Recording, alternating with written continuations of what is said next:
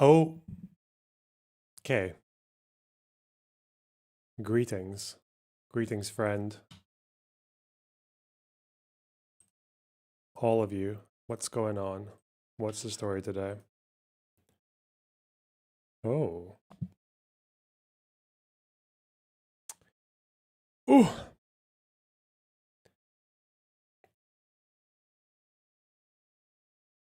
People just reading people's comments about Konstantin. Okay. Okay. I need to calibrate my audience capture takes. I need to probably hate them both equally, right? Because that's the gist of this audience. Wait, what's going on here?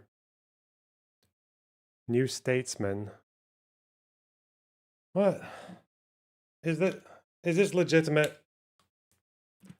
Do I care about this? Who are the new statesmen again? I can't remember. Are they a bunch of wankers or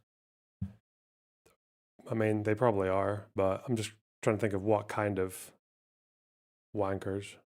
Hmm. Are you on the side of the Russian shill or the Russian shill? Pick your favorite Russian shill, I guess. I feel like actually, yeah, Konstantin, he is a bit weird on Russia, isn't he?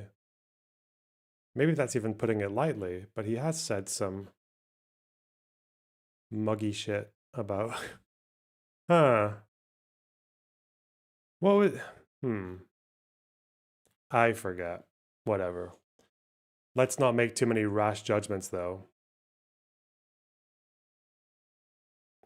Let's not.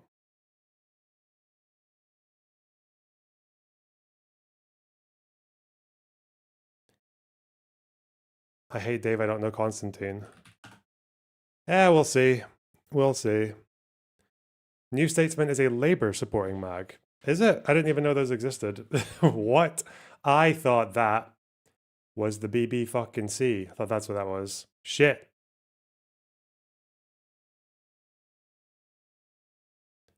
We'll see. It's a tough debate to get through.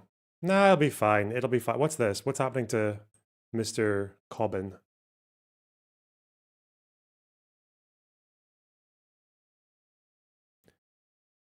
Oh, this is an article. I thought it was a video. It looked like a really old video, but it's not. It was it. Why is Corbyn being accused or being attacked for being a Zionist? The accusations expose a fault line within your party. Oh no. That's not good. Have you seen the budget doesn't include tax hikes? Yes, I did. They have walked back on tax hikes because they think people won't like them if they do tax. Fuck me, man. Really? We're gonna do this. We're gonna spend 3 years of Keir Starmer trying to get people to like him again. You understand that in this day and age, that's an impossible task. What a waste of. And now we're not even going to have any good economic policy to go with it. Ugh. I was wanting to get taxed. What should I do? Since I'm not getting a tax increase, I got to spend it on something, don't I? What am I going to do with my tax rebate? My little proactive tax cut. I was expecting my taxes to go up. I thought it was inevitable. Fuck. What do I do? I go to fucking go to Bali, fight with some Australian tourists. Australian lad holiday.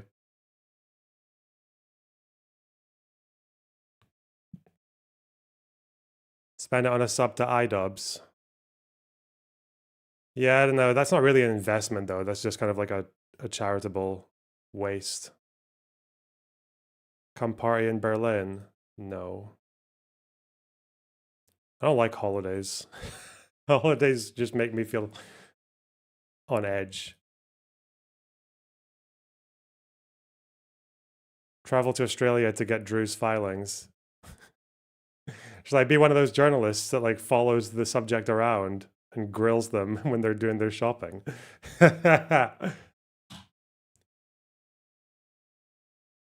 Why'd you flip the sign, Drew? Looks like that sign's a bit flipped. Would you say it's accurate to call you a dishonest grifter? Yes. Fucking brilliant.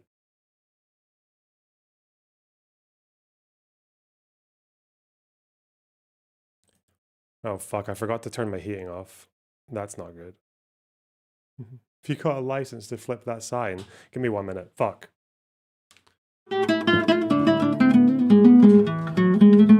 Like, there's still a few, like, scales and patterns that you remember.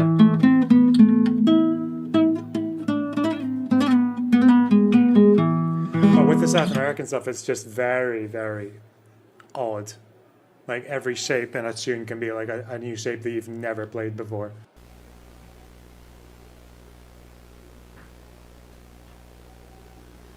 Leonard, you got this. David, shut up. Right. No. None of this Someone with nonsense. Oh! God, that was a fast-moving chat restore? Okay.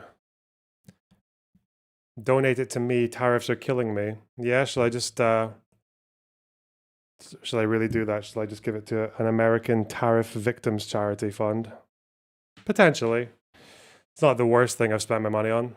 Okay. You miss... What? My goal thing isn't working. I don't think this is goalable today. What's going on? Is that working? Oh yeah, no, the goal is not... Oh god, I haven't been demonetized, have I? What? No. Fuck.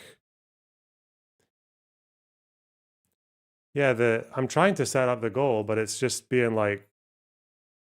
It's doing that. That's not good. I might have to try a turn off and turn on gimmick.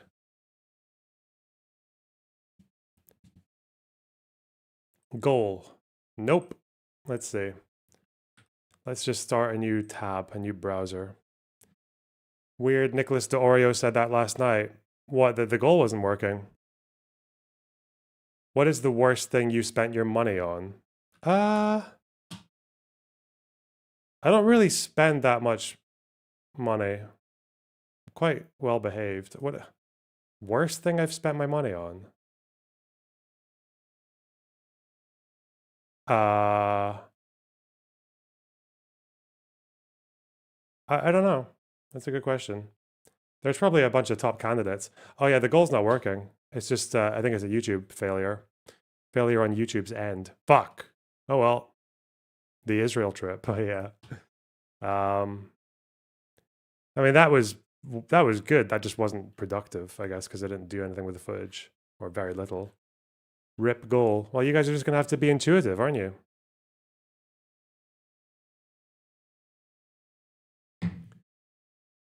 You once ate a suspicious street burger. Yeah, I don't really regret buying food, like eating out ever. I do it fairly. Oh, that's probably the one thing I am irresponsible with for money is takeaways and eating out. But even then, it's within reason, you know.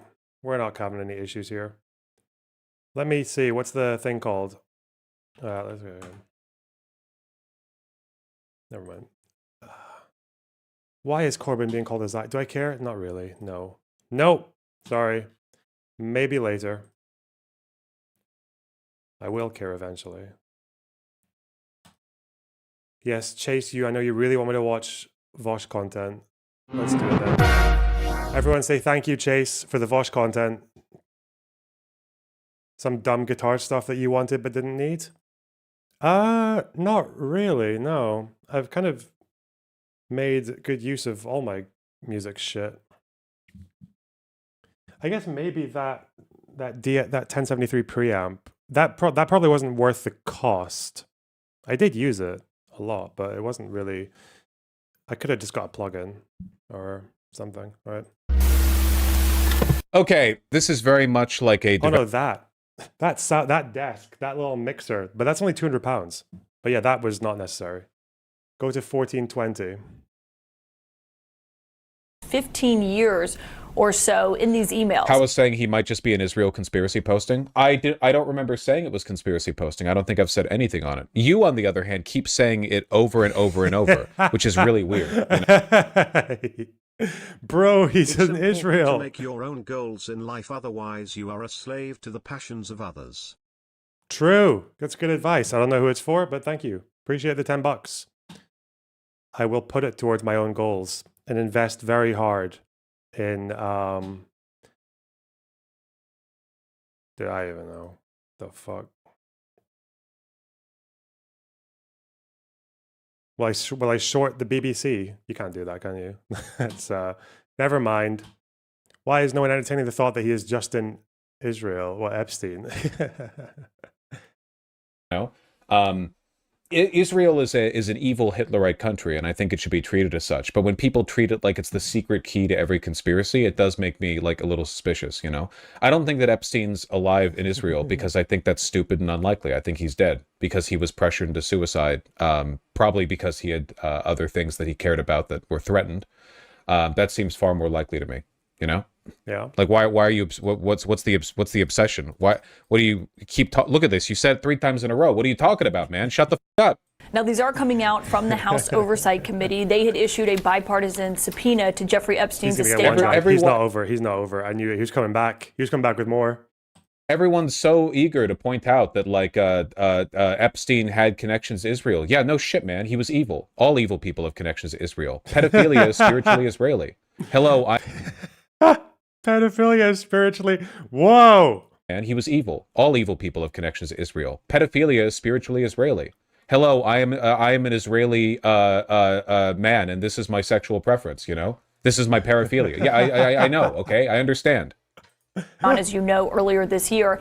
And so they've gotten their hands on a trove of documents. And these are emails that included Jeffrey Epstein on them. They were sent either to him or from him that mention Donald Trump before he was in office and also while he was in office during his first term. I can never tell. I can never tell how sincere he's being when he talks like this, because he just has this. He has this cadence that just sounds like he's being incredibly sarcastic. But that's just how he talks. So I don't know.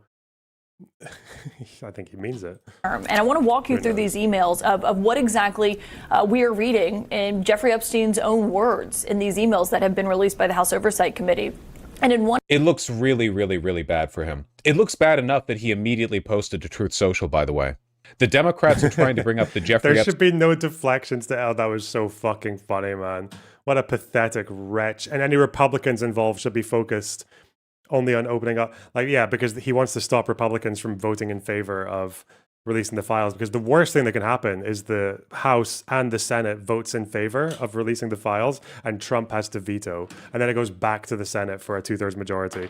Bro.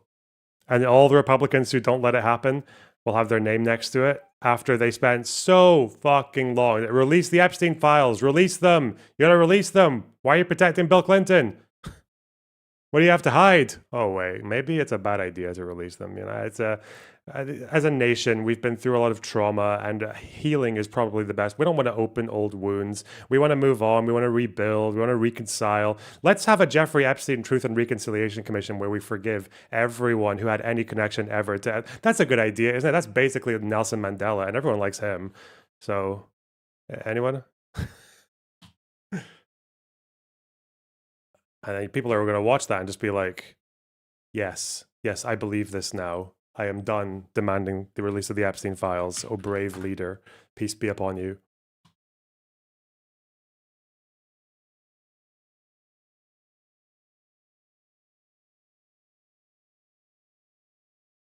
Oh, God. I'm getting loads of recommendations for Scottish shit because I keep on looking up little skits and of people speaking my local dialect and me struggling to understand what they're saying and feeling very bad about myself. Shit.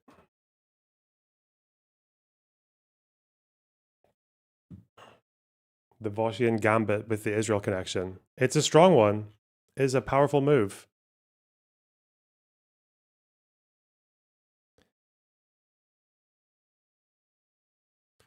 What else is in my stream suggestions? What do people want to put my eyeballs on?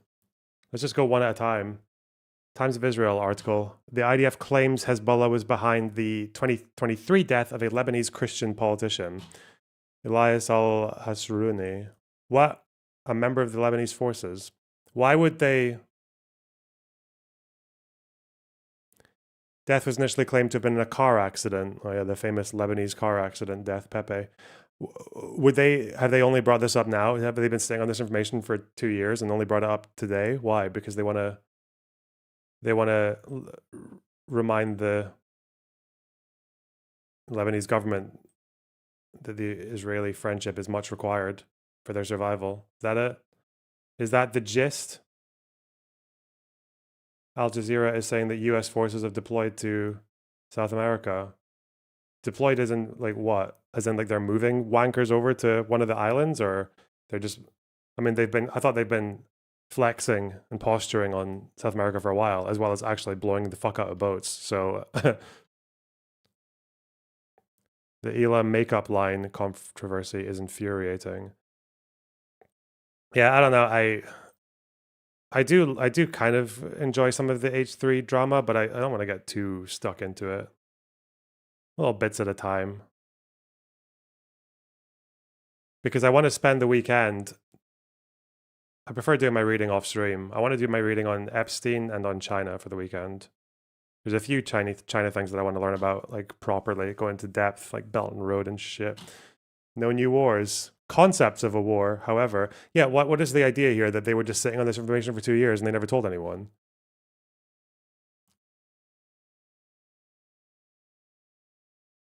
That seems goofy. Watch the convo between CWHM and Chris. No. It's too much.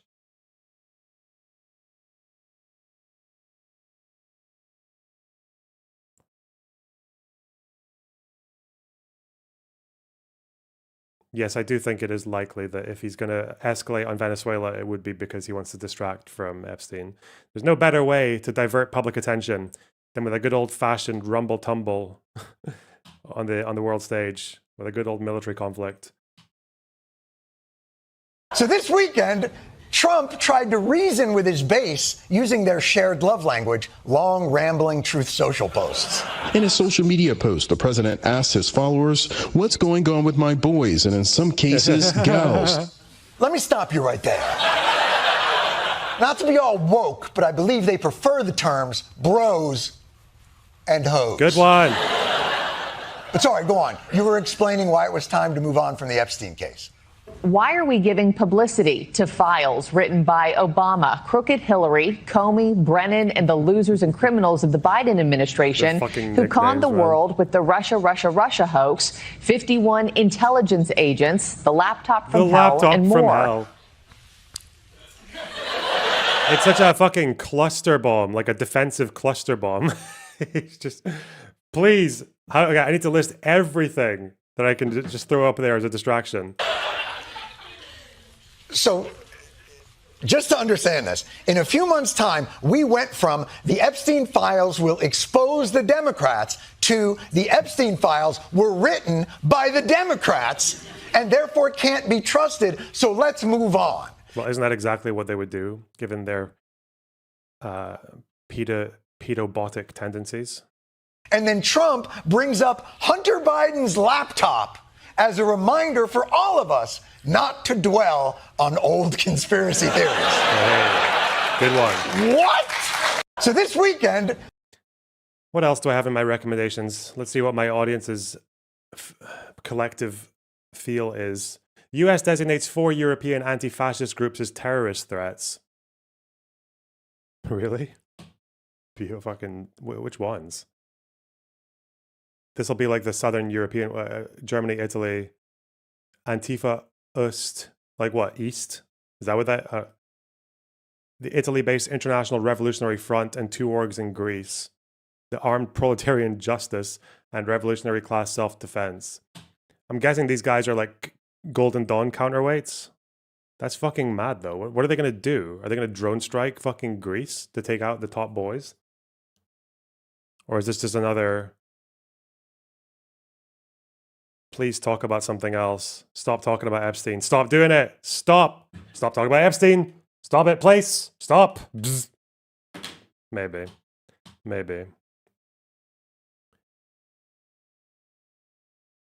Luffy the Houthi. Ethan Klein sent an intermediary to speak with me and asked me to join their community and be a part of the team. A ridiculous offer to me.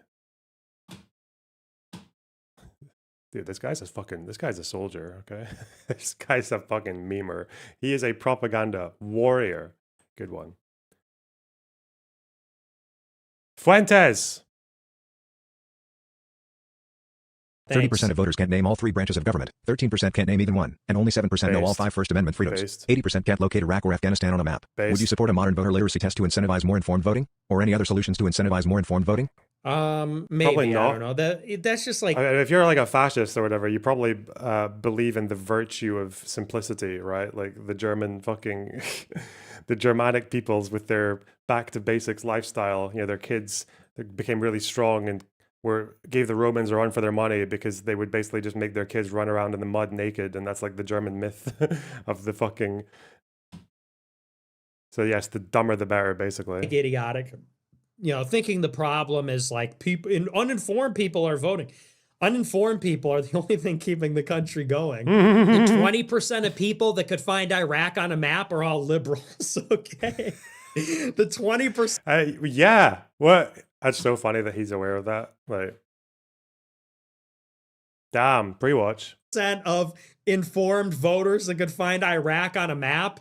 It's probably like 2% are veterans and 18% are like lib shits that went to college. It's probably like 2% veterans, 2% like talk radio boomers who are like, nah.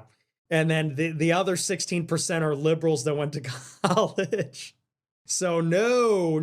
If we had I'll be the first to say, if we had a voter literacy test, Democrat landslide imminent. And it would disqualify all blacks. It would disqualify 80% of Hispanics. Damn. But you know who would be voting? College-educated whites and Asians, and they're all liberal. So don't forget the Jews. The Jews would be passing that literacy to fuck. Not even to mention the Muslim Americans. They're pretty well educated. I like it how Fuentes is very aware of how fucking retarded you have to be to sit here and take marching orders from this guy. I think he probably that's why the messaging that he is always very simplistic, right? It's always very like low vocabulary, back to basics, no nonsense. Oh no. It's the same as the Farage thing as well, right? Just talking slogans and in sort of vague platitudes. Oh, that's not the issue. That wouldn't solve nothing. Thrasimic sent. Things would get worse faster. Thrasimic sent. It's the same in the UK as well, right? Like Farage must be aware that if the British public were able to go to the Ministry of Justice website and download the fucking spreadsheets and put them into Excel and navigate them, that would ruin his entire campaign. If the Brits had this one basic skill and 10 minutes to spare to look through the crime stats, to look through the migration stats, to look through the migration guidelines on Gov.uk, even the abridged versions, like he'd be fucked. He'd be so ruined. Farage's voters think there are more small boats arrivals in the UK than there are legal migrants. He depends so hard on it. They think reform are the ones who will know best how to cut the bloat from municipal spending. And they don't know that their councillors have raised council tax. Then they've done the opposite of cut the bloat. They've raised the council tax by as much as they possibly can within the bounds of their mandate. And that's just the United Kingdom. And we're supposed to be the smart ones. Disgraceful.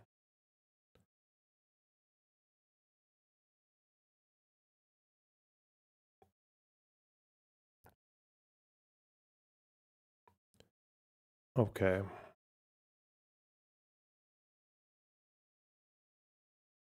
Are we doing it?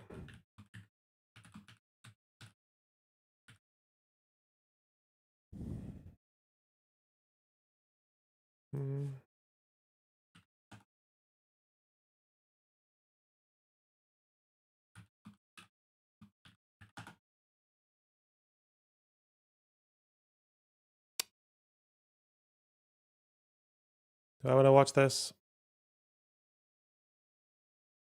Do I want to watch this? A 1 hour conversation between Hassan and Pod Save America. Maybe later. Too early for slop. I'm really only feeling slop right now. I keep on going to bed really early and waking up in the, like, when it's still dark, like 6 in the morning and shit. It's still dark in Scotland at that time, which is cool. I definitely feel better for doing it, but it's also just like, I only have 2 cycles. I can either sleep really late or I can sleep really early, or I can sleep and wake up really early. I'm only capable of one of these 2 things. But when I wake up really early, it's always with not enough sleep. So I'm usually quite tired, but not enough to fall back to sleep. So then I'm just like potting around looking for stuff to do without making myself too tired. So yeah, I just, for some reason, I'm just spending that time doing like fucking whatever your self-care bullshit, going for walks, going to the gym, playing guitar, reading, and then enjoying that too much and not doing like proper stream prep. So, guilty.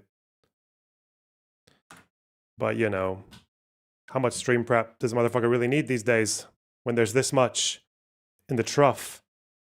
2.5 hours of Dave Smith versus trigonometry. God damn.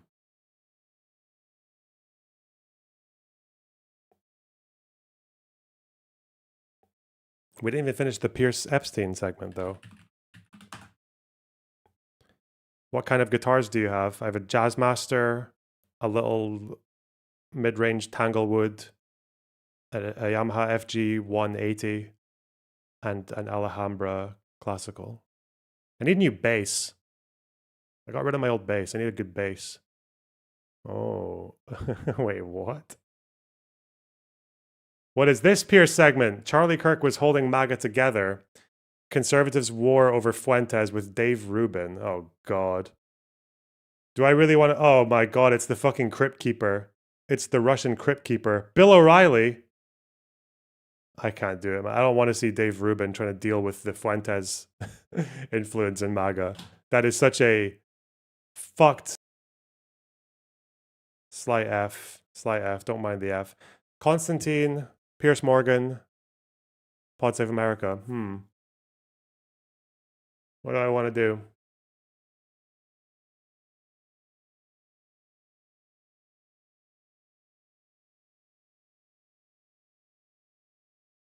Get an Ibanez SR305 I don't want a 5-string bass. What the fuck, man? What is wrong with you? Shut up. I want like a Mustang or some shit. All right, hang on. I don't want it to be seafoam surf green hippie cunt. Okay. What? Made in Japan in 1993. You're a deluded no, definitely not. Not the trans thing. The Epstein. Fuck, man. I don't want to hear these guys were kind of boring on Epstein.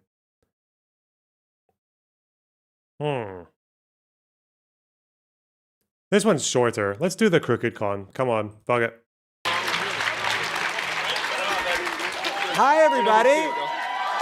This isn't even slop, though. This is just regular old politics. Wow. I'm John Lovett. We're live at Crooked Con.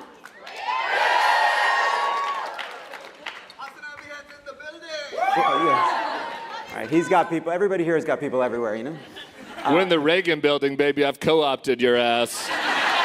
Oh, this guy's cool. I like him. Can't lose control just yet. In his 1992 convention speech, Bill Clinton, who is perfect, said of Republicans who are and not a nonce. Yes, hashtag free Bill Clinton. We did it, guys. We did it. I'm angry about Murphy Brown being a single mom on television.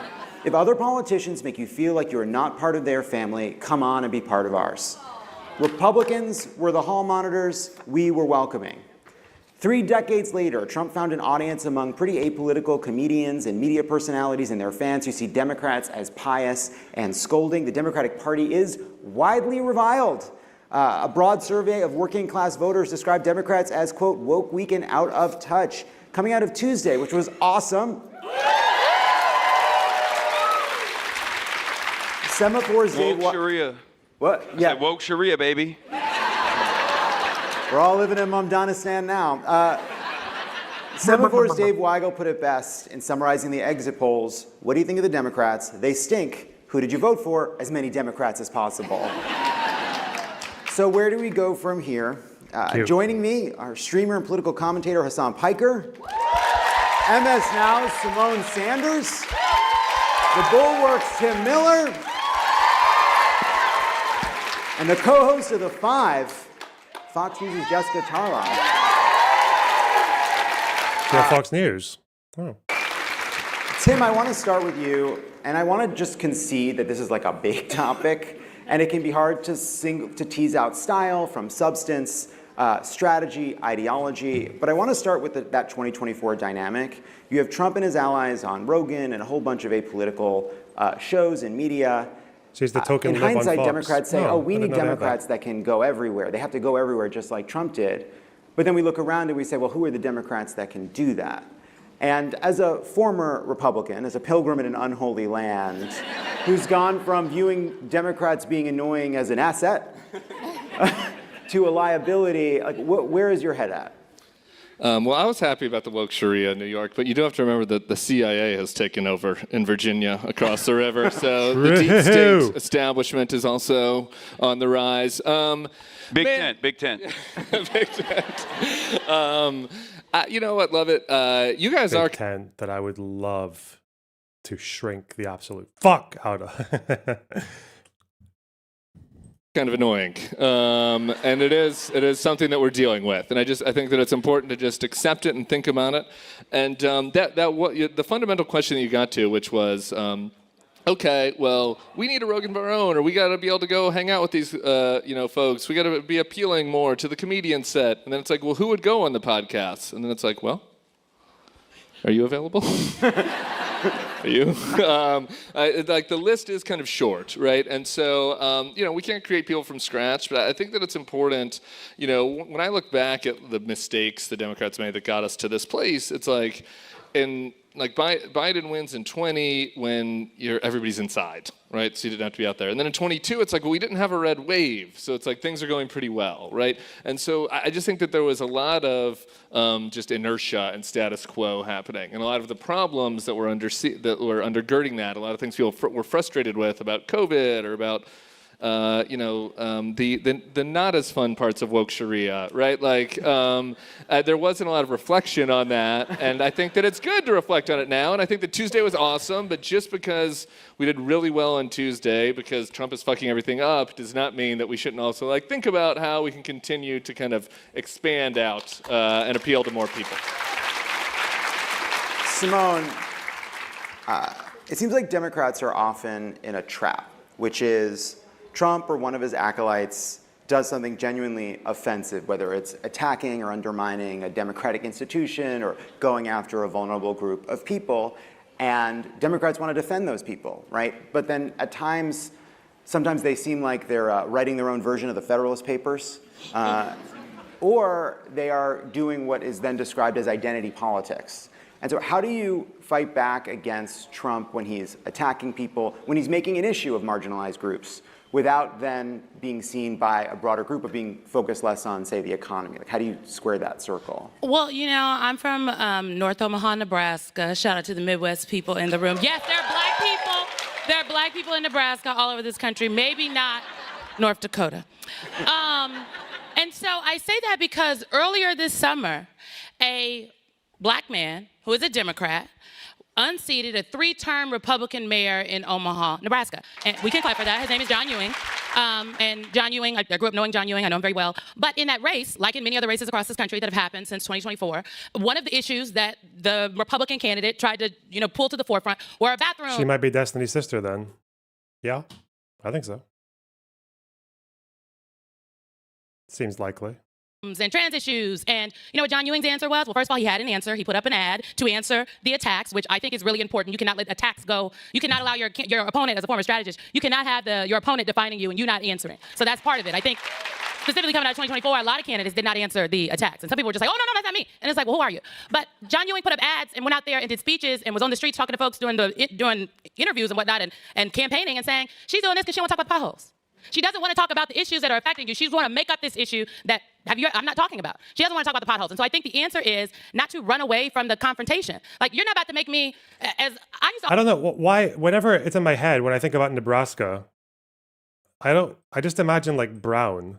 I imagine just like, it is a picture of the state, but it's just like it's just like one or two colors.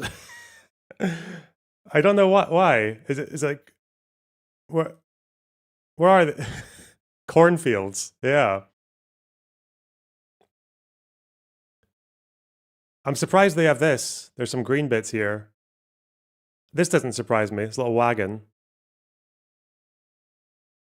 This doesn't look like Nebraska to me. This is fake. This is like the one part of Nebraska that votes blue. Tornadoes of corn. Nebraska, dude. Weird. I always tell candidates, don't What allow did you Google? I Googled Nebraska. What are you talking about? these folks, anybody, any of your opponents, to make you believe that you're for an issue that you've never taken up. Like, I don't know what the hesitancy is from some of the campaigns and the strategists over the last, couple of cycles to just not be. Elliott Smith was from Nebraska, wasn't he?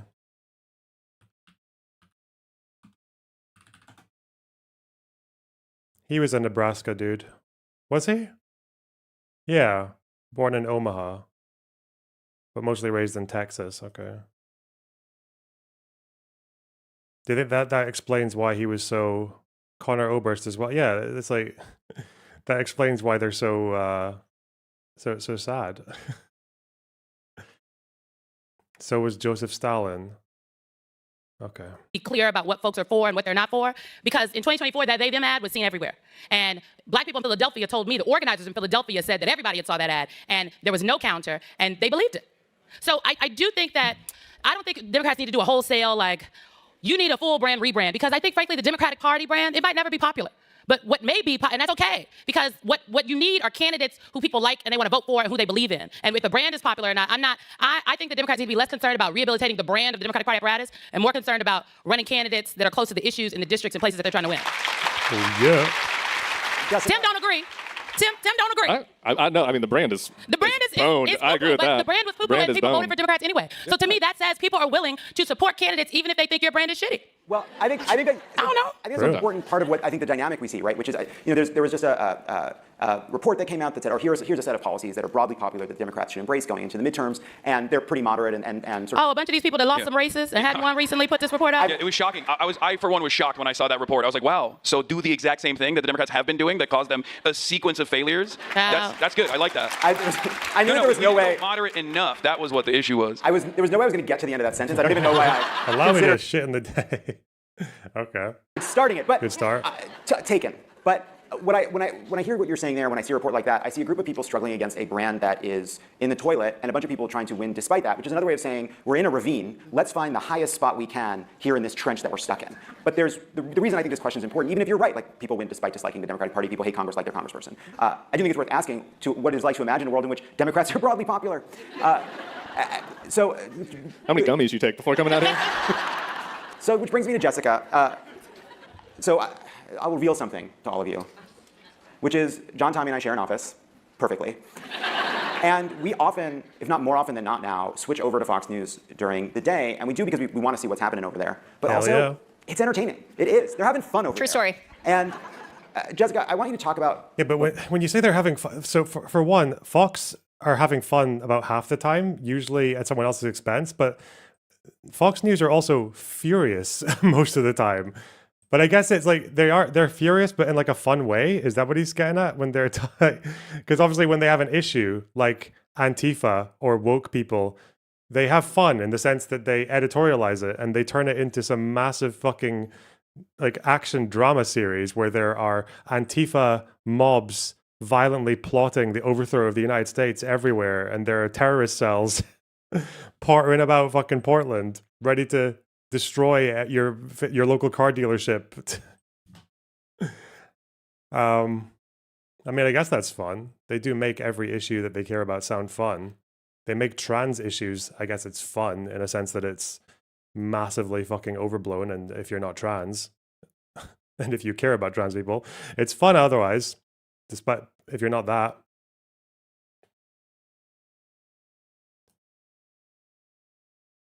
What it is like to be in that environment, because part of what is so fun is their just collective appreciation and shared view of Democrats, which is that they're kind of feckless and funny and ridiculous.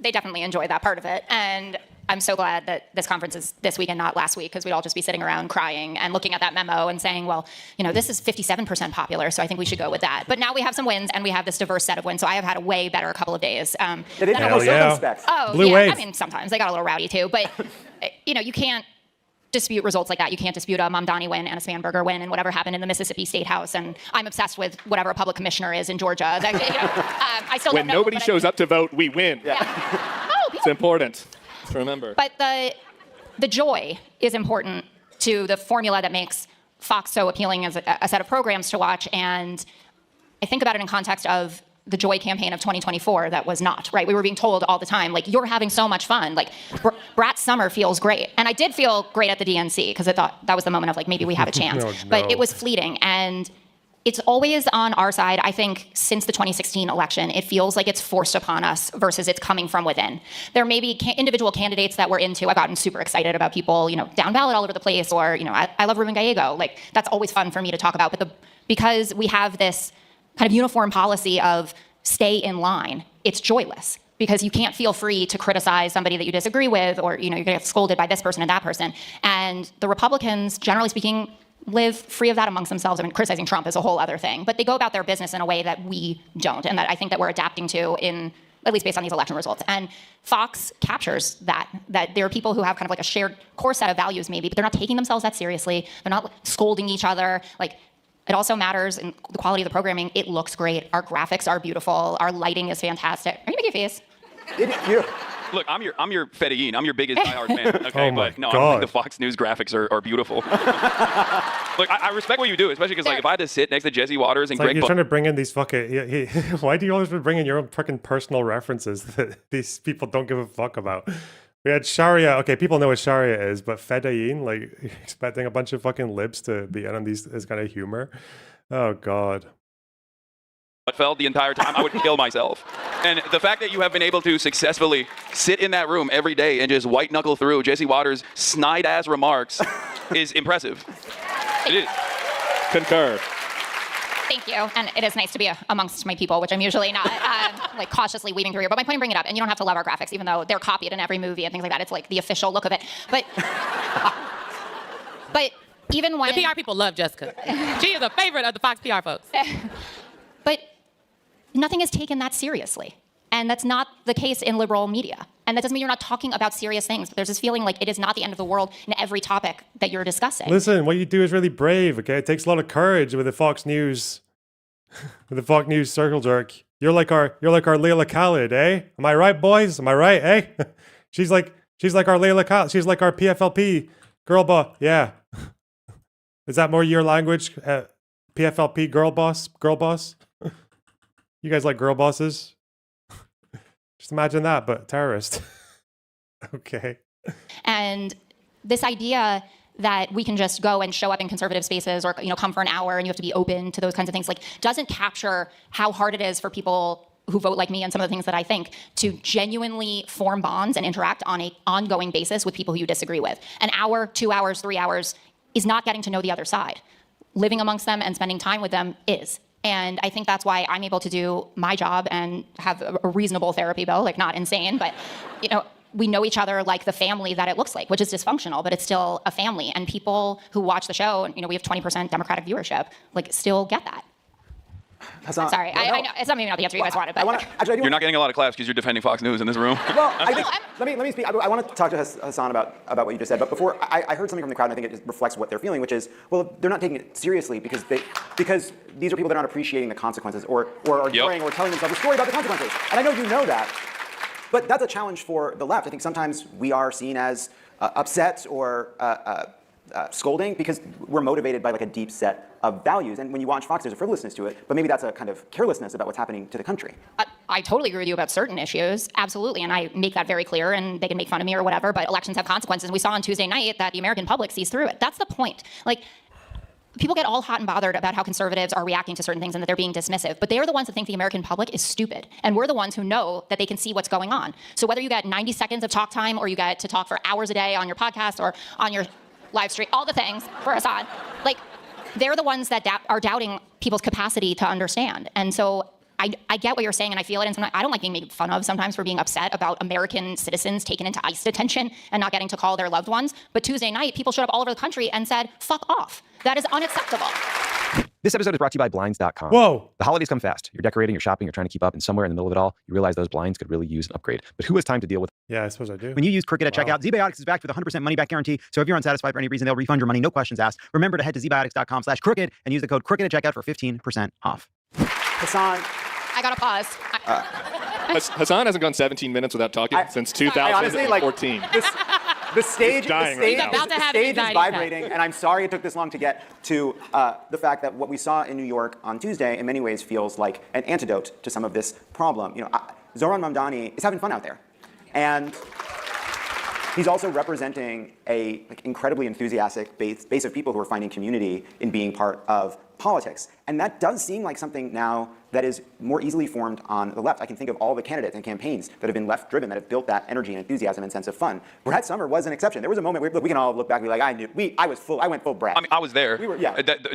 And as someone who was there to the DNC before I got kicked out, but on the last day, I actually found myself feeling a sense of anxiety over the course of every single day that passed, where I was like, why is everybody just like celebrating like we're at the end zone here when it is not a guarantee that Kamala Harris is going to win? And I kept warning over and over again that there were a lot of unaddressed issues that the Democrats just kind of never wanted to acknowledge at all. And Can we not just be excited we had somebody who could talk, though? Do we just have had 1 week? We were excited for a week because she could talk. No, but that was great. So just give us a break. No, but the excitement that came into the DNC was actually because for some reason, right? And the reason is because people finally realized Joe Biden was, his brain was leaking out of his ear. I'm sorry.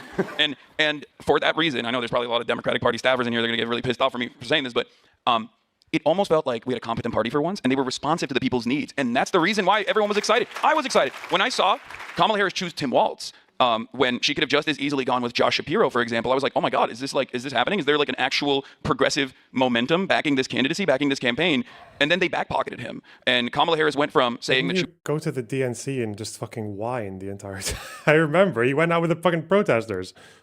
was going to do price controls. And she actually very decently messaged around that by saying, we're just going to go after price gougers, right, at the grocery store, which was her most popular policy at the time, and directly addressed one of the main economic anxieties that people were experiencing.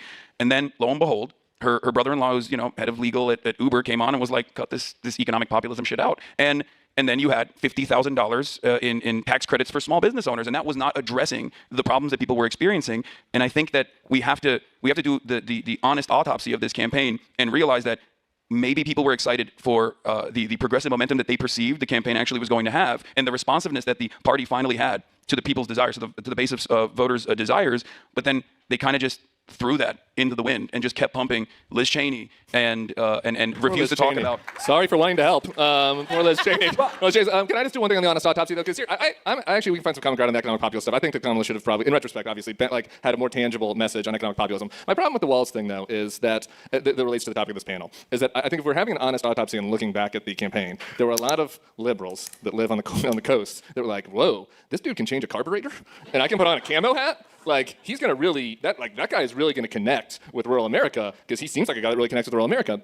And people who grew up in rural America who live in red spaces are like, no, that is the guy who was the PFLAG teacher at the rural high school. And by the way, being the PFLAG sponsor at a rural high school is awesome. That's a great thing to be. Everybody loves that. That's great. But everybody who's from that world did not look at him and say, you code conservative, or you have conservative values like me. They coded him and it's like, oh, you're the nice liberal at the school, right? And so I think that if we're going to have an honest reflection on the last campaign, the economic populism stuff was a miss for sure. But being seen as being to the cultural left and being out of step with the country culturally on a wide variety of issues, whether it be social issues or COVID or free speech or just being able to chill on comedians' podcasts, that was a miss, and and people misunderstood what Tim Walz was bringing to the table, because he was not able to do any of that. Yeah, I think the cultural stuff is only relevant if that is ostensibly the only thing that you're bringing to the table. And unfortunately for the Democratic Party, I mean, these used to be wedge issues for a reason, right? These were concocted in think tanks with the deliberate design to make it seem as though there was some significant disagreements between the two parties, and they were created to make the Republicans more popular so that people would focus on whatever the Family Foundation decided was a more successful way to present anti-trans narratives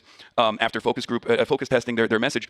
When people are focusing on that, they're always going to go, okay, well, the Democrats are silly. Why do they care about this? This is like a tiny sliver of the population. Instead, they should, every moment that they're talking about that is a moment where they're not talking about affordability, where they're not talking about a working class centered party. Where are the Democrats that ran on trans issues? Show them to me, people. Where are they? They didn't. No, I they agree. didn't. I agree. They did it was not. the Republicans. But you actually brought that up, and I 100% agree with you. Okay, good. Sorry, I did my seat. No, I 100% agree with you because you said the potholes, right? Yeah.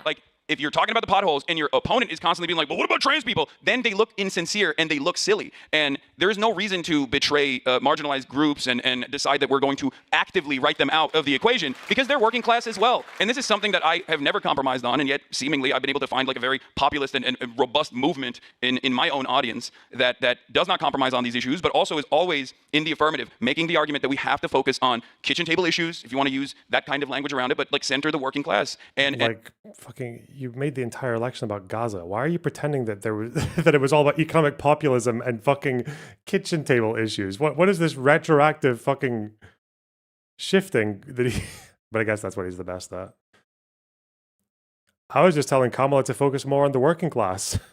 That doesn't. No, that's not what you were saying. You were saying you're going to be the same as Trump on Gaza, and on Israel, and on Iran, dude. And try to seek out what their problems are, address them, and also make this earnest attempt and show that we are honest about actually fighting for them. And I think Zoran's campaign and its success was a fantastic example of this. I know people say it's in New York, but that's precisely what he did. 5 key issues. He went out, he asked people, what's your problem? I'm going to solve it. And he centered his campaign around 5 key issues of affordability in New York. And lo and behold, in spite of 22 billionaires spending hundreds of millions of dollars trying to take him out, in spite of a very hostile media environment, especially leading up to the primary, or certainly after the primary, they genuflected a little bit by the end. But and all of these attack ads, he still won. Yeah. I want to tease out. It's your show. I am your guest. God, this is going great. Are we having fun yet? I'm not. Are we having fun yet? No, Jessica, I want you to respond, and then I want to kind of tease 2 things out here. Well, I agree. I totally agree. I just exist in a world where we can't behave that way. Like, not everybody who's going to run for office or who wants to have a voice can build the platform that you have. You're ridiculously talented, and damn, thank you. No, but even being able to talk that long, it's a skill set that I don't have. But when you say, so when we talk about class issues as well, do you think Hassan would be able to list off Kamala's economic policies? Because it wasn't just price gouging. Price gouging was actually the one that I thought she deserved more criticism for because it was so vague, and it was met with skepticism from economists. Like a lot of them didn't understand how it would work, because obviously price gouging, when you get to a point of that, I think generally in economics, or in like a free trade society, you kind of need to go really, really far for it to be price gouging to warrant the government stepping in to stop you. But I would have thought for Kamala, the stuff that could have been hammered out more and should have been, but a lot of people just ignored, would be like tax credits, like child tax credits, or extending the ACA. Like these were both things that actually would have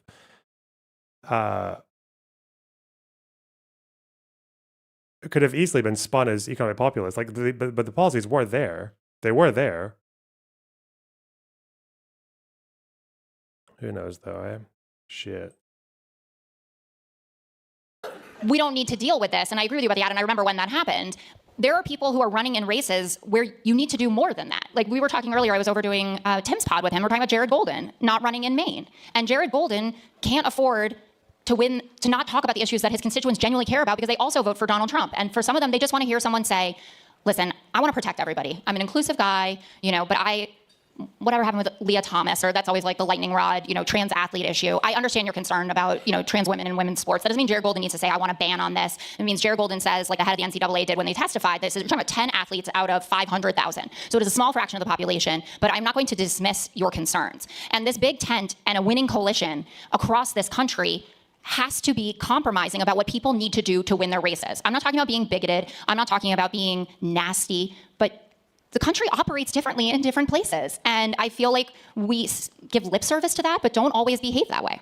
The thing is, if the Democratic Party was defined by 5 key policies, okay? Medicare for all, a single payer system, socialized medicine, right? Something of that sort. And a plan to expand the available housing units. I want socialized housing. That is not even broached. That's not even discussed amongst the Democratic Party. I want a federal jobs guarantee and a jobs program. Funny that she basically gave 2, I guess what you would call watered down versions, or maybe saleable or more practical versions of what he was talking about, because she did actually try to make it easier for people to build houses and for younger people to get a hold of property, but also ACA expansion for healthcare. She actually did put two of those things. Not to mention things that Democrats had already been doing. But yeah. To build those houses, right? Free college and better education overall from. Is social housing just what council houses are in the UK? Yeah, well, social housing is when the government, the state builds houses, right? That's pretty straightforward. The problem is that that's very expensive. It's very, very expensive, and more often than not, I think there's maybe been one time in the last 25 years when the government in the UK has ever met their target for building social housing. Usually they fall short by quite a lot. I think 2006 was the last time they actually met their target. And then after that, they increased their target and failed again. And it's been the same way ever since. Social housing is difficult. It's very, very difficult, especially when you're in America, though. One of the issues is zoning, because you've got two groups that are completely at each other's throats when it comes to building houses. When you've got people talk about how it's all about the property developers, like they're the ones with all the power. But then it seems to be that property developers are hindered all the time by fucking the locals, by NIMBYs, by people who don't want to see tower blocks or social housing or affordable housing going up and near their fucking precious suburban doll houses. So again, it's just a question of, yeah, we want these things. We want housing to be more affordable, but how you do it is very, very, it's complicated. Because if you want to just go, because I guess the sound solution is just for the state to just raise a shit ton of money and build a fuck ton of houses, right? That's probably his like ham-fisted approach to it. But then how are you going to do that without, one, dealing with the very, very unpopular ramifications on a local level, like NIMBYism, but also how are you going to deal with the fact that that's going to definitely involve raising taxes, not just on wealthy people, but also on middle classes as well.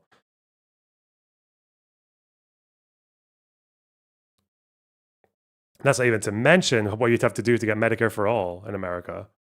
Through 12, if those were like your 5 key signature campaign promises that directly tackle all of the issues that people, the economic hardships that people in the heartland are actually going through, and not just like highly educated liberals in big cities, then any moment that these people would turn around and be like, well, what about trans people? They're going to get healthcare too. You could just be like, okay, what do you not want healthcare because you think a trans person is going to get it? Well, I just want to be clear. There was a moment on the debate stage where they weren't talking about trans people, but in the Democratic primary in 2020, they asked, there was one of the large primary debates, and they asked, well, do you think undocumented people should have healthcare? People raised their hand. It was used as an attack ad, and it was an effective attack ad. So I think sometimes I agree with some of what you're saying. Okay, the dig at small businesses, I disagree with, because the biggest driver of wealth in African American communities outside of government jobs, which is why the fact that 300,000 black women have lost their government jobs is a blow to like wealth essential in this country for black women, is small businesses. And so the small business plan was a plan that spoke to working class black and brown people in this country who do not work at large corporations but had an idea, wanted entrepreneurship, and then they saw a plan for them. And so it was a wide tense situation. But I guess my point is to Jessica, what Jessica is saying, yes, I do think candidates have to be, you got to run for your district. You got to run for the race that you're in.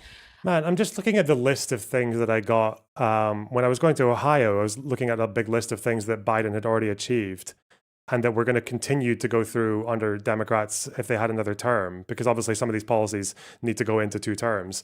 But so much of it addressed economic issues as well. One of them was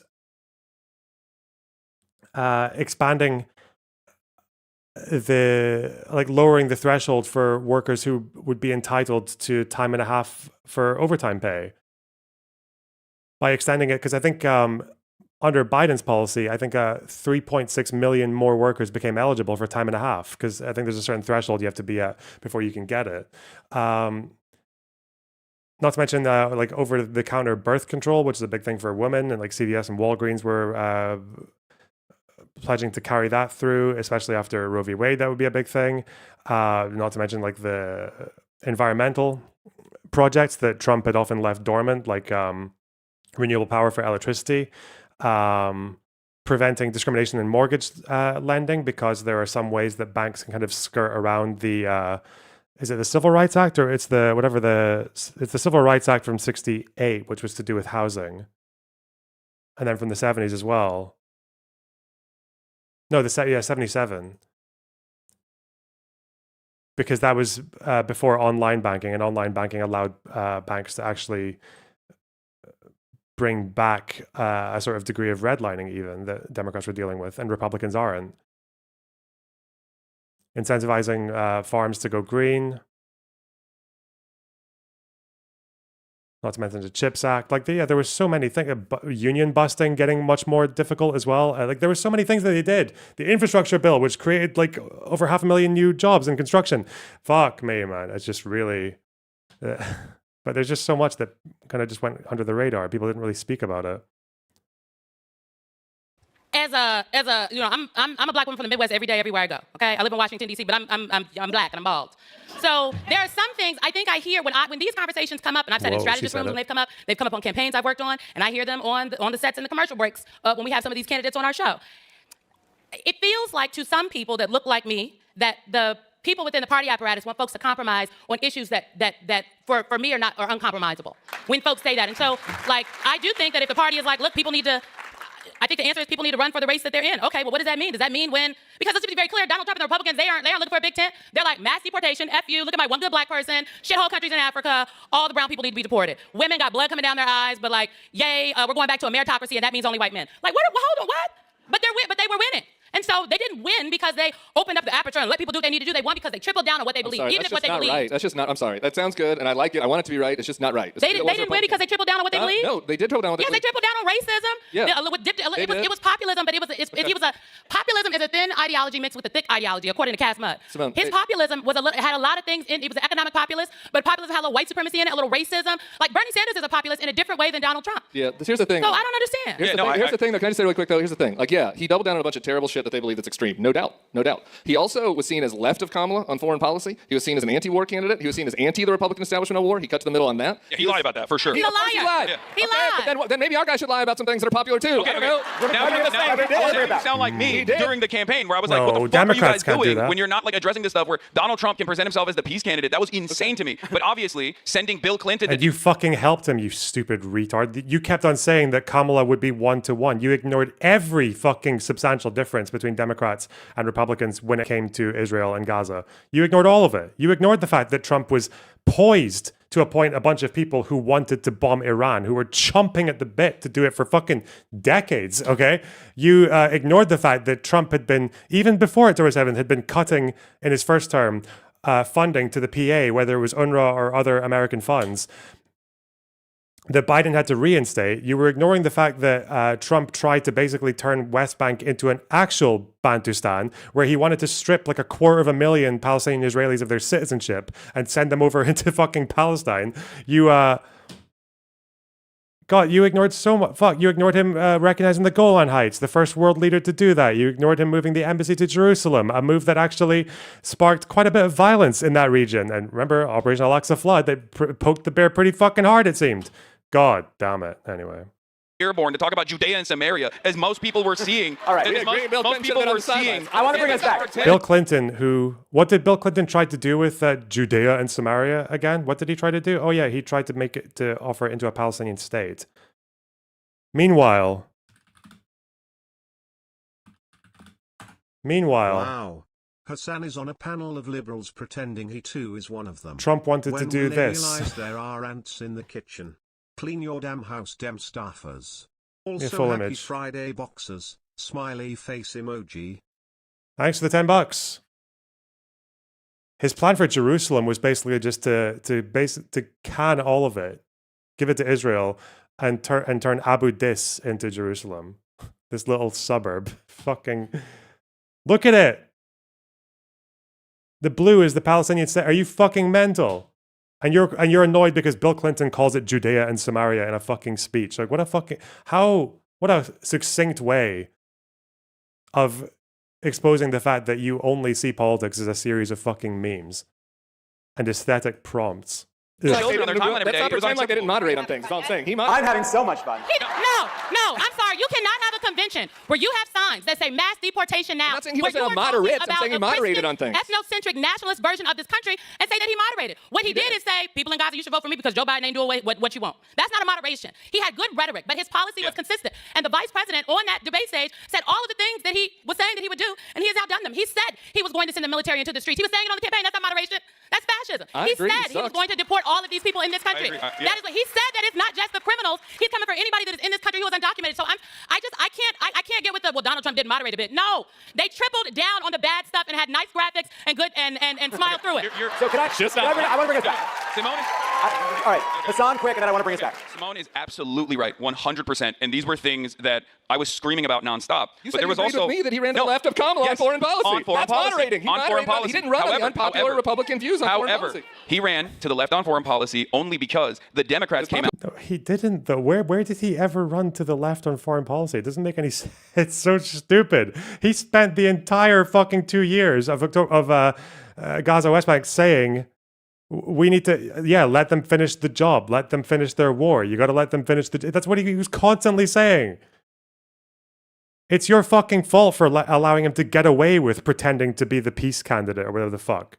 Trump. Yeah, Trump. That's who. Trump said that.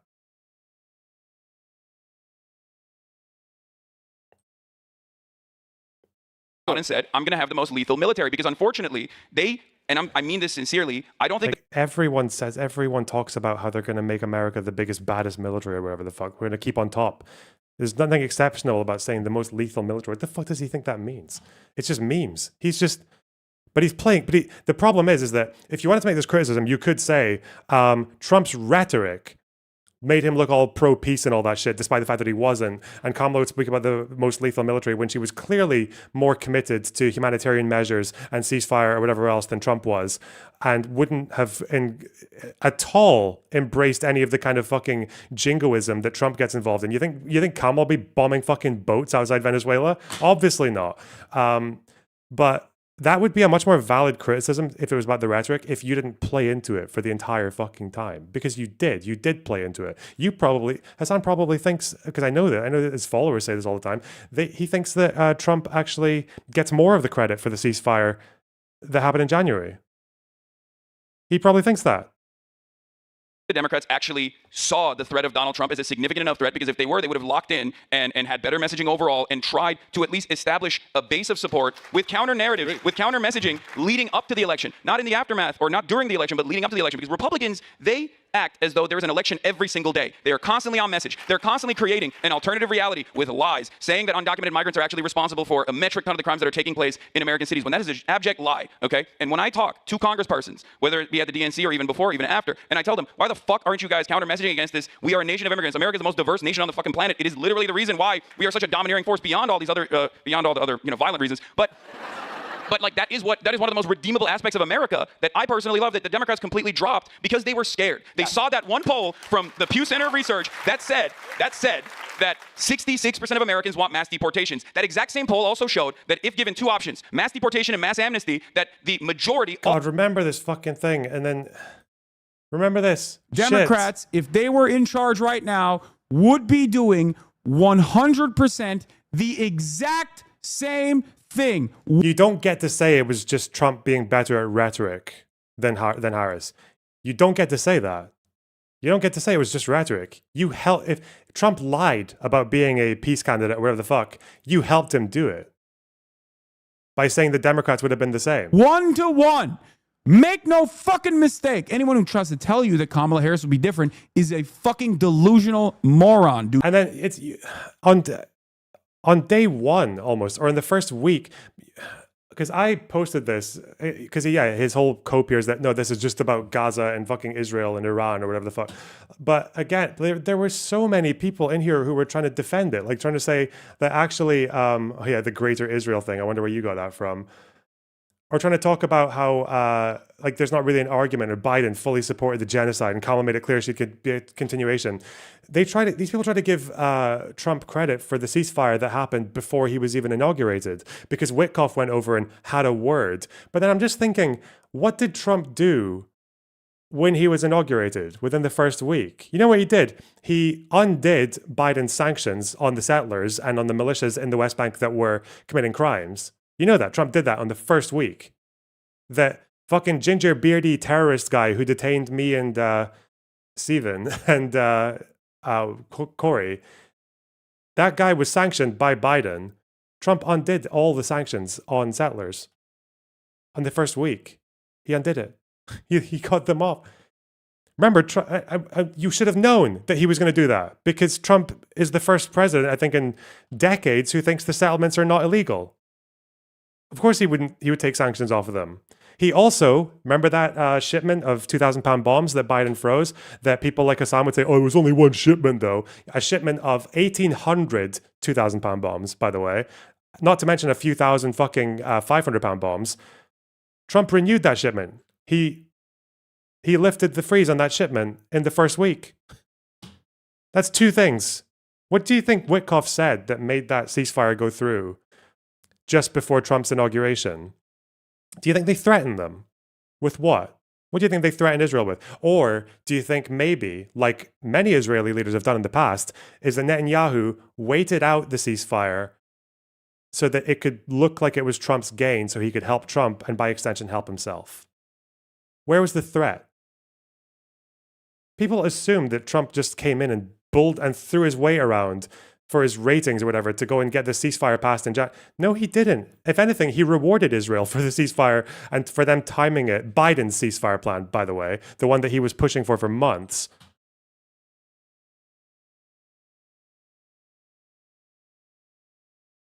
What is this?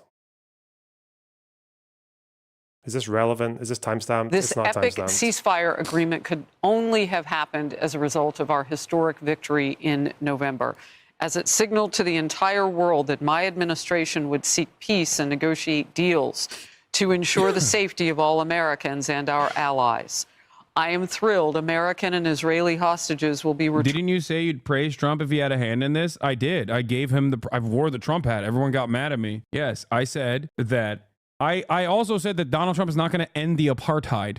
In a conversation with Bradley Martin, if you remember, I told him that there might be some semblance of a ceasefire. Is so funny, just throwing in the B'Tselem report. Our negotiation, okay. And I will give him credit where credit is due if he facilitates this, because at the end of the day... Are you going to mention all the fucking rewards? Maybe. I'll take my words back. If he mentions all the rewards that Trump gave to Israel after the ceasefire, he's saying January 16th. So I think at that point they haven't happened yet, because it was the last couple of weeks of January when it happened. But it was quite predictable that he was only going to do favors for Israel. I want there to be a ceasefire.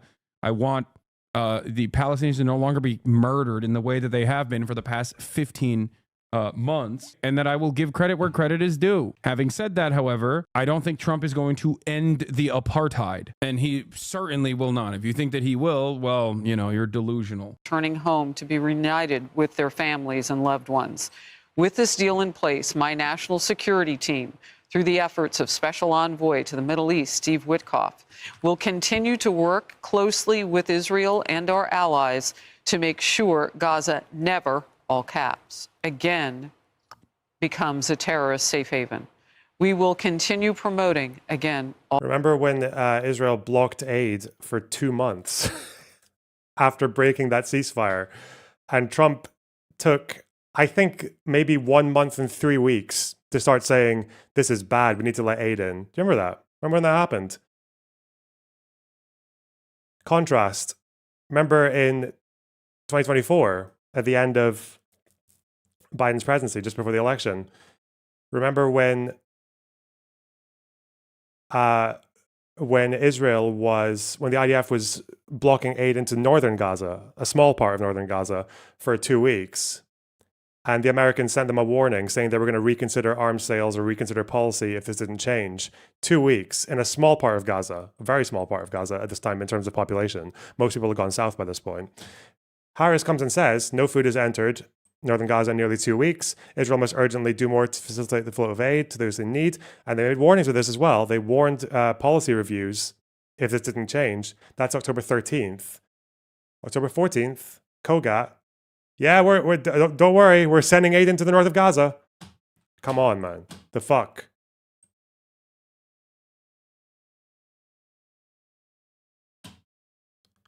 Exactly the same. All caps, peace through strength throughout the region, as we build upon the momentum of the ceasefire to further expand the historic Abraham Accords. This is only the beginning of great things to come in America and indeed the world. We have achieved so much without even being in the White House. Just imagine all the wonderful things that will happen when I return to the White House and my administration is fully confirmed so they can secure more victories to the United States. Before we go to our next guest, I want to ask to hear from potentially the incoming Secretary of State at his very own hearing today, was asked about Gaza and the war there. Let's watch Marco Rubio. Why is acknowledging the facts of what happened considered glazing? Because people only look at things through this black and white dynamic, no matter how equipped they think they are with a materialist lens, with a materialist analysis. They just only see it as like good, bad dynamic. You're about to hear the most retarded fucking shit if you're starting your sentence with, let's talk about the material analysis. Dynamics. They see everything as a binary, and obviously Donald Trump is a monstrous piece of shit, but even monstrous piece of shit can sometimes do good things because it's beneficial to them, or sometimes do good things in the interim so they can do horrible things later down the line when people aren't paying that much attention. Donald Trump's reinforcement of the Abraham Accords, something that the Biden administration also continued, by the way, just so you understand, is in line with exactly what I'm saying. Donald Trump is going to further isolate Palestinians from every other regional actor. Donald Trump is going to continue the Biden administration's agenda of he letting he thinks it's the same fucking job. He just thinks it's the same. Fucking hell, man. Fuck me.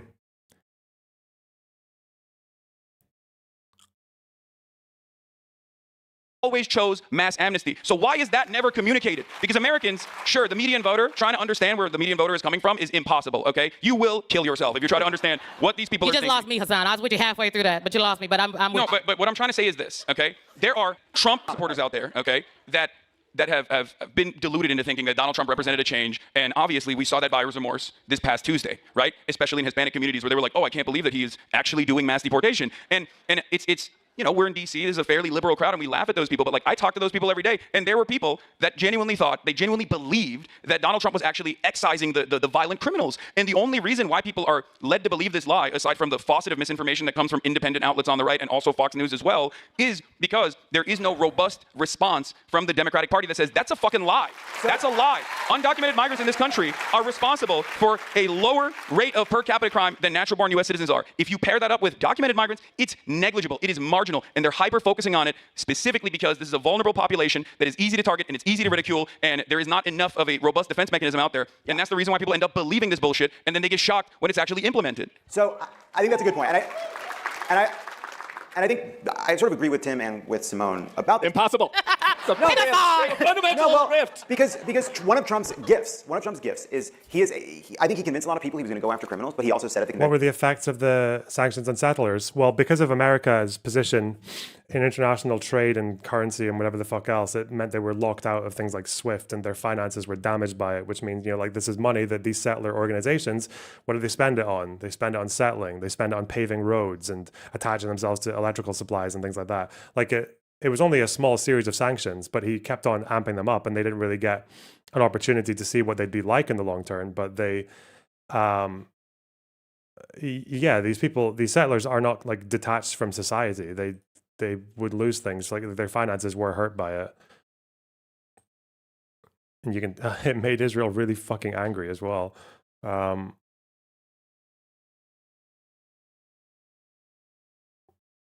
Especially given that it was just executive order. Like that could have, think about what that could have developed up to even now.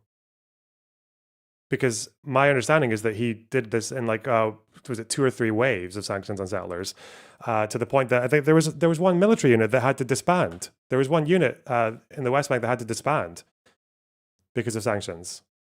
So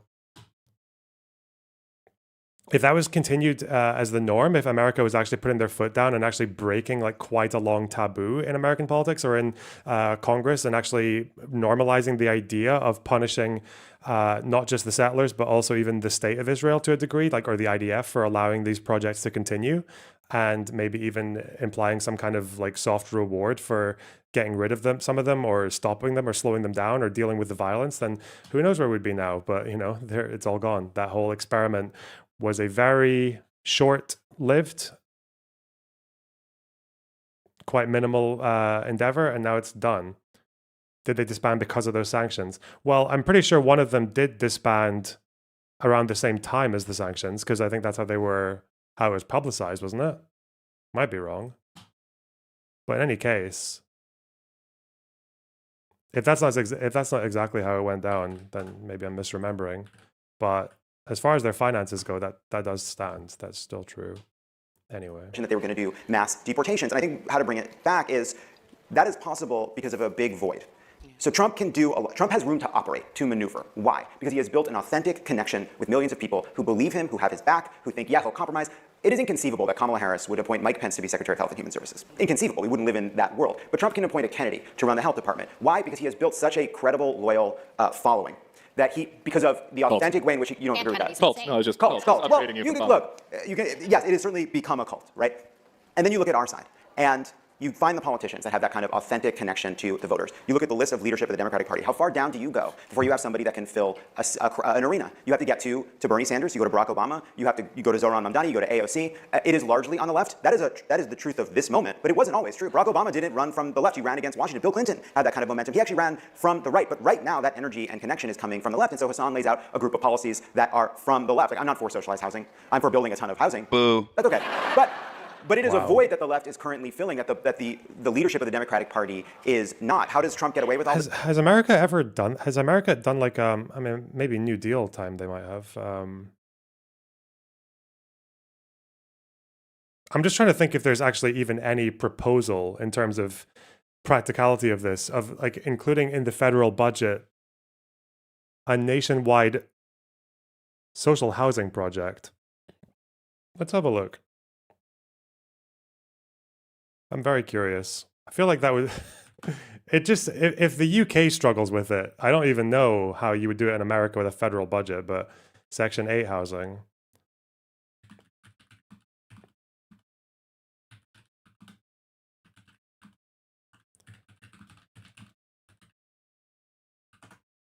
Stuff, how do we get defined as being anti-trans? The other day, Bernie Sanders was asked about the border, and he said, our country's got to have a border. And that pissed off some people on... Me too. It pissed off some people on the left. Did it piss off Hassan? I mean, I disagree with Bernie Sanders' message around that, because obviously, yes, nation-states have well-defined borders and boundaries. But my point about it is, he can say that... Wait, is Section 8 building houses, or is that helping households rent? Social housing in the UK is like, if you're struggling with a house, you go to the council and they'll just put you in a house. And the rent is like either very low or in some cases maybe doesn't even cost you at all. Depending on how much hardship you're going through, whatever the fuck. It's rental assistance. Yeah, that's not the same.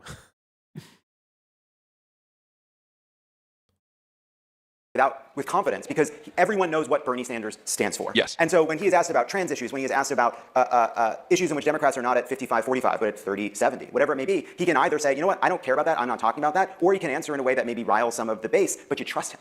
And that to me is the connection between, honestly, the kind of like what seems a bit frivolous, like are we having fun, and the actual hard work of politics. Like Zohran, you said, was moderating in the last few weeks of the campaign. I was glad to see that. Tim and I are both people that push him hard. I almost got a t-shirt. I am to the left of came Tim. out against him, and I was like, okay, we're in business now, Z. I mean, the reason why Zohran was moderating on, I don't know what he was moderating on. I guess like maybe you guys were talking about like the policing stuff, even though it was, now that the election is over, we can be honest about it. That Zohran Mamdani did this brilliant thing that got liberals to basically come to terms with a lot of things that liberal media had considered radical, right? Because he had a way with, he had a really good way of communicating these things. Can you generously call that, he did a good job of listening, seeming curious, and being persuasive to bring more people into his Sure, yeah. Well, but one of the things that he did, but he was still uncompromising. Defund the police always was about making sure that the headcount either remained stable, but then we actually turned around and restructured some. Defund is very... Now who's doing it? Now you're the PR guy. That's the most politically you've sounded. No, but the thing is, dude, it has a bad rap. No matter what you say or do, Democrats immediately attacked it. They said this is a danger, and it's partially because Americans really love police. It's unfortunate. I don't know how, because they don't do their fucking jobs ever. And I wish they would, because I'm not saying we can live in never do their jobs ever.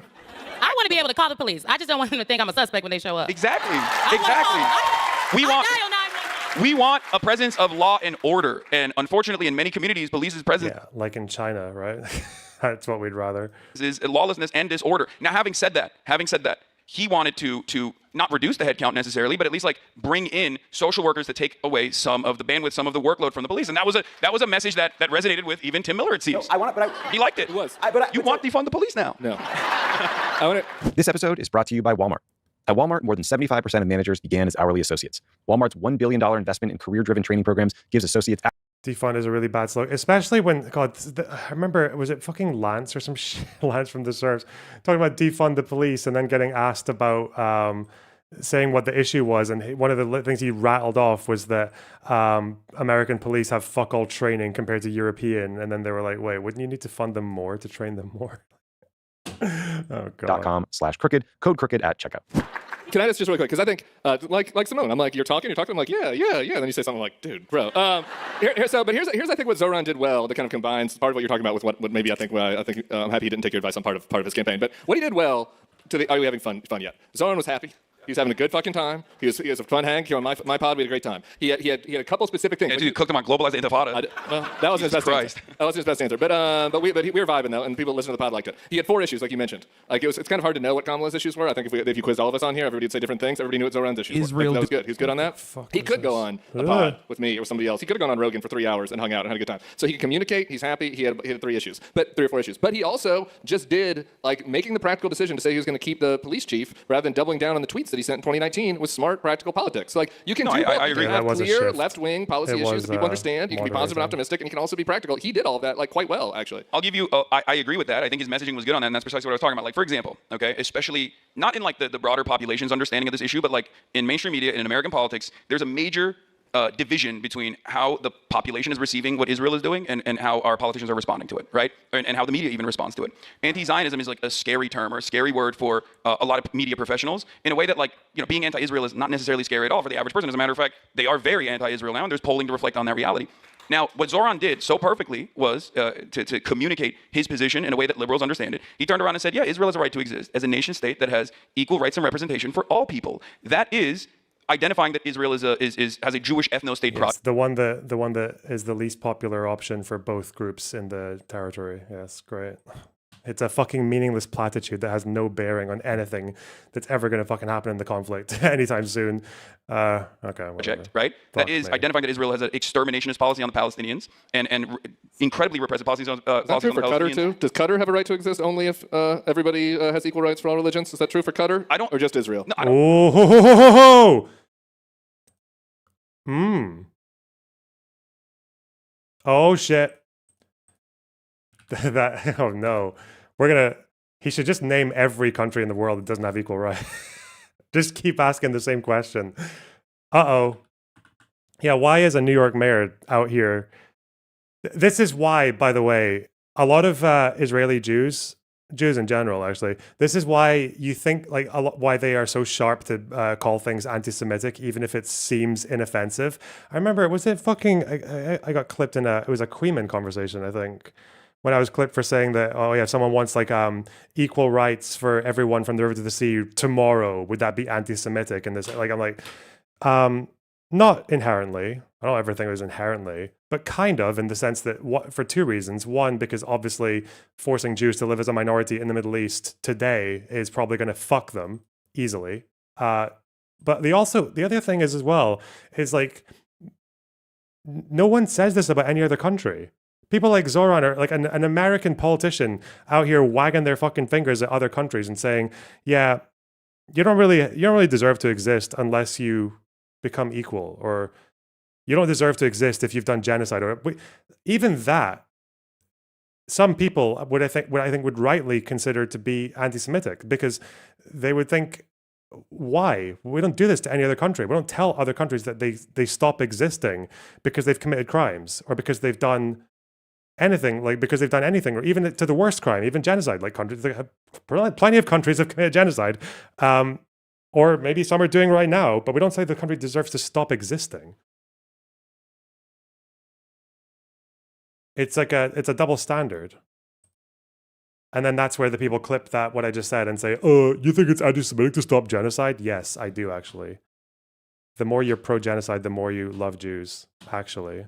Care. I mean, yeah, okay, that's no nation state has a right to exist, including Qatar. Like, I don't know why you're bringing up Qatar, like, as though I'm going to be like, oh my God, Qatar. Like, they pay me so much money. No, it's stay to the fucking question, you slimy fucking worm. Why the double standard?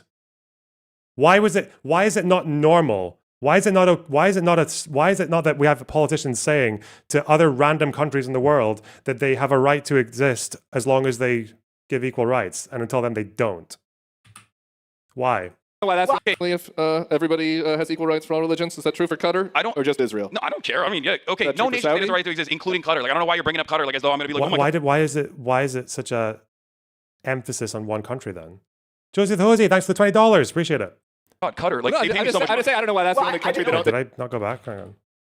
has a Jewish ethno-state project, right? That is identifying that Israel has an exterminationist policy on the Palestinians and Very incredibly exterminationist. repressive policies on Is that policies true on for the Qatar Palestinians. too? Does Qatar have a right to exist only if everybody has equal rights for all religions? Is that true for Qatar? Or just Israel? No, I don't care. I mean, yeah, okay, That's no true for nation has Saudi? the right to exist, including Qatar. Like, I don't know why you're bringing up Qatar, like as though I'm going to be like, oh my God, Qatar. Like, No, they pay I me just so much say I don't know why that's the only country that doesn't have a right to exist because unless it's they an give equal rights for everybody. ethno-state. Well, because it's an those- ethno-state, they're man. all of those countries in that region are an No, ethno state. if you can- Qatar's an ethno state, Iran's an ethno state, Jordan's an ethno state, Saudi's an ethno state. Oh. So I'm just saying, let's like, So you're Oh, okay. shit. So you're okay with all of these other countries being ethno-states, then, and you're not just using it as a I'm not deflect- saying they don't deserve to exist, you fucking retard. I'm not campaigning against their existence. I'm not obsessing with them and tying them to every fucking issue in the world like you do with Israel. You don't give it special treatment and say that its existence is in question because you don't like their policies.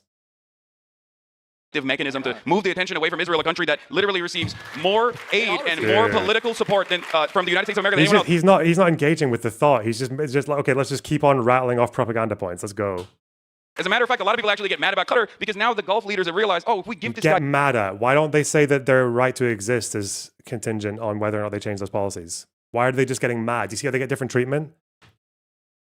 fucking jets, he's going to defend us too. We're oil barons. It's awesome. And that's the It's reason like, why this is what's happening here. It's like one kid, like there's two fucking kids, okay? And for some reason, one of them, the dad really prefers one of them.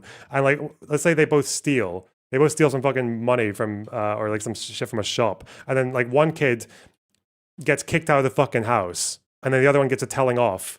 And the kids are getting kicked out of the house. It's like, is this not like preferential treatment? Like, why are you not kicking him out of the house? And the dad's like, oh, what? You think I'm okay with your brother stealing? No, I'm telling off. I'm wagging my finger at it. No, why the different treatment? It feels like people who defend Israel are jealous that like now other Gulf nations are trying to do like Israel style things over there. What? What? Dude. Like what? Inequality and ethnic preferences and ethnic domination. That's an Israel style thing that is just being emulated by all these fucking Saudi and oh yeah, they're just doing Israel stuff. Really, Israel's the OG unequal state in the Middle East. Oh god, he is such a fucking cunt. I think he probably believes it. I think he is actually that ignorant. Oh my god, every time this guy opens his fucking mouth, he's such a psyop, man. Oh god. Yeah, inequality is spiritually is. Imagine if Israelis were like, "Oh yeah, we got inequality in the West Bank. You know, we're just integrating into the region. You know, we're just embracing dimitude." You know, we are European colonizers, but we thought the best thing to do aren't people who migrate from one place to the other generally considered a bit more socially appropriate to integrate into the region? Yeah, we're just integrating. We're just doing Middle Eastern stuff by being unequal, by being sectarian. Fuck me. Love it. Please bring us back. All right. Sorry. Anyway, I would say this. Look, I have without compromise. I have disagreements with you on this, as you know. I will say that Zoran had a challenge, right? And part of his challenge was reassuring a lot of Jewish New Yorkers that are deeply worried about some of his past comments, and he spent a lot of time trying to reassure those people. I think because he recognized that there was a liability in some of the ways in which his previous statements and some of his positions were seen by a lot of New Yorkers, which is where more Jews. Qatar and Israel are very different, though. Qatar wasn't established by replacing a lot of the local population. No, how were India and Pakistan established? Fuck me, man. It's not like Israel's the first country ever. Turkey. How was Turkey established? It's also people also say that like even when we talk about all the brutality that went into forming so many countries in the world and shaping so many borders, you know the meme, right? Look at Europe. How do you think we got those borders? Those borders changed a lot over the last few hundred years. How do you think that happened? How many millions of people do you think got booted out of their houses or fucking massacred or killed to form these countries? The United States. How do you think any of this happened? Yeah, lots of. But again, we don't do it to other countries. We don't say, "Oh yeah, you were you were formed on the basis of gross crimes. Therefore, well, okay, that's a lot of countries are under question then. That's a lot of countries that are going to struggle to continue if they're under that same level of scrutiny. Doesn't make any sense. A lot of them are bloody, but the comparison between Qatar and Israel is not equal. But by the same token, I can say, well, okay, who the fuck tried to invade Qatar from all fucking ends? Who tried to gape Qatar in every fucking hole as soon as they were formed? Imagine if Qatar is formed, all right? And then on day 2, you've got a civil war in the country, and then you've got fucking Bahrain, and you've got fucking Saudi, you've got the Emirates, and you've got Iran all smashing in. Of course, some fucking... The Qataris would do some fucked shit.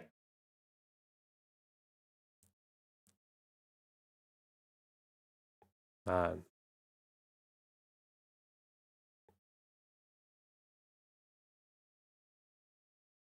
North live than in any other place than in Israel. True.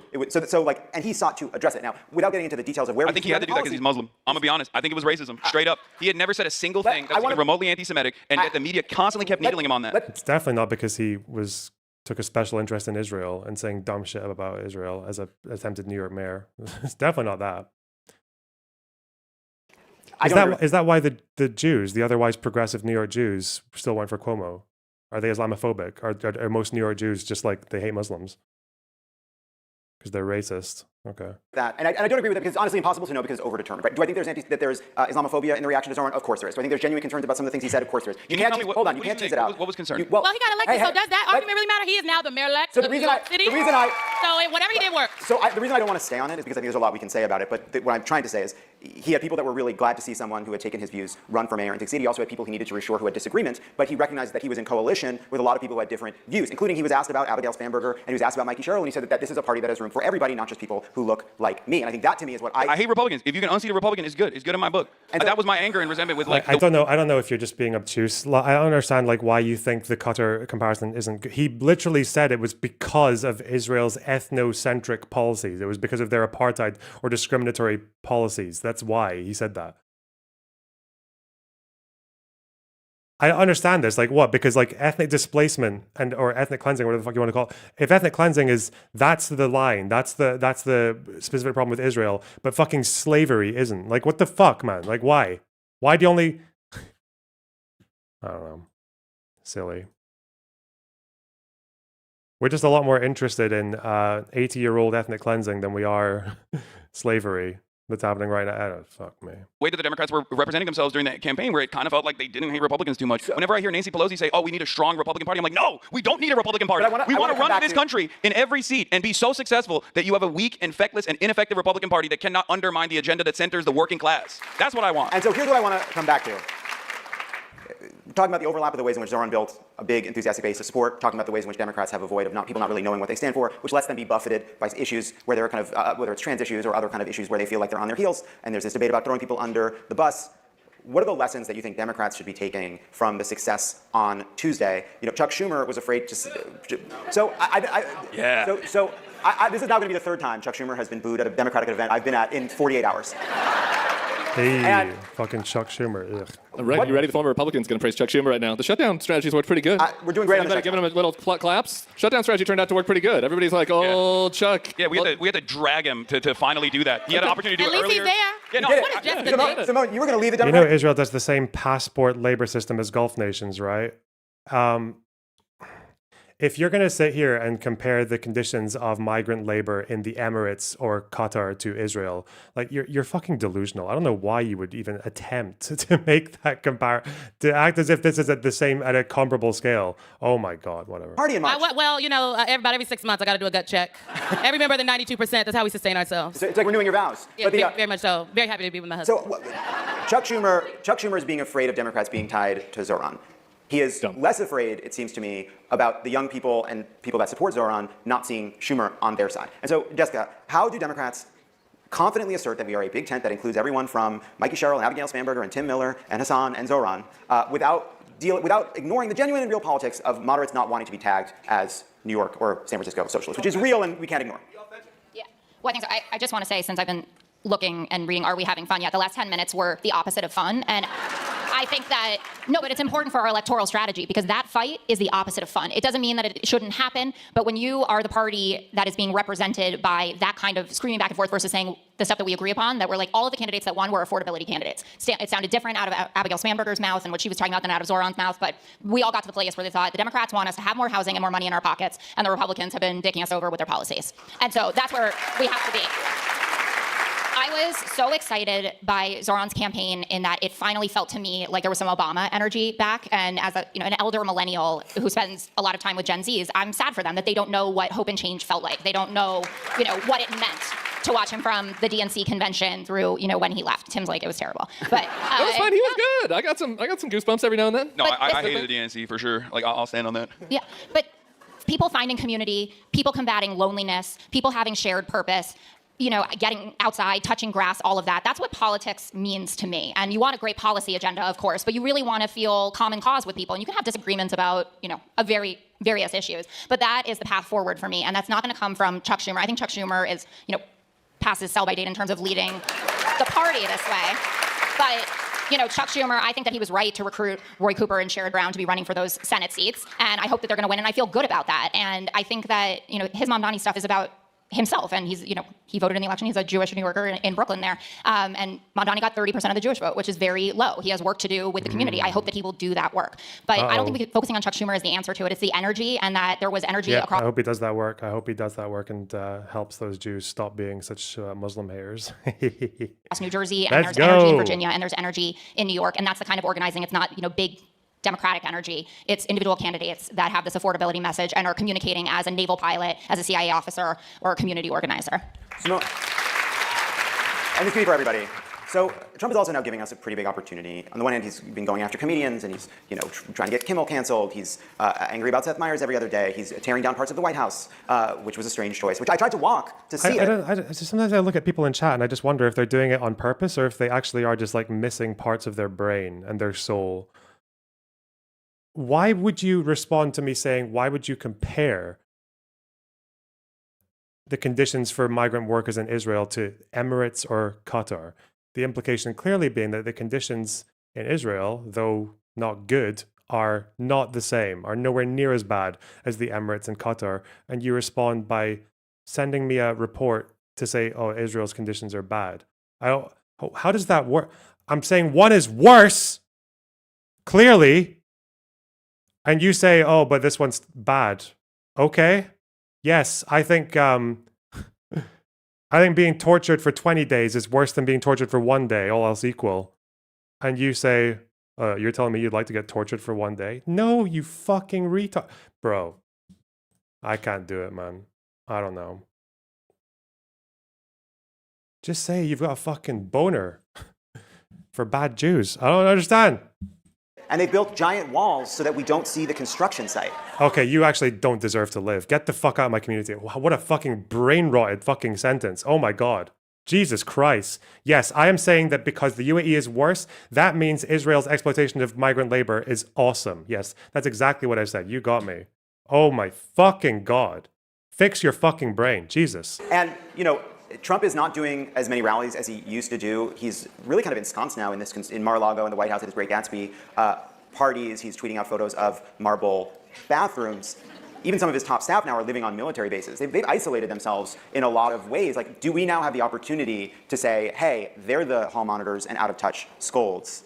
We're the ones that actually understand what's going on. Yeah. And is there a way, is there a way to have a unifying agenda that does what Hassan is talking about, but is one that is appealing to maybe not every single most centrist Democrat, but a broad enough and big enough agenda that would unite, that you would like, and Tim would like, and Jessica would like, that we can get behind? I just come at this from as a former strategist. I was a comms person for most of my career, and I did campaigns from state legislative races to judges races to presidentials. Yes, I worked in the White House. I don't know if you'd agree with me here, Tim, but I think that the answer is not, okay, just these 5 things and then da-da-da. I think the answer is about the strategy.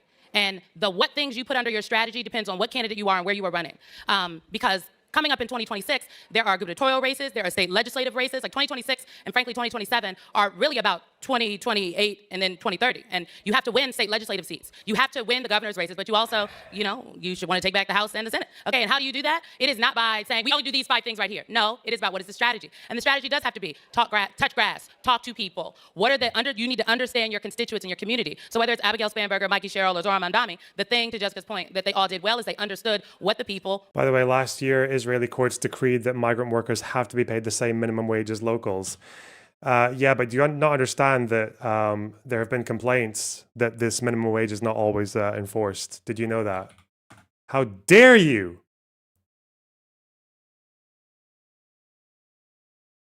How dare you argue that because it's not chattel slavery, that means we should fucking come over how awesome it is? How dare you? Wanted. Affordability in Jersey and Virginia also meant energy. Energy prices are way up. One of the things that Mikey Sherrill said that people got behind is that she wanted to declare a state of emergency on energy on day 1. And that is what she plans to do. I talked to the folks whose job it was to go out there and organize African-American voters in New Jersey. And they said for the black voters in New Jersey that they talked to, for them, it was bigger than Mikey Sherrill. They were dealing with all of these issues that they listed that had to do with affordability and whatnot. And they felt like what was happening in the other states and places in this country, voting for Mikey Sherrill was going to keep that from happening because Jack Ciattarelli was very much so aligned with Donald Trump. So I think that you have to just stay close to the issues and the races. But the answer is not the party apparatus says this is. The answer is not those policy papers that these people keep putting out. That's not the answer from my perspective, because that's not. Also, I do seriously, speaking of workers getting paid appropriately, I really hope that you guys are not so fucking monkey brained that you need a super chat goal and a little fucking dopamine push the number up motivation to do your fucking jobs and super chat the stream. I don't know, because we have a low number, I'll tell you that much. Low number of super chats for the first 2 hours of the stream. Disgusting. Do I really need to? No, actually, that's more. Okay, 1, 2, 3, 4, 5. Oh, it's been 5. Okay, that's more than I thought. Damn. Akiko Sanada, I didn't even see that one. Thanks for the $5. He just lies and lies. Doesn't he feel embarrassed? No. It's not enough, though. Fuck, give me more super chats, assholes. Fuck. How you win races by campaigning, and you go out there and you talk to people and you earn their votes. So I donate if my comments are constantly deleted for no reason. Because a super chat comment can't be deleted. That'll just pop right up. Do not win a race by a policy paper. And I just think that there's all this focus on how can we align on these 5 issues and not a focus on, well, what is our strategy? Is our strategy stand close to the people? It's why Democrats, the shutdown fight, it is terrible for people in this country who work in the federal government. That is Booth absolutely clouds. terrible. But what the Democrats are doing is, at the end of the day, it's going to benefit all of those people because they are fighting, but they settled on a strategy. And isn't it a good example, though, this shutdown, exactly what we're talking about, which is Democrats chose an issue. I was skeptical. I was skeptical of every choice. To be honest, I didn't think there was a good option for Democrats. We're not playing with the best hand. But we chose healthcare. We chose it, and we said we're going to take this to its logical conclusion. And it's worked better than anyone, I think, really predicted. But can I just know, they didn't just choose healthcare. They chose a very specific thing that was happening in Congress, that was tangible, that connected to people's everyday lives, that they could see. Yeah, and so when I say coverage. we don't need to choose all that was a strategy. No, I'm agreeing with you. I'm agreeing with you. Yeah, I just, we're getting, I think I was having fun. By the way, we could do a whole nother hour. Yeah, and I think the disagreement is necessary. I would say, Fidgeting fucking child. Can you not afford $5? Glory to the resistance. He's just so upset. He's so bored with what tangible healthcare benefits, tangible healthcare policy. Oh no. What about Medicare for all? Ooh, he's just so chomping. Look at him. I mean, like Zohran had me. I gotta know what more you people I'm so grumpy today. want from me. You know, I voted for 3 straight Democratic presidents, and I was gonna vote for Zohran for mayor. So I'm pretty easy to please. So you can get me on board. Here's what you have to do. We'll get this. Some specific things. Have some fucking balls. Like run a fucking campaign. Tell us what your campaign is about. Don't be a fascist, and be able to talk, and be able to communicate to people and lift them up. And that seems like that isn't that hard, but it's kind of been for us for the last 10 years. But that's how I would summarize. I do think so. We're coming from behind in part because I think we've paid for having, if you were someone coming up in politics and you see who the standard bearers of our party have been for the last 10 years, you might not know exactly that Democrats used to be fun and cool. Right. So we have 1 minute left. Hassan, final thought. We got to get rid of the gerontocracy within the party. Down with the seniority structure that we have. We need real whips in the party. This is something that I talk to you about. This is something I talk to the Pod Johns about every single time. If you have people who don't want... That's true. Those fucking renegade Democrats over the shutdown. Not good look. Not good at all. You gotta be in lockstep over that shit. Looks weak. Want to play ball? What kind of whips? But also that does mean that you need to stop pandering to these fucking Marxist-Leninist freaks who are out in China running defense for the fucking authoritarian police force. Checking out your phone for memes. But anyway. He's right. That's true. Just maybe not as correct as he thinks he is. Jane, thanks for the $10. Citrus, thanks for the 35 rands. We've seen you ban super chatters, you fiend. Yeah, I mean, if they're annoying, then yeah.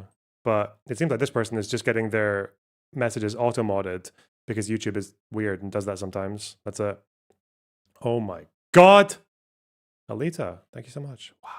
3 bowls of cornflakes for Lona Box. Hell yeah, I'll get 3 bowls of corn. 3 premium bowls of cornflakes. I don't like whipping votes. I don't mean it in the unless it's Joe Manchin, in which case, maybe. I'm kidding. Of course, I can't use spicy language here, but we need to make sure that we earn the trust of the working class back. And I think that they have been hyper-focused on culture war narratives. And the only reason why they've been hyper-focused on culture war narratives is because we have not done enough on the left flank to say no. Do you think Hassan would have gone to bat for Mamdani if Mamdani was more supportive of Israel or neutral / both sides on the subject and called out anti-Semitism more? Also give this man your money, chat. He does good work. Thanks for the 20 Canadian. Why does TTS say Mam Donnie? Why did it do that? Mam Donald Trump. Oh no, it's a conspiracy. Yeah, I don't think. Well, you can tell, right? Because are there any examples of someone who, well, even the CIA Democrats, right? the CIA ladies Democrats, one of them embraced a degree of economic populism with the utilities bills, with the utilities cap, but I guess because they weren't populist enough in a kind of like fully clad thing, that was an issue for them. I don't know. It's hard to say. Like Bernie, I think they still like Bernie. They probably still tolerate it, but definitely not as much. A lot of the vocal, it's hard to tell because I see a lot of it on social media. There's definitely people on social media who, like, if Mamdani was all else equal, ambivalent on Israel or just kind of quiet on Israel, that would be a problem for a lot of people, but probably not most, probably a minority still. Just be a loud minority, I think. I don't know about Hassan. The mod squad. I mean, we'll know, right? Because he's not going to deliver on Israel in the slightest. He's not going to do fucking shit that's going to hurt Israel as the mayor of New York, and people are going to notice. So maybe if they're just satisfied by him keeping up the rhetoric. Will Kane, thanks for the 50 Hong Kong dollars. Really appreciate that. They don't like AOC anymore. Yeah, but some of them do. I think don't get too distracted by like the Zay Squirrel types or whatever, because obviously they hate AOC, but they are not. Those people are mentally ill. They're fucking batshit. Like whatever, like Zay Squirrel or Gato Fumador or whatever the fuck, like the people on Twitter. Yeah, those people are on a different fucking planet compared to most, even compared to, I would say, most Dem socks. So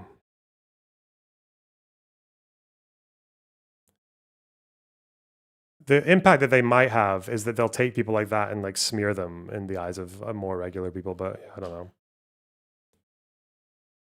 We are with you. We will fight for you. We're going to make sure that we solve your economic hardships. And Jessica, you're just going to go back in there and you're going to fight all these people and you're going to defeat them for us. Yeah, no. You got this, girl. But agree with all of what was just said as the kind of final wrap-up stuff. But, this idea, you need to be able to talk. You need to be able to talk where I talk. You don't need to be able to talk for 3 hours with people who agree with you. It's easy. I launched a podcast last year like everybody else. I can get anyone who's going to be running for president to come on my pod. They're dying to do it. The tougher conversations are the ones that we need to be having, because that's how you can get in people's faces and say, that isn't what my party stands for. We're not a communist party. We're not a socialist party. We're a big tent party. Sorry. We're a big tent. That includes some socialists. Yeah, a democratic socialist is not a socialist. They use these words interchangeably. Hassan was pro-USSR this week. We're wrapping it up. We're ending on a high note. Are we having fun? Are we having fun? Uh-oh. All right. And I do think, by the way, like, I hear, look, what's great about being part of a big coalition is being comfortable with the moments of tension and discomfort and disagreement. It does sound like there's an awareness going on there. Off topic. Americans in war games always involve the US on the back foot. No comms, limited logistics. The US would unequivocally win in every game without those restrictions. It's underreported. Isn't that because when America got involved in the world wars, they were actually behind? They were behind in the beginning of World War II. They had to basically become the biggest, baddest military during the war. There's a whole thing in the documentary about it when they're talking about contributing supplies to the Allies. And someone's talking about like, oh, this is what they did. They went big. They brought everything. They did it the American way. They just went into Europe and they brought in fucking everything. They even, I think they brought something like, wasn't it like fucking something like fucking underwear so they could like sell it to local women or trade it for food or whatever, supplies or some like, or shelter as they were advanced, like some crazy shit like that. They were doing, they went pretty fucking all in. Ice cream. Well, let me find if I can remember it.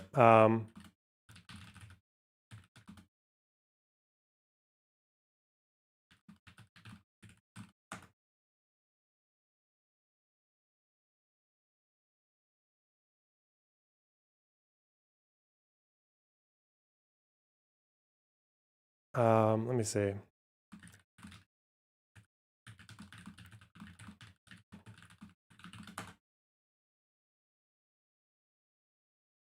Yeah, they did. They would sell clothes to to European locals. But yeah, they did all that like during the war, even building up their fleet, like building all the ships and everything. They did that during the war a lot, for in large part, like building dreadnoughts or whatever the fuck else. Yeah. Yo Bell, how's it going? My favorite ever cameraman. Wow. Ben Ross, thanks for the tier 1 sub. And Captain Dan, thanks for the $10.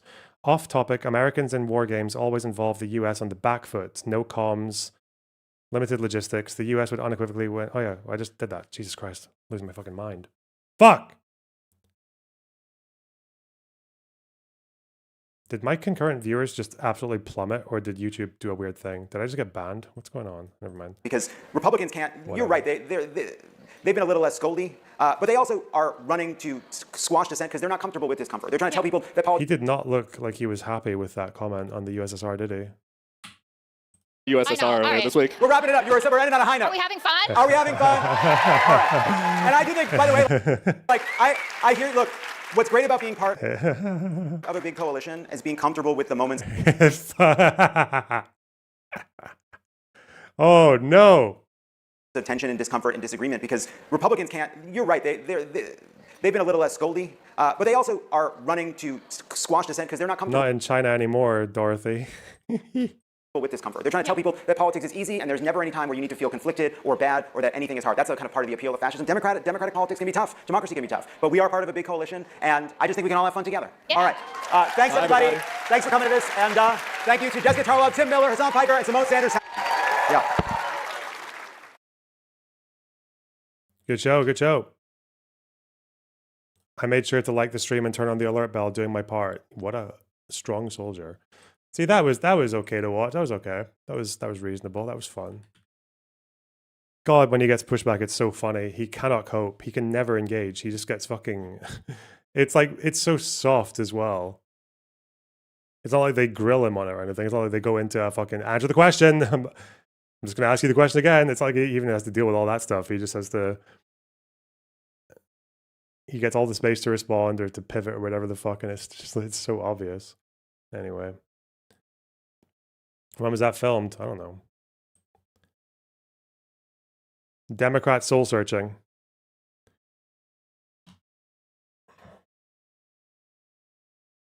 It does seem like the economic populism, to some degree or another, is being embraced by a lot of the party, though. I think it probably is a good answer. Like, even with the CIA Dems, the mod squad, talking about freezing utilities or whatever the fuck. Yeah, that's good. What is happening to Westminster voting intention in the UK? It's always getting... So conservatives are not, the green wave is subsiding. No way. Let's just look at Tim saw the Yeet clip. I wonder if he did. They're calling it affordability. Yeah, and affordability is a good issue to campaign on. It is. We have problems with affordability. The hard truth is that the best way to deal with it, the quickest and easiest way to deal with it, will be to tax the middle class and above. But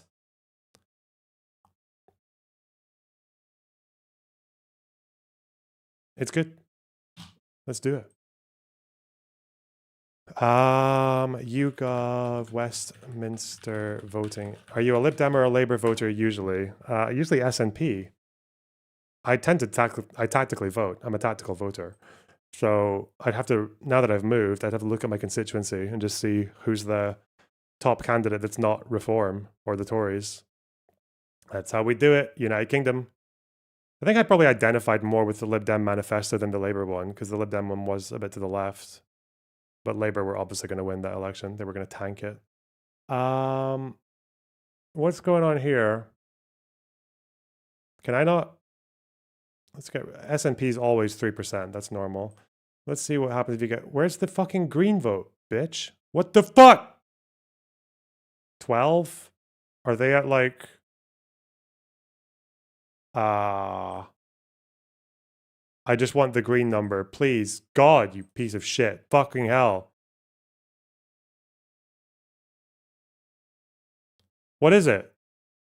Well, okay, if the Tories are 18, it's probably like what, 16? If Lib Dems are 14, okay, it's like 15, 16. Labour and Conservatives level pegging at 18. So the green wave is kind of flatlining. Okay. That's probably the boost that they got from Polanski. Labour, they're still on a gradual decline. Reform, they're not really surging. They're just hovering around 27%, which is not going to be enough for a majority. I don't think. Huh.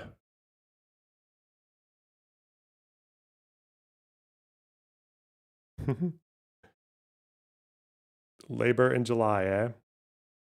God damn. How much has changed? Ooh.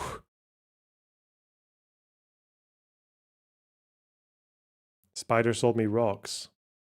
Yeah? What, propaganda spider? Right, I'm going to do a little palate cleanse, and then we're going to watch this Konstantin debate with Dave Smith. I'm very excited. I'm very excited for Dave Smith getting challenged by people who know one or two things. And I say that literally. I don't feel like the trigonometry guys are massively well informed. They're just more than average, which is enough. That's all you need. But first, give me the... Where's my chat window? Oh, damn it. Let's hide the thing. I can see supers though, so give me those if you want to help me. Otherwise, get fucked. Okay. YOLO Swag, thanks for the $4.99. We are a big coalition. Some of the coalition won't endorse the candidate, but we're working on that. True. Feli, thanks for the £5. Make sure you don't pass me on Silk Song so I can still watch you without being spoiled. Thank you, streamer. I knew you'd understand. Saigon, thanks for the €5.99. My Zionist Twink Fund. Wow. Ben Ross, thanks for the tier 1 sub. Really appreciate it. Okay. Right. Buddy, Speed, Armageddon, Martial Arts, Channel, Grade, Judge, Frequency, Heat, Disaster, Superhero, Hard Boiled. Okay. Rate, Band, Station, Review. Now, Station could actually go with Frequency and Band, although that would be weird. Speed, Frequency, Band, and Channel? Maybe? But Speed, does Speed really go with that?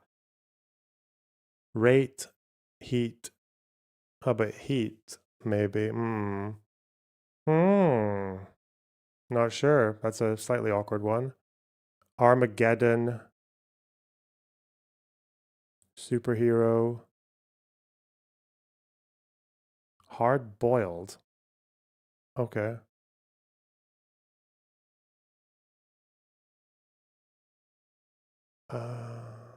Review. Oh, but you can rate. You can review something. You can rate something. Can you grade? You can grade it. Oh. But can you do a fourth thing with it? Station, kind of, but that's kind of awkward.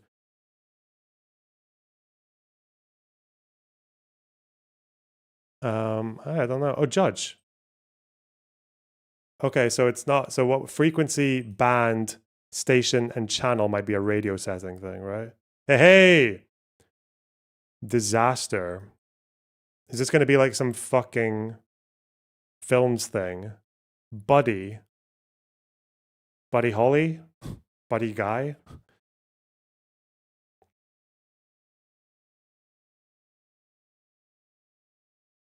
Buddy. Bud.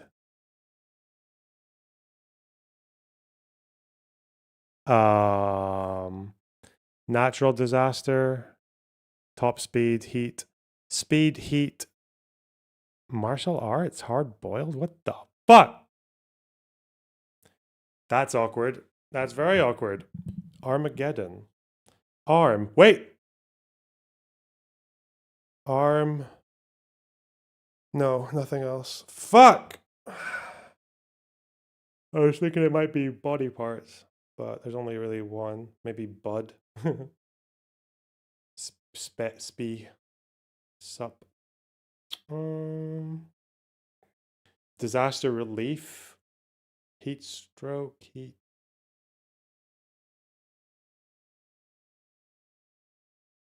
Eat. Stir. Hero art. Wait, what do they? Okay, superhero. Speed could be like Speed Armageddon. They could be films, but I don't. It doesn't feel like it's films. Heat. Heat and Speed doesn't seem like it would go with the other ones though.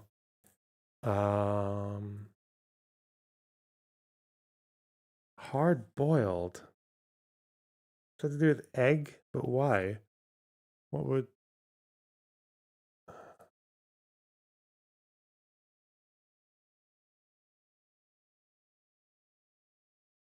Dude, what the fuck?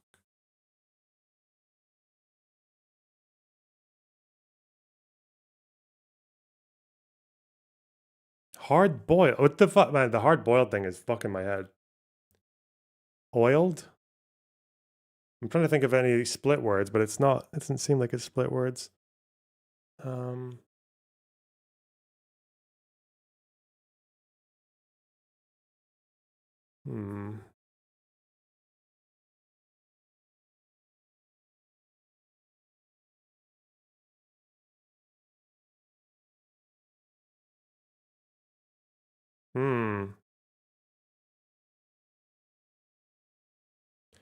Get someone up to speed?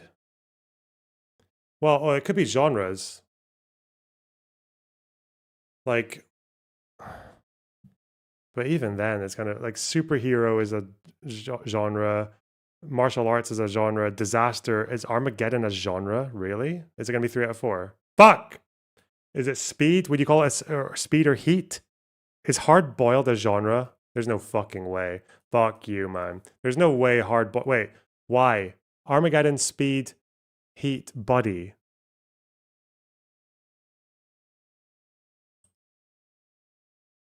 I could actually get all of these wrong if I'm not careful. Oh my god. What the fuck is heat or buddy? Oh my god. Is heat a fucking genre of a film? Buddy. Dude.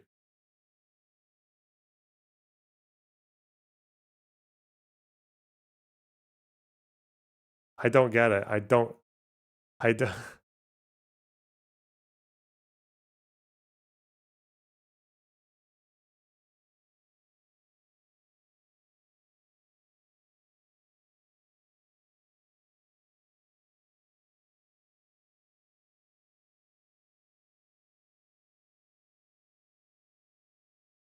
Oh, sorry. Was I muted? I hit my keyboard. Okay. Fucking hell.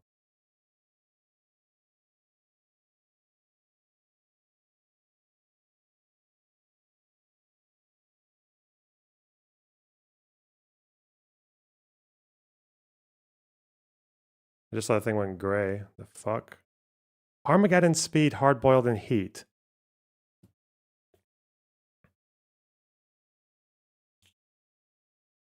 Armageddon's a film. Speed might be. I don't fucking. Whatever. Heat is a film. Are they all films? Is it films again? Action film. Is hard boiled a fucking film? Heat and speed. Okay, yeah. Huh. Dude, what the fuck? I was never a big fan of action films.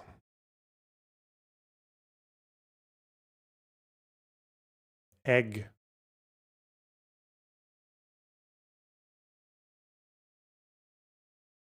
What's this? He is Robert De Niro. Yeah, I know that one. All I watch is French New Wave. True. Huge facts. I want to go archive.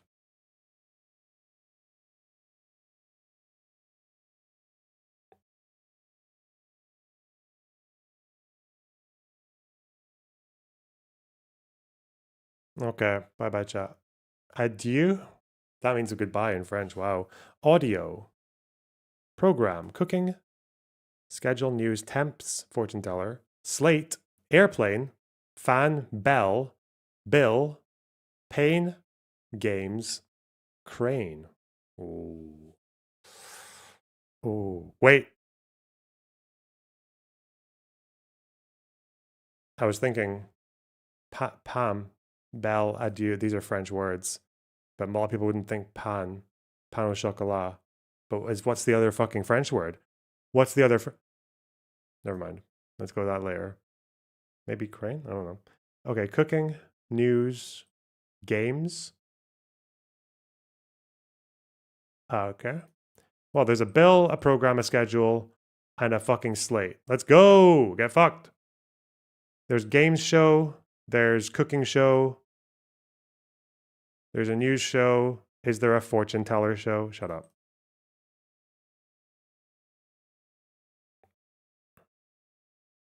Crane. Crane. Like crane, like the bird? Or the fucking machine, the engineering. Temps. Temps. Temporary. People who work temporary jobs? What? Fan. Audio? Oh, sorry, I'm not even... Oops. Sorry, dipshit. Thanks for the super chat. Airplane. Airplane's a film. Games. Oh, wait. Whoa. Fortune teller and fan is like things you can do with folding paper. I don't know what the fuck temps is, though. There's nothing else there that you... Oh, a crane. Like you can make a... Oh, a paper crane. Oh, airplane. Fuck.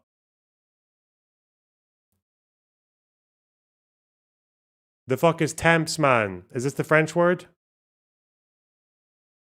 Cooking, games, news. Okay, it is types of show. I don't know. Is it audio? Are there audio programs or is it temps? Hopefully it's one of those. Okay. NYT offerings. Oh, okay. And these are French words, I guess. What the fuck does temps mean? Whatever. Ugh. Good one, guys. Well done. Temps means time. Oh, like temporal. Okay. Like Latin based. Is it? I don't know. Fuck. Whatever. Ryan Macbeth has a video about Tucker Carlson, anti-Semitism, and the MAGA split. That could be interesting. Couldn't it? I am quite hungry, though. Am I going to survive all the way through a fucking Dave Smith debate? Oh, no. Maybe I need to make some minouche or soup or something. Oh, temp for tempo time. Oh, clever. Very good. Get food, we need you strong. Yeah. Now, will I just put the waiting screen on if that takes a minute? Or will I put on my fucking cornflakes? True. Or will I put on one of my videos? I could just play one of my VODs. What's better? What does chat prefer? 1 for waiting screen or 2 for VODs? Would be really funny if I just turned on someone else's stream. Hey.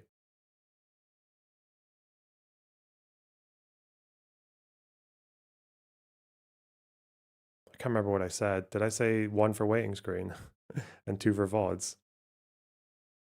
3 for Silk Song. Well, just someone else's gameplay. Good one. Wait for Nubbin. Thanks for the $5. Really appreciate it. Even though you're just making fun of me. Nice.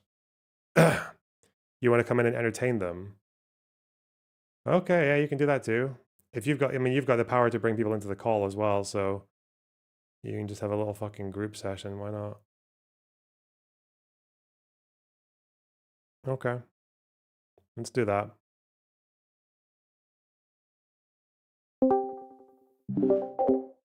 All right, be right back.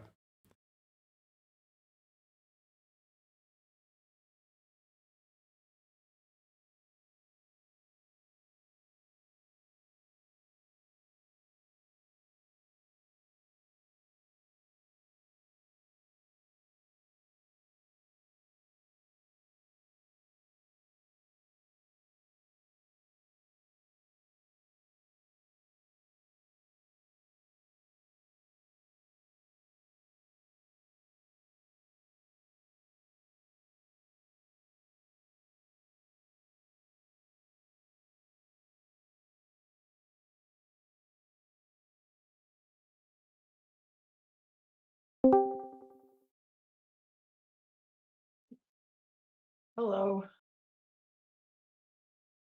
Okay, let me just get chat up here. Let me just get the stream. I just got on my computer. I was on my phone. Oh, Boof Cloud. Ooh, okay. Hello. Oh my god, why am I here? What Hello, do you mean? am I on the stream? What do you mean? Why are you I'm on the here? stream. Okay, I have one important thing to say to everybody. Dogs are better than cats. Wow. He is lying. Cats are better than dogs. What the actual Oh my god. Okay, everybody just come out. Everyone just leaves. Wait, if people want to complain or okay, hold on. Linkman says that he wants to say stuff.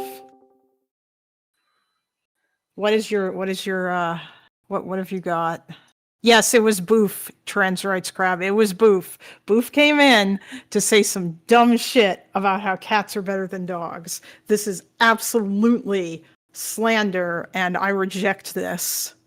Okay, But so dogs are cool. Go on. Here's the thing.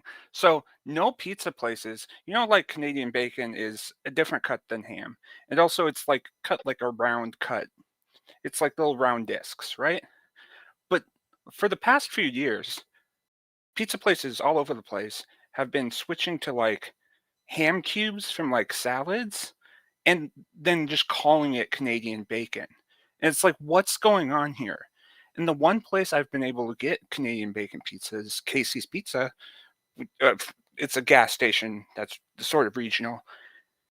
Now they've switched, and one of the reasons they gave was that their competitors are no longer offering Canadian bacon. And it's like, if you have a monopoly on something, why are you getting rid of it? What's going on with Canadian bacon? Like, this is a serious issue. What, like, is it to save money? Like, we'll just move to cheaper ham or something? What's you in going America? on? Are you in America? Yes, I am. Oh, well, I mean, that probably is part of the reason. It's probably because that, it's just the same reason why you guys don't also have real maple syrup. Like, it's cheaper and people like it better. Nobody likes ham cubes better than Canadian bacon. That's insane. Sorry, I'm reading chat. That person is insane. If you're like, salad ham cubes, I love this better than Canadian bacon. It's insane. It's and Canadian bacon is a different cut than ham. I mean, if you're just eating it, then probably you can't tell a huge difference, but like on a pizza, it cooks differently. That's all I have to say is that something's going on with Canadian bacon, and now that you know, you'll never see the world the same way. Interesting. I don't know if I have much to say about this other than I'm sure the tariffs are to blame. Also, it's been happening for years before Trump. It's been slowly happening, but like once Casey's was gone, I was like, this is it. There's no more Canadian bacon in the world. Yes, Maybe in, Toby, like, I also eat regular bacon, but you and I are in Canada, and so I'm assuming regular bacon is probably just Canadian bacon. I don't imagine we eat any other types of bacon, but I don't know. Bacon is different than Canadian. Canadian bacon is far more like ham. It's basically like ham, but slightly different. Okay, I see. I'll leave, but I had to get that off my chest. Now the world knows. Keep an eye out, guys. Wait, hold on. So did Boof Cloud say it the other way around? Did he say cats are better than dogs? Am I retarded? Did I not understand? Canadian bacon is called Pemmiel bacon here in Canada. I see. I don't know. I've never paid attention. I don't know if I've actually bought bacon before, but I've had it when like I lived with someone who liked it. So, guys, there's a genocide right now. That is true, No Name. There is a genocide. There are two genocides. There's a genocide in Ukraine, and there is a genocide in Sudan. These are both really terrible genocides that we need to do something about. Like, absolutely awful. And I mean, yeah, I don't actually know if we could call, actually Sudan probably is a genocide, or at least I'm more comfortable calling that a genocide than I am calling Gaza a genocide, but you know, we'll see. No Jews, no news. True. That does seem to be true. Has anyone watched the Konstantin conversation with has anyone watched it yet? I don't even know, like, what do they even disagree about? Is Konstantin like pro-Israel or something? Because they aren't going to disagree about Ukraine.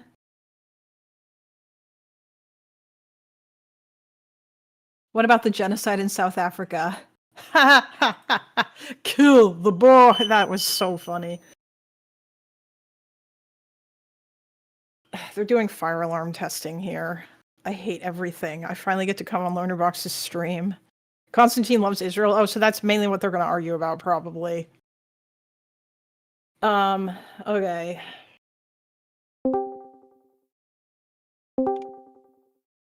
All right, Chase, I'll let you in on one condition. No leftist rage baiting. Okay, yeah. I wanted to do leftist rage baiting. I mean, like, you can a little bit. I just don't want to hear about, like, what Vosh said or anything. Oh, yes, the genocide of Christians in Nigeria. It's okay. I promise not to talk about lefty rage bait unless someone else brings it up. Yes. All right, I'll help you out. I'll help you out. Oh, God. So I want to just talk a little bit about Cruel World, Happy Mind and stuff I've noticed in I'll talk about that. Go on. One little part of left-wing anti-Semitism that I notice.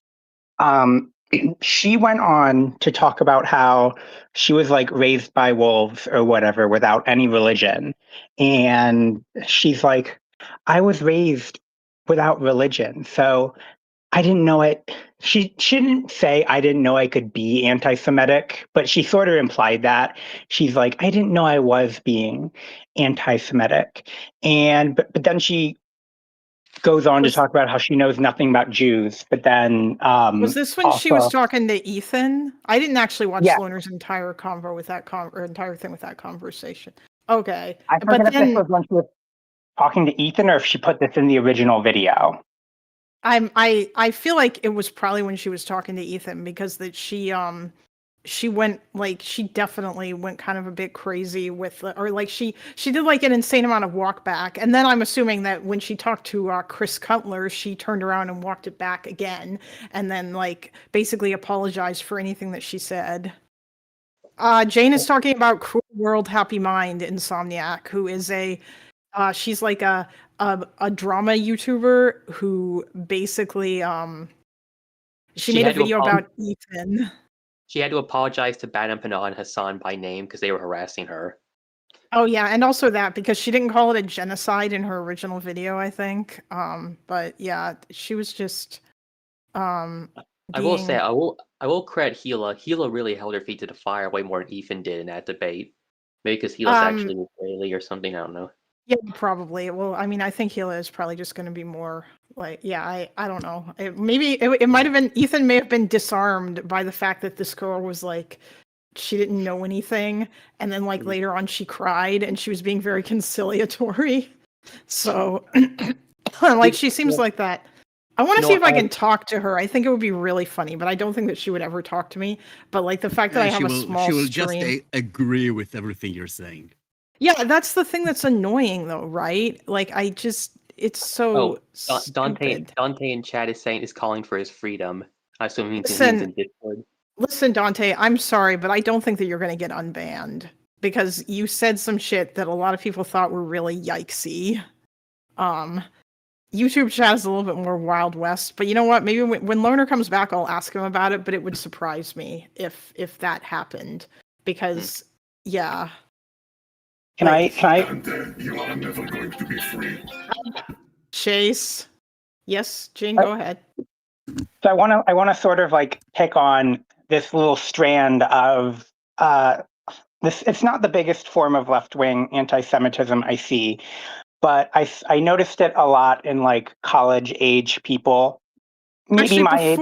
before you go on, I really want to say something about left-wing anti-Semitism that I think will probably like sort of connect. Left-wing anti-Semitism is incredibly annoying to explain or to even figure out how to like explain to people. I feel like Lerner did a really good job of it, but the problem is that it's kind of a little bit more nuanced than regular anti-Semitism because based on everything that we heard or that we've learned growing up, anti-Semitism is a thing that we typically associate with what people say on the right. You know, the Jews control the world, the Jewish conspiracies, racism as well. Racism is obviously a big part of it, about Jews being the inferior race. Like when we think of anti-Semitism, we think of the things that were pushed by the Nazis.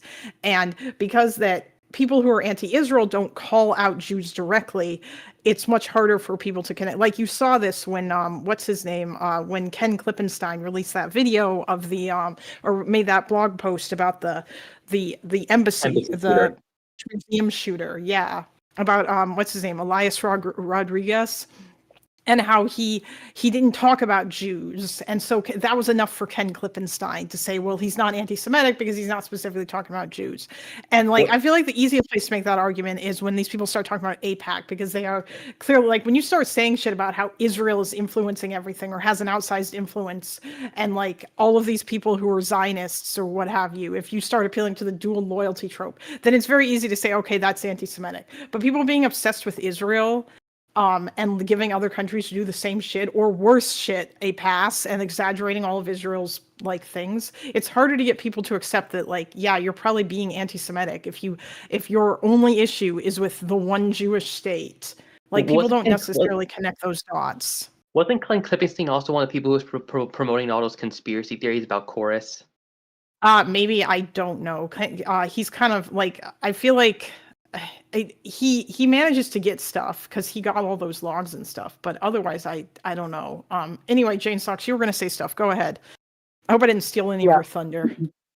So Cruel World, Happy Mind, even though she's like, I don't know, raised by alley cats or something without religion, she's in this sort of group of people I noticed in university settings where, and a certain streamer who I don't think Tony is emulating at all. We had this conversation too. You laughed in the face of her last look at her. Yeah, that guy. I talked to him once and he did the same thing where you'll have these like Christians who grew up in like these really like religiously orthodox like Christian sects and stuff, and they come to school and they like, you know, discover leftism and stuff, and they start deconstructing their Christianity, deconstructing the way like what's his face uses it, the gaping guy. That's like something evangelical. Yeah, that's something that evangelical Christians will talk about. They're like deconstructing their their Christianity they were brought up in. But I've noticed a lot of these Christians will like leave Christianity and then they'll be like, oh, you know what? Judaism must be like this too. And then they start to project all of their issues that they have with Christianity on like Jews. And because Jews aren't like super hyper religious, and there's like two brands of hyper religious Jews. There's the ones not in Israel and there's the ones in Israel. They just sort of think that like Israelis and Jews who are like even just positive towards Israel are like the same sort of like brainwashed religious kids that they were. And they'll just hop in and they'll start, even though they don't know anything about Israel or Judaism or stuff like that, they'll just start talking about it like it's Christianity. And it's really weird to hear them talk about, the Holy Land is important to my religion too, but you don't see me going there and taking it. It's like, yeah, but you're not like, your religion isn't like from the culture originally. Your family your family was like French people who converted in like the Middle Ages to Christianity, which also was not from France. So it's like, what are you talking about? Well, I think part of that is. Go on. Sorry. I think part is Christians are actually brought up a lot of times believing that Judaism is just like Christianity minus Jesus, even though that's not actually true at all. So a lot of people grow up genuinely thinking that Judaism and Christianity are exactly the same. So that might kind of be part of it. And then you also have the people who think that Israelis think that they're all God's chosen people, even though it isn't really actually a thing Israelis believe, from what I've seen. Jewish supremacy. Yeah. I mean, I'm sure like the settlers, and I'm sure they believe they're God's chosen or whatever, but the majority of Israelis, from what I've seen, don't, even if they're still kind of mental. The majority of Jews don't really even believe in God. Like it's. Well, I mean, it depends on which Jews you're talking about, though, right? If you're talking about in Israel, I don't know if the Mizrahi are more religious. It seems like they are. But wait, Sans, you're Israeli, right? Help me. Hello? So, the Mizrahi Jews in Israel, it's not that they're more I know they're more right-wing. Religious. I would say that in percentage-wise, they might be less secular. Hey, Insomniac. In Ashkenazi, like it's either it's much more common to be all the way into one or the other. And Mizrahi Jews are a lot of them go in between, like observant but not going crazy about it. There's more emphasis on tradition.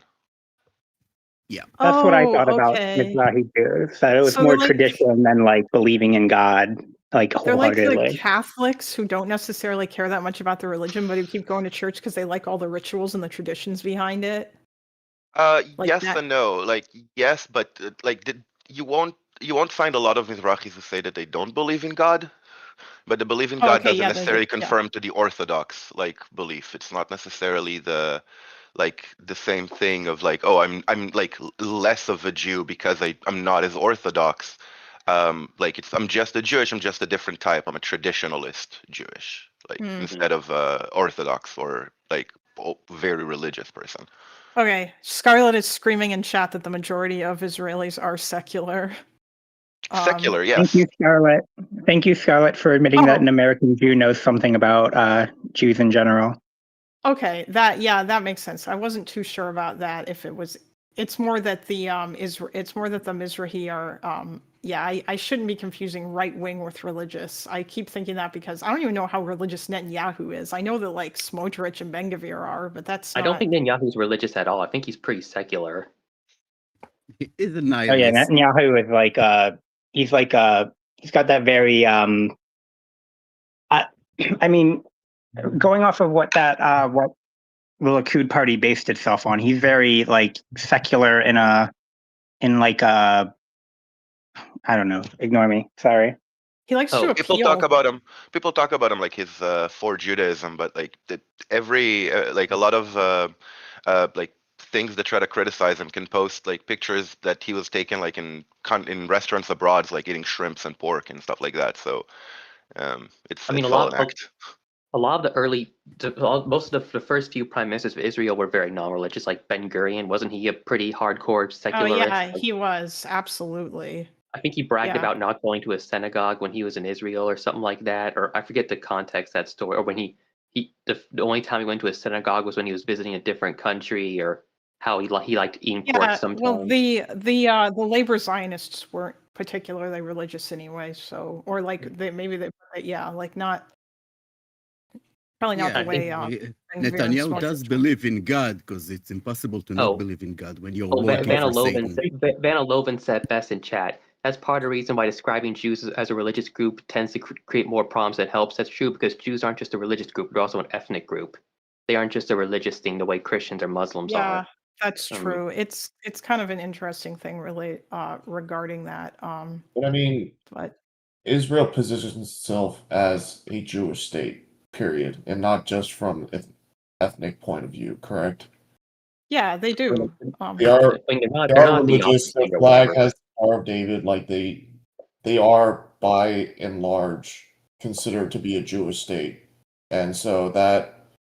Yeah, but what a Jew is like it's more than I just. know, but to everybody else outside of Israel, that really doesn't matter, because to them it's just that's the nation. It's the same with China. It's like, oh, we don't really care that China is ethnically Han majority, and there's. Oh, I was going to ask about that. If someone like Hassan wanted to move to China and live there, he wouldn't be able to, would he? Because China's.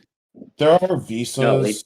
There are exceptions and stuff like that. It really depends on what your usefulness is to the CCP. So there are a lot of actually white people that live in China that provide services like teach English or propaganda or try to promote tourism in China. So it's not like they don't exist, and there are visas for that.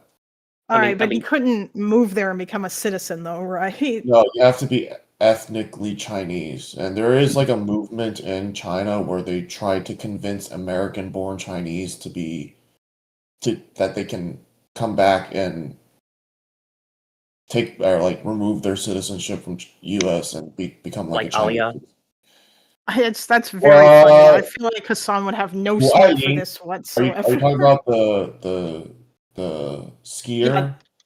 So no, that one is Aliyah is the term that Israelis use for like Jews immigrating to live in Israel and get citizenship. Well, there's a lot of weird shit about that, because if you remember the skier, the American skier that represented China, there was like this whole thing where there was the controversy where she didn't have to give up her citizenship to be like a Chinese citizen and compete for China, and she made a shit ton of money just by being like a national icon for the Winter Olympics.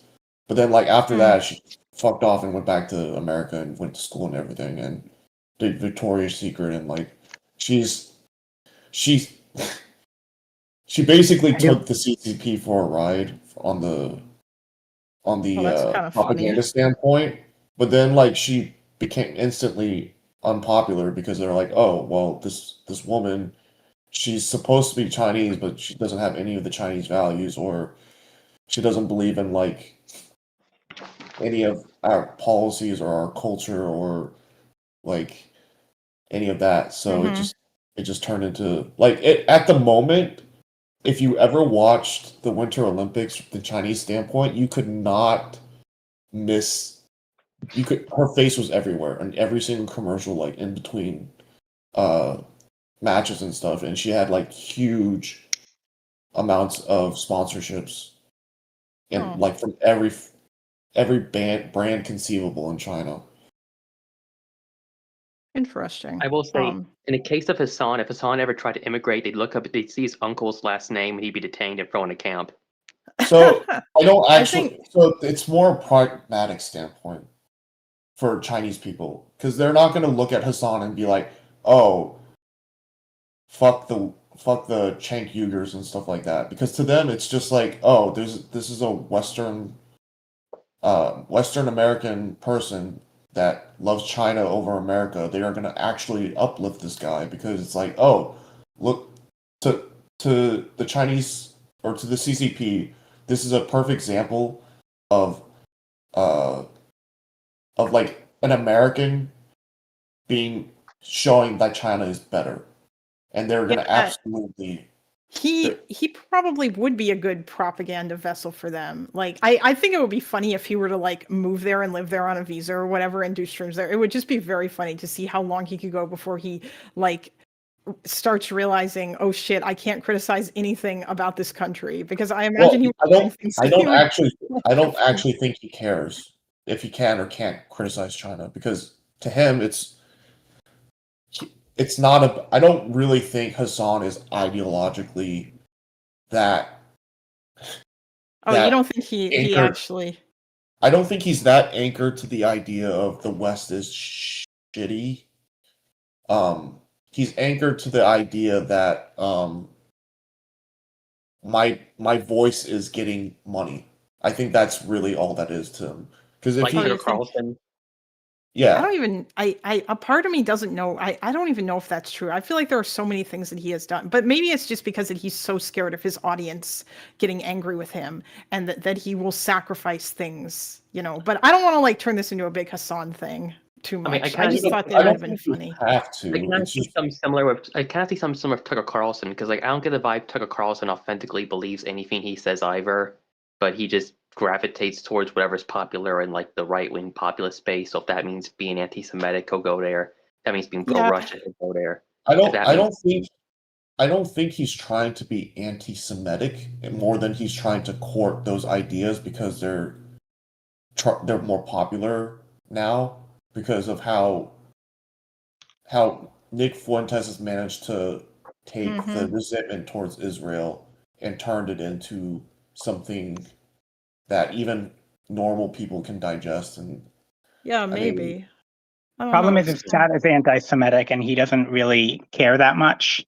There was also some weird stuff being said in the chat when Kunstler talked to Cruel World Happy Mind, especially when she was recounting what happened at her Jewish friend's wedding. There were some weird comments, and they just don't care. It wouldn't surprise me that like his chat is probably full, because he's got the same crowd as Fascist Fajita does. So I mean, even though they had a falling out, but they had the same audience those. Oh, I didn't know they had a falling out. The current Yeah, problem, don't you remember Hassan having a falling out? No, we're talking about Chris Kunstler and Fascist Fajita, not Kunstler. Hassan. And Sorry. Yeah, those all those same people probably have audience crossovers. But at any rate, let's not. I don't want to make this about lefties, please God. Speaking of lefty streamers, did you see? I'm kidding. Yeah, if you I don't know, chat, does anybody know where I can find some Serb nationalists to argue with? I am like I don't on. think you need to really do that, to be honest, because I think prison. Wait, there are actually Serb nationalist streamers or content creators? I'm sure there's somewhere, right? I'm sure you can find one. But I think the right wing's problem really stems from they really dug into the contrarian takes, and they're now to the point where the irony has eaten them, which is unfortunate. But not to change the subject too hard, but did you all see apparently in the files, Epstein wanted to ask Putin if he had any information about Trump and Clinton apparently having some kind of relationship? Like a sexual one, right? No, but I don't. Oh, okay. I mean, I don't. The emails are all kind of weird to me because it's just those emails are incredibly weird. Also, hello, Loner is back. Hey, Loner. Hey. Yeah, and then the other thing is like the journalist that was like parroting, like he's like, I'm gonna expose Epstein and like all this stuff, and he ends up being the guy that talks a shit ton with Epstein. It just seems. Oh, that's what was his name? Michael Wolff. Yeah.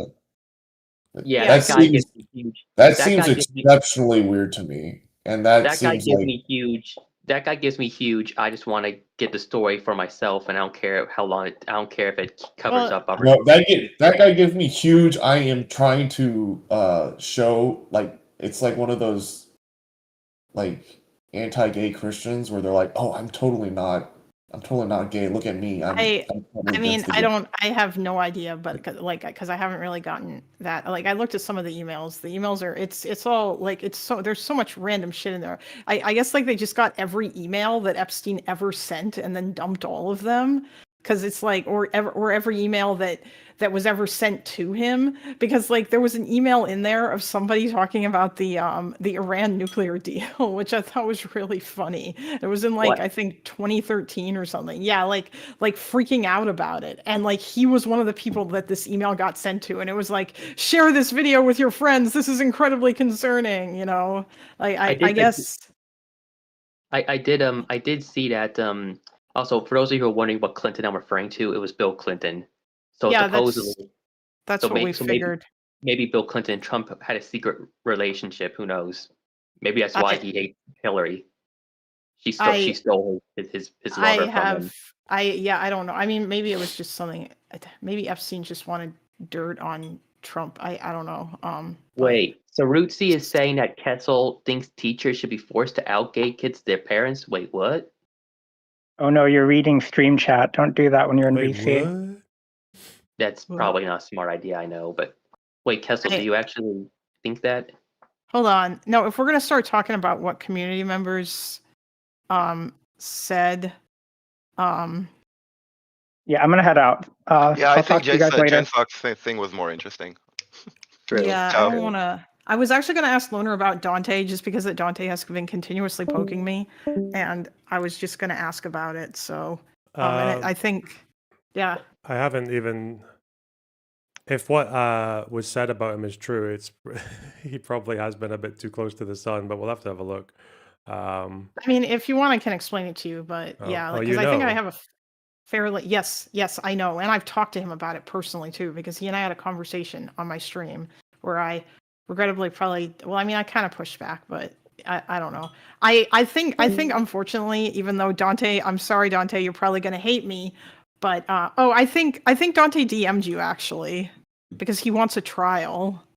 Yeah, I think I'm gonna do it next week. Okay, then yeah, I think that's probably all we're really gonna, Stardust. Epstein did not know Putin. He was trying to contact someone who did, though. I think that's what the email said. Yeah.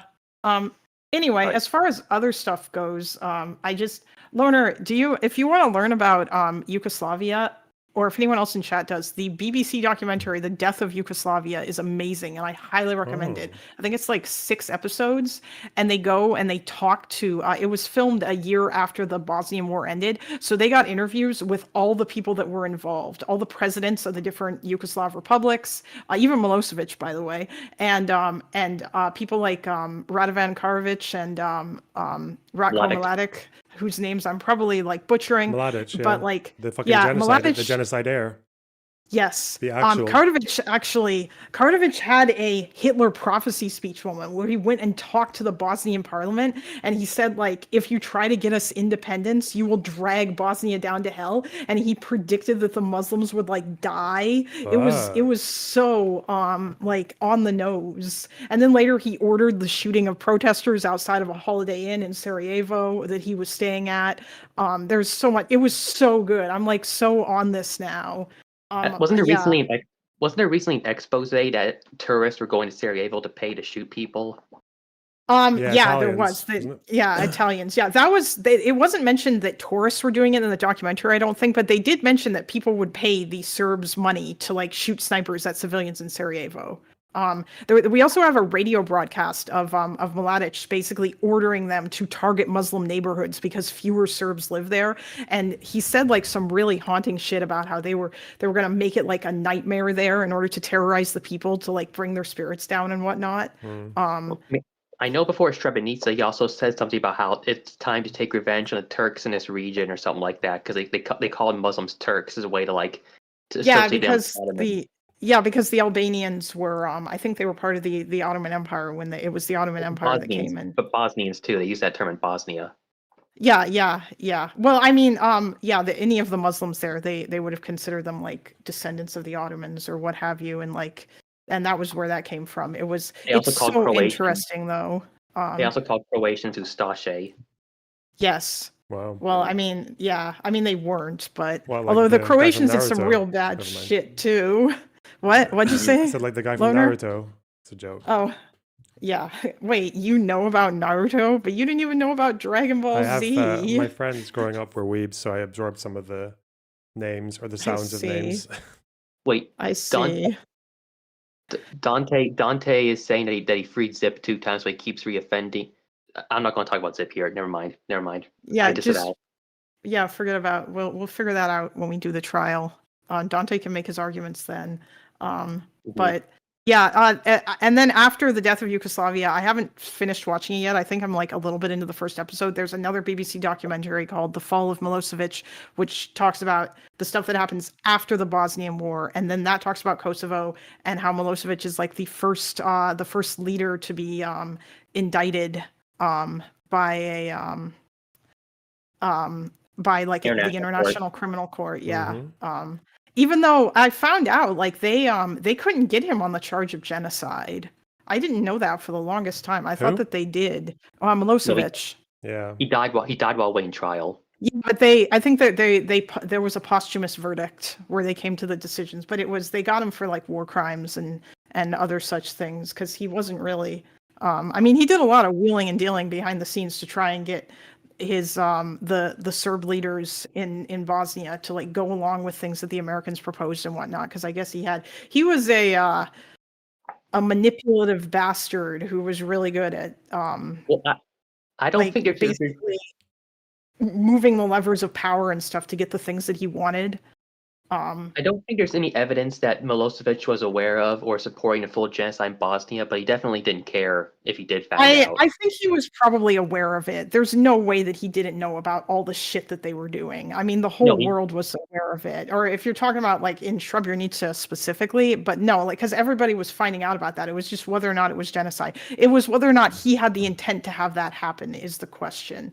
And yeah, I think the ethnic cleansing was mainly like that was the mainly because that's where that term comes from, was from that time, which I thought was super interesting. That was, but yeah, no, it's really, really good. And it's also super detailed too, because they talk to the people who were there. And so they would talk about like, they basically, they give you like an inside view of conversations that happened and that they had with others. And it's, yeah, it's super, super interesting. And they're both on YouTube if people want to watch them.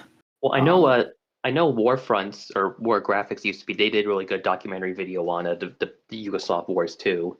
Oh yeah, if you want like a more smaller breakdown, but yeah, it's just I watched it and I made notes, which meant that it took me way longer to watch all of it.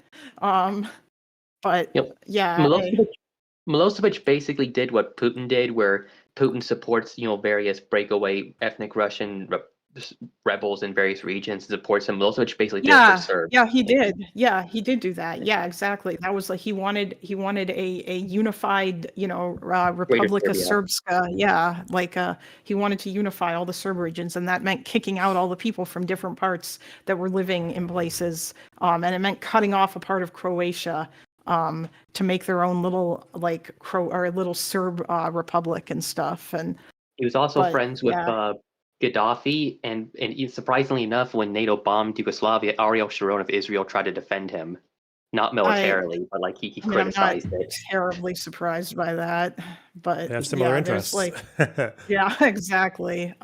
It's like there was like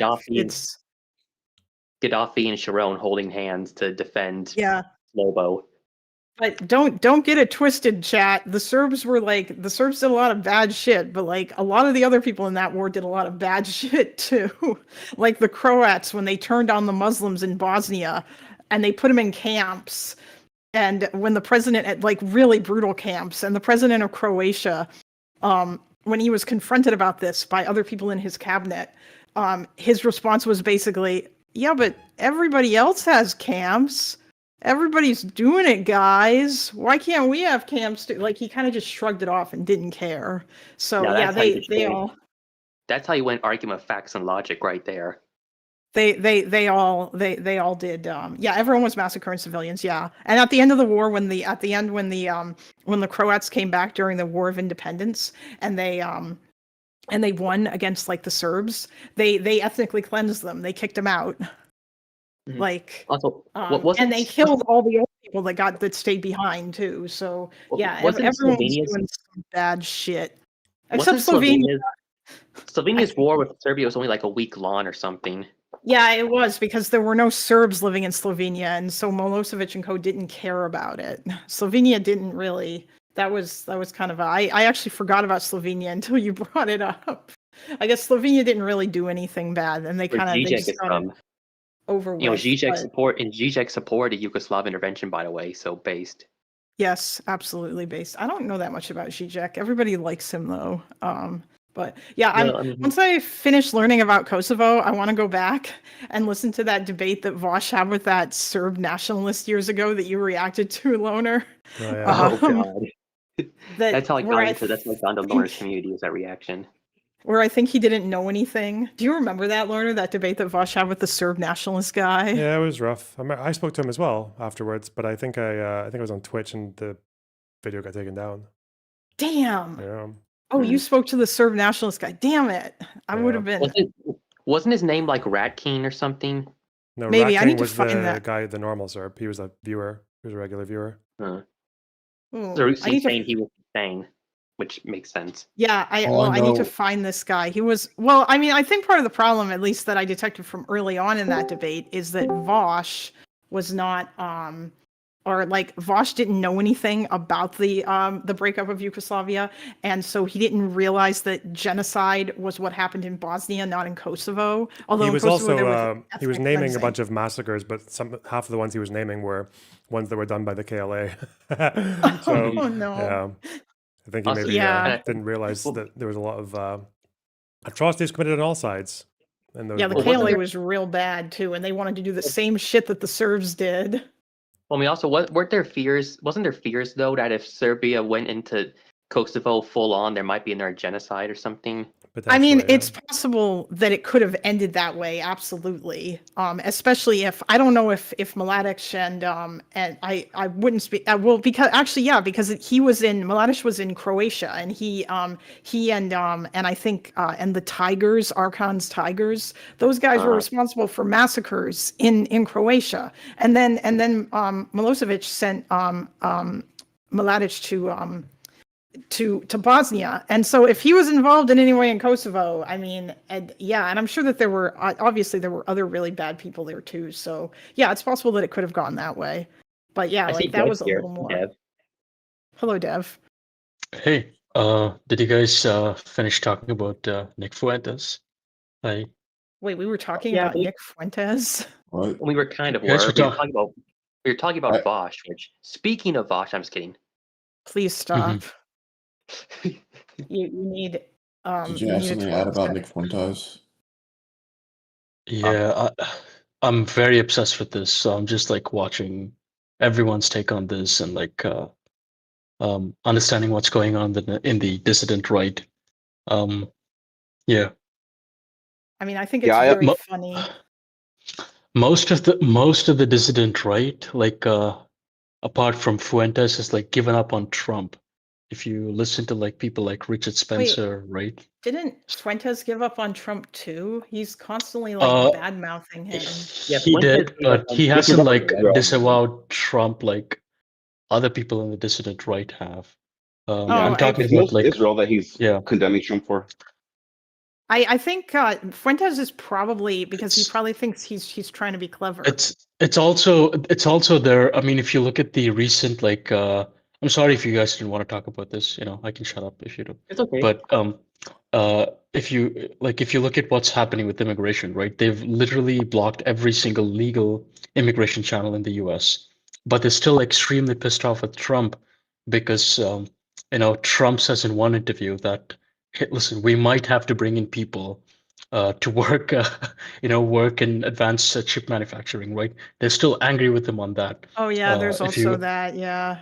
yeah, who's it? Laura Ingraham, the Sam lady from Hyde lost Fox. his shit over that too. Yeah, Laura Ingraham Yeah, definitely did. so it all burst. It all burst like this powder keg, like it just went off last December, right?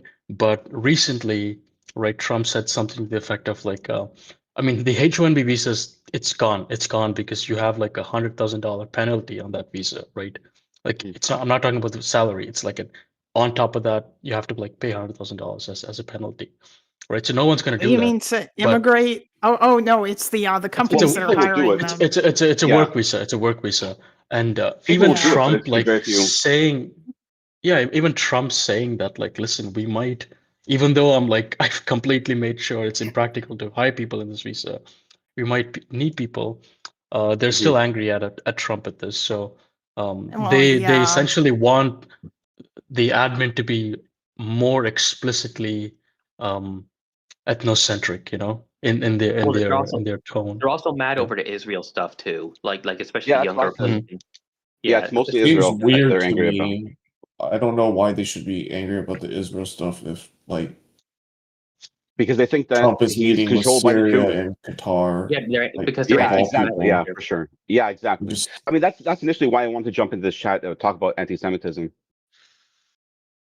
I mean, it exists. If that subject is still going on. Loner, mean, did you see it's those gonna leaked go emails on from forever. the GOP in Kansas? Where they're talking about like putting people in gas chambers. Yeah. Yeah, so that's kind of stuff we're talking about.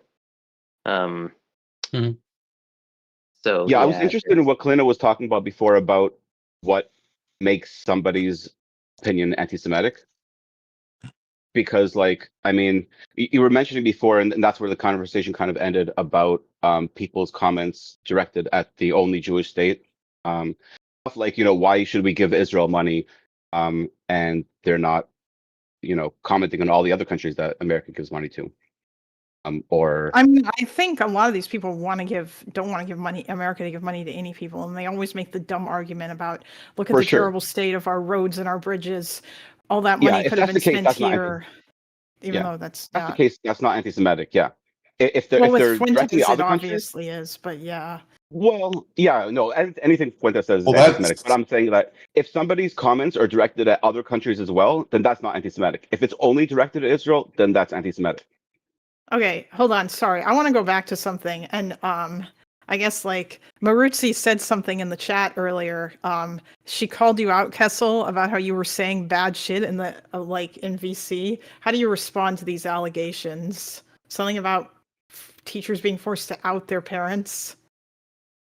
I think what she is referring to is the situation where if like a parent is abusive to their child, gay child, whether the teacher has a responsibility to inform the parent about the fact that their child is gay. And then my response would be they would, but they will also have a responsibility to protect the child if if the child is being abused. And that telling the parent would actually reveal the abusive side and actually do something about it instead of just hiding it and then. So it's more complicated in the way I view it, but what anyway. Okay, I mean, I don't know. That doesn't sound, but I mean, I guess if Maruzzi has something to say against that, or if She thinks wants that- to say it, she can say it to my face. If she wants to do it in chat, that's fine as well. I don't care. That's fine. Maruzzi, you can come into the VC right now if you want. You have perms. Yeah. Anyway, I'm probably going to dip out right now. Anyway, I've been taking up too Bye, much time. Chase. See you next stream, Kalinda. Bye. Yes, bye. Oh, that's right, Cool. chat. I also have a stream that I do sometimes, although lately I've been studying for a certification so I can get a new job. But I mean, you can find me on YouTube. You can actually just find me now by searching for Kalinda, like as it is spelled on my screen there in the name, Kalinda. Because I fixed my name, or I changed it. So now I actually show up when you search. Oh yeah, Kalinda, would you ever be talk about interested in what like going onto a deep dive into the dissident right? Like I have like a bunch of sources I can give you. Maybe, but and I know Loner emphasizes with this, or rather I emphasize with it, because Loner, you seem to have mastered your ADHD, and I'm still trying to figure out how to do it. Maybe I actually need to up my Vyvanse dose, because I feel like it does not help me as much as yours seem to. It seems like yours you just get locked in. Like, do you also find that it prevents you from like wanting to eat certain types of like snack food that you crave, or has that never been an issue for you? I mean, I definitely get objectively less hungry, but like my brain wants to eat a lot of the time anyway.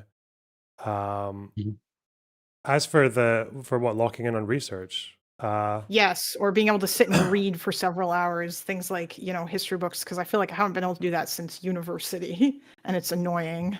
I don't know. I want to. I think it's like, yeah, the ADHD, the meds definitely help, but at the end of the day as well, there's like, I think it's also just getting used to knowing that you're going to find it uncomfortable sometimes. Like, the best thing I heard from a teacher once when they were talking about reading was like a very like having like it was like a very well-read professor or whatever, basically reassuring me that that they don't like it any more than you do. Like they don't enjoy it any more than you do. Like, yeah, it's like reading is boring. It's always going to be boring. It's all, yeah, even if it's something you like, it's going to be more boring than fucking whatever gooning or video games or Discord. So you have to be I feel like that's interesting because there's so much stuff that like, I don't know, when I read Ian Kershaw's Hitler biography, like the 2 volumes, and these books are huge, maybe it was just because he writes like a like it read, a lot of it read like a novel. Some parts of it didn't, but a lot of it did. So maybe it really does just depend on the book. I don't know. Maybe I was just so deep in that it felt like that. But I guess reading UN reports, that's just going to be so much more dry, like. Yeah, it is. Yeah. Like, oh, since I have you here, one other question that I have, Loner. Where is the stuff? So I don't have to go digging through your VODs. The stuff that you were reading a long time ago about the sexual assaults in Sabra and Shatila, which report was that in? Because I didn't, there's no mention of rape in the McBride report, or was that where that you found it's that? in McBride, yeah. Oh, it is in there? Oh, okay, no, wait, I think I have an Obsidian doc on that, maybe. Okay. I have to remember where I put it, but it should be somewhere in there.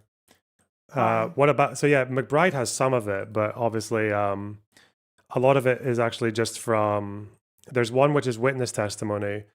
Most of it is the press, though, because I think there were British and American journalists there talking to survivors, and that's where a lot of the high-profile cases came from. It's interesting when you, because obviously the point in reading that as well is like noticing that in general, like the evidence, the actual hard evidence that they give you of these things happening is always, it's never good for sexual violence because it's so hard to get like forensic evidence in a fucking battle or a massacre zone. But I'm trying to find it. Where, I know it's here somewhere.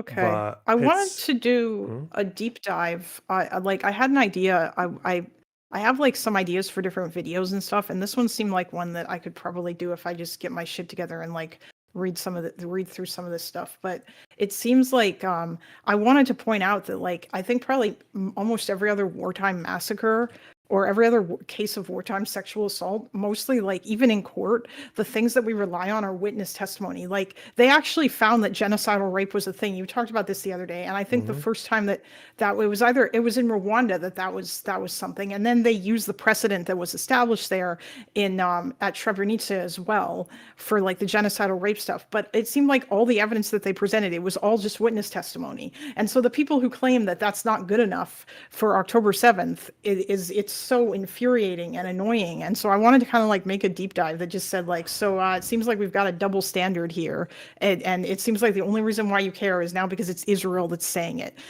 and now all of a sudden this evidence that was good enough for you in every other case isn't good enough for you, and to like actually prove it by citing reports and talking about the different like witness testimonies and stuff, because that's all that I could find too. Like that's mainly what they had, and it seems like that's the same case with Sabra and Shatila as well. Maybe with Rwanda there's more because that lasted for like 3 months and a lot of the women were not killed, but that was definitely the case with Sabra and Shatila, which I think is the most comparable to October 7th. And Srebrenica too, maybe. I'm just trying to find fuck. I think I wrote about Saber Shatila in 2 places, maybe. I'll give you what I had here, just because it's got something. It was mostly just a list of articles, although there is definitely somewhere different where I put more notes. That would be good. Yeah. Oh, by the way, you know what's a really good use for ChatGPT? ChatGPT is an excellent Google or search engine scraper. Like you can ask it to find stuff and stuff in other languages too, and it's really, really good at that. I think, and it'll dig up stuff for you. And I use it to find a Okay. Ben Gurion quote that GDF used in one of Kalinda, his videos. What? there's another tool that's better than that. It's called Perplexity. It's much better than ChatGPT at scraping the internet. That's all. Listen, I'm sorry, okay, but ChatGPT has the absolute best speech to text that I've ever experienced, and until Perplexity fixes theirs, because theirs is garbage. But maybe I'll try that and see. Okay, well, I was summoned. I was summoned, and I would like to respond to that. I don't think we should let that idiotic argument that Kessel just said stand. All right, go ahead. Kessel, if you force teachers to out gay children to their parents, you are not necessarily going to know that they are being abused, because abusers are really good at fucking hiding that shit. That's argument number one. Your second argument was, oh, well, it's not safe for my kid to be gay. And that was in response to me asking you if, hey, do you think teachers should be forced to call parents and tell them that their children are straight? And you said no, because being gay is dangerous. As That if is absolutely not what I said. that is exactly That verbatim is absolutely what you not said, what I said. Kessel. Nope. That is That's not exactly what I said. verbatim what you said. I'm gonna interrupt Insomniac you was there. in there. That's not what I Phineas said. was in chat, and he was in there. You said I it's did not dangerous say for gays were dangerous. That's such a bullshit No, you said it argument. was. You're not even fucking listening, you moron. You said it was dangerous for your kid to be gay. And I said it is just as dangerous, especially for a daughter, to be heterosexual.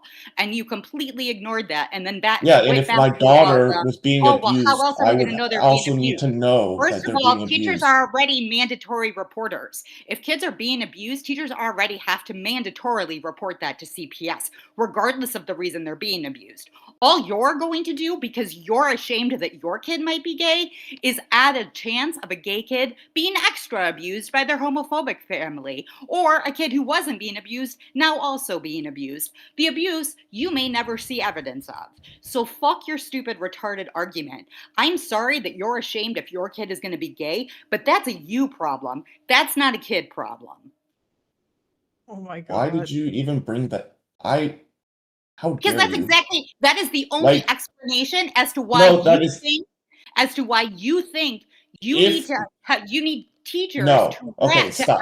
No, forcibly that's out not kids it at all. about being If my gay, child to is not out gay, kids for being straight. if my Because one child is of those gay, I things would is want to different to you. know, and not We've established because that they're oh my god. both If my dangerous. child was They're gay, I both would want to fucking know. dangerous, Cecil, but only one of them to you is egregious enough that teachers have to forcibly out kids to their parents. So what is the difference? If they're both dangerous, why does one have to get forcibly outed and potentially abused while the other one doesn't? If it's my child, I would want to know It's if they're not gay. just about this Whoa, holy Because fucking if hell. they hide Hey, it from hey, me, hey, how do I know? hey. Castle's turn to talk. Thank you. Jesus, fuck. All right. I was just gonna say that. Like, okay, if my child is gay and they're being abused and I have no idea why they're being abused, I would want to know the reason, right? And if my teacher is like, oh, they're just being abused, and I have no idea what reason, and they've refused to say, oh, it's because they're gay, like, that is how the fuck do I completely fix the different problem? situation than I what have the a question. policy is. Why The wouldn't your policy kid just is tell you himself? That must be an issue then if the kid is afraid to the tell you. policy is, Kessel, the policy is not just about your kid. It's not just about your kid. It's not just about, oh, I don't know if you split custody and your wife is abusing your kid. I don't know. The policy is about teachers, plural, having to forcibly out kids, plural, all kids, not just yours. You don't get to carve out one niche exception because you think it's more risky for your kid to be gay. And if I remember correctly, you think it's more risky for your kid to be gay because you think gay people are more promiscuous or more often get I did STDs. not even say that. Holy shit. All I said was if my child was gay, I would need to That is know. not all you said. That's absolutely what I said. Wait, are we when we're talking about what was said? Do we have screenshots or is this a voice chat thing? It was in the voice chat. Phineas in chat was in there, and he's in YouTube chat right now. Insomniac was in there, and he's in YouTube chat. I think Maple Syrup was in there. There were a whole bunch of people in there that heard you say it all. Explain to me the difference. Wait. If both are dangerous, Kessel, explain why teachers have to Okay, forcibly so you think that I think gays are dangerous? Is that what you're saying? Loner wants to say something. Loner, Okay, did go you want ahead. to say something? Yeah, I'm just gonna. Okay, so wait, Castle, what are you claiming? You said. What I said was if my child was gay, I would want to know because I would need to know why. If they're being abused or being bullied or whatever, I would need to know what the reason was. And if the teacher refuses to tell me, if like, oh, if he's gay, that's why he's being abused, then like, what the fuck am I supposed to do? What if you're the My one who's question- doing the abusing, though? I think that's the point. Yeah. Is that it's about My an question- abusive parent. Well, wait. Yeah, Wait. One thing at a time. So first of all, I've worked with kids before. The guidelines on this are really simple in a progressive country. If a kid comes out as trans or gay, you are encouraged to let parents know as quickly as possible. That's the standard. Actually, you are actually supposed to tell parents. However, you ask the kid, and if there's any reason, any whiff of a suspicion that there might be an abuse situation going on, then you hold back. But you wait until later. Maybe you ask again in 6 months and see, like, because if a kid's being cagey or something like that, then that's a good sign to not say anything. Does anyone disagree with that as a policy? No. That's what did. No. Okay, wait, why? But I also think that they should know. Like, I don't think. Well, that's what I just said. Like, you are encouraged to get parents involved as quickly as possible, to let them know as quickly as possible. Yeah, that's my whole point. Like, everyone thinks like, oh, I fucking hate gays because of this shit. Okay, let's clarify. Oh my god, let's clarify. Let's clarify specifically then. Okay, so Castle, if you find out a kid is trans or gay, and then you say, "Do you want to tell? Like, have you told your parents? Maybe it's a good idea to," and they're just like, "No," and you're like, "Why?" And I don't want to tell you, or just like they just like, I don't know. What do you do then? Should you tell them or not? If they say no, I would need a reason why. If they don't want to give you a reason, then I'm not sure what to do at that point. Would you? Okay. Because if you're not sure what, you're not sure what to do, yeah, obviously. If So the what's your process there? situation, Why if you're the not sure? situation is just like, oh, I'm trans and gay, and like, there's nothing that there's no abuse that looks like it's going on, then I would think, okay, the parents should know. Well, the abuse might not be there because the kid's not Parents out don't to their know. parent, right? So that the reason that you might take that no as a reason enough to be concerned is because a kid might not want to tell you that their parent has signs that they might be homophobic, or like they might be cagey about that, right? They might have. Yeah, but kids are cagey about a lot of things that they shouldn't be cagey about, and then Yeah, but hold on. Let But me that's why present it's you better with a to err on the side of caution, right? Yeah, like let me present you with a scenario, Kessel. Let's say you have a parent who, let's say you have like a kid that grows up in like a super uber right-wing religious evangelical household, and the parents are always talking about those goddamn queers and all this other and T slurs and whatnot, and they watch and they watch Fox News every night where they constantly complain and cry about this, and they're huge fans of Matt Walsh and stuff. And the parents are aware that the teachers are aware that these parents are very religious because they've spoken to them at parent-teacher interviews and whatnot. And these are the same kinds of people who go to the local council meetings and speak out angrily against any kind of inclusion of like discussions about LGBT Sometimes stuff. kids you are know. cagey for really good reasons, Kessel. Yeah, and then the children, going on and in then their the home. yeah, and then like a kid like that would probably not want their parent to know that they were gay or trans, and so like yeah, but they might still be cagey about it to their teacher because they're like a kid, right? Like, would you would it really be better that they knew early, or that they learned like 2 It or would be 3 better months that or the 6 kid months gets to later, and decide. then It is a personal decision to the kid. Yeah, You as a because parent in- do not own your child. You don't own your child's sexuality. It is your kid's decision. It is In theirs, this- not in that yours. situation too. You only have this standard for gay kids. You don't have the standard for straight kids. Well, and you have yet to explain it's- why you have two different standards there. Okay, Also, the it's kid's kind of parents obvious you might would kick have- him out of the house. You would So, it's kind of yeah. obvious that you would have different standards for gay kids and straight kids when it comes to informing parents, because kids are assumed straight by their parents. Like, it's not like there's a risk of getting abused for being straight unless you're in like hyper woke territory that we're probably not in right now. So yeah, obviously it's about different treatment for Yeah, LGBT like, kids. listen, Kessel, I understand, like, you're, like, being, like, like, I don't, maybe you are a parent, or, like, if you were, you would want to know about that, but the difference is that, like, there are people who, like, gay kids, or LGBT kids have it, like, there is a pattern, I believe this is backed up by data, of them, like, being homeless because their parents kicked them out of their house because of their identity, and it's such a much higher rate than straight. It's insane. Yeah, and so, like, if you're like in Mississippi or whatever, or Florida, and you don't want to tell your teacher about, although those places would probably require that the teacher be told by law, or the parent be told by law. But yeah, like, let's say you have a teacher that actually doesn't believe in that and doesn't want to do that, then, like, yeah, like, can't you understand? And also, Like, let's not kind forget of that public school can't, teachers are because employees of the state. They are government employees of the state. So basically, what you're saying is the state should have the authority to forcibly out kids to their parents, regardless of how safe or unsafe it might make those children.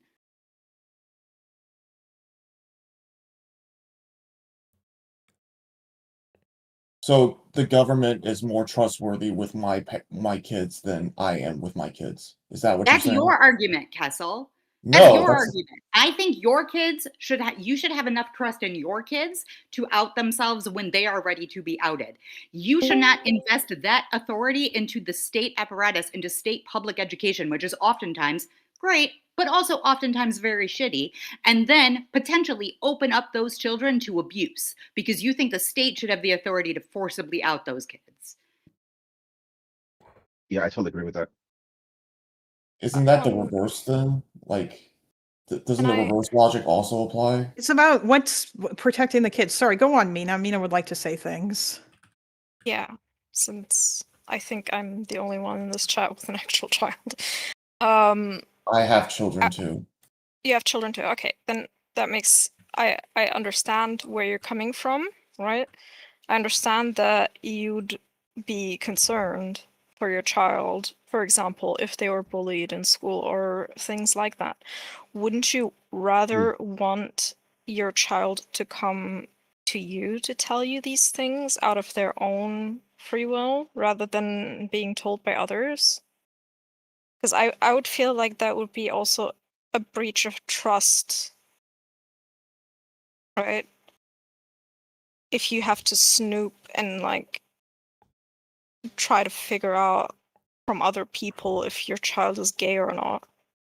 Or force teachers who might know that they're putting this child into an unsafe situation. Imagine having to force someone to put a child into a situation that gets that child. Hey, but it doesn't sound like Hassel's just said that, didn't he? I didn't want to come from like the point of view that like this child is being abused. I'm trying to come from the point of view as Kessel, as a parent.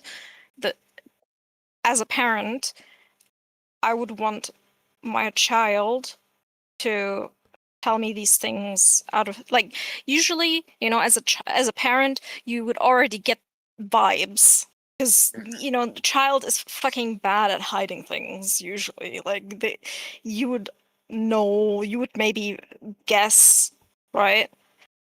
Something is going on. So right. I'm of The two thing minds is, here. I do want my child to trust me and be able to tell me, but at the same time, there are things in the way that our society is structured that kind of builds an adversarial relationship between the parent and child. Because there are times where there are things that younger kids will be more accepting of that older people don't necessarily agree with, and they'll hide that. So, like, for example, white nationalist views. Do I want my teacher to tell me that my kids have white nationalist views? I absolutely do. Are you comparing your child's personal private sexuality to being a white nationalist. Yeah, one of those but I'm things saying is. I need to know these things, and But I You don't don't need necessarily. to know. You oh don't my need to know if your kid is straight. You only need to know if your kid is gay. Even though, as a straight female, your daughter could very much is in a lot of danger all the time from all of the men around her. But you don't need to know that. You need to know if your kid is gay, though, because oh no, what if my gay kid is in danger? And What if also, what if my and also it's male kind of like being a white child nationalist because is you have to raping protect kids your and my white nationalist teachers won't son. tell me? Like what? Those things are not the same. If your kid is a white nationalist, that's a you problem. Sounds like you didn't raise him very well. If your That's kid is bullshit, gay dude. and doesn't feel like coming out to you, that's also a you problem. Sounds like you didn't give him enough faith in you to trust you with that. You are not entitled to that information, no more so than you are entitled to know what your daughter or son does in their bedroom as an adult, as a consenting adult. You don't get to know that shit. You just don't. You don't own your kids. They're not yours. They're not your private property. They're their own beings. They're their own beings, but at the same time, I'm raising them. Like that's not. There's I have there's Wait, could responsibility. we a lot let him of finish the sentence, please? Jesus. Yeah. The fuck. Okay, go. Like Castle. as a parent, you have responsibilities toward your child of feeding them and raising them and whatever, right? And instilling them with good values. But sometimes you're not always there to instill those values because you either put them in daycare or you put them in school, and they spend a majority of that time in those environments over None the of that time has you to do with spend being with them. gay. Your Let kid him doesn't finish. Let him finish. Let him finish. So as a parent, I need to know what's going on with my child, and I might not necessarily know because they spend a majority of their time outside of my house, and they're spending a majority of time looking online or reading online or being anywhere else but in the house. And I would need to know if there are issues and things that I don't know about my child. And I trust the school system to inform me about things about my child Again, because I this is not trust just the about your kids, school to Kessel. be taking care of my child. This is not just about your kids. One, two. This okay Your kid because doesn't learn. Your here's kid my problem. being Here's gay my isn't a problem. behavior. All Shut you up! I let you finish. see Shut up, or kids. I will fucking mute you because I let you finish. Your kid doesn't learn to be gay in school. That's not something that's getting taught to your kid. That's not something your kid is playing around with. That's something inherent in your child. You don't own that any more than you own the genitalia on their body. You don't get to own that. You don't get to own their eyeballs. You don't get to own their inner perceptions of how they see things. Those are not yours to own. Yes, you're responsible for feeding them and clothing them and teaching them right from wrong. But newsflash, you don't get to teach them whether to be gay or not. That's not your choice. That's not even their choice. That's how they're born. So no, just the same way you don't get to choose their fucking eye color, you don't get to choose their fucking sexuality, and you don't get to know about it until they're fucking ready. All right. Just so okay. I understand where Maruti is coming from. I understand, like, I personally I Maruti agree is with coming her. from I the wouldn't. perspective that the LGBT should be protected, which I understand, and I Yes. understand that idea. But at the same time, that comes at the cost of parents needing like you say that I don't own their ideas, but your kids I also understand where you're absolutely coming from. represent what a parent is. So if like this idea that they're their own being, they're not just their own being. They represent Their parents sexuality as well. is their own. You never get to do anything about their sexuality. That's their own. Just That like Yeah, I Laura said, understand this is that, more of a case just by like case their eye color. basis. You don't get to choose their eye color, Kessel. You can't say No one "Hey, is saying black, that I want can one with choose blue their eye eyes." color or their physical attributes or It's their the same sexuality. fucking thing, Kessel. It's the same No, fucking thing. You're arguing. You think you're not that I born gay? don't- Do you think being gay is a choice? I don't think that's what he's saying. He's saying he doesn't think that kids are taught to be gay. I don't know where this argument came from. Yeah, it's not about them being taught to be gay. It's I should know about these things. That's it. Why? I should be Why? informed on these things. Like, what the fuck is wrong with Why? you? Why do you need to be informed on your child's sexuality? That is theirs and theirs alone.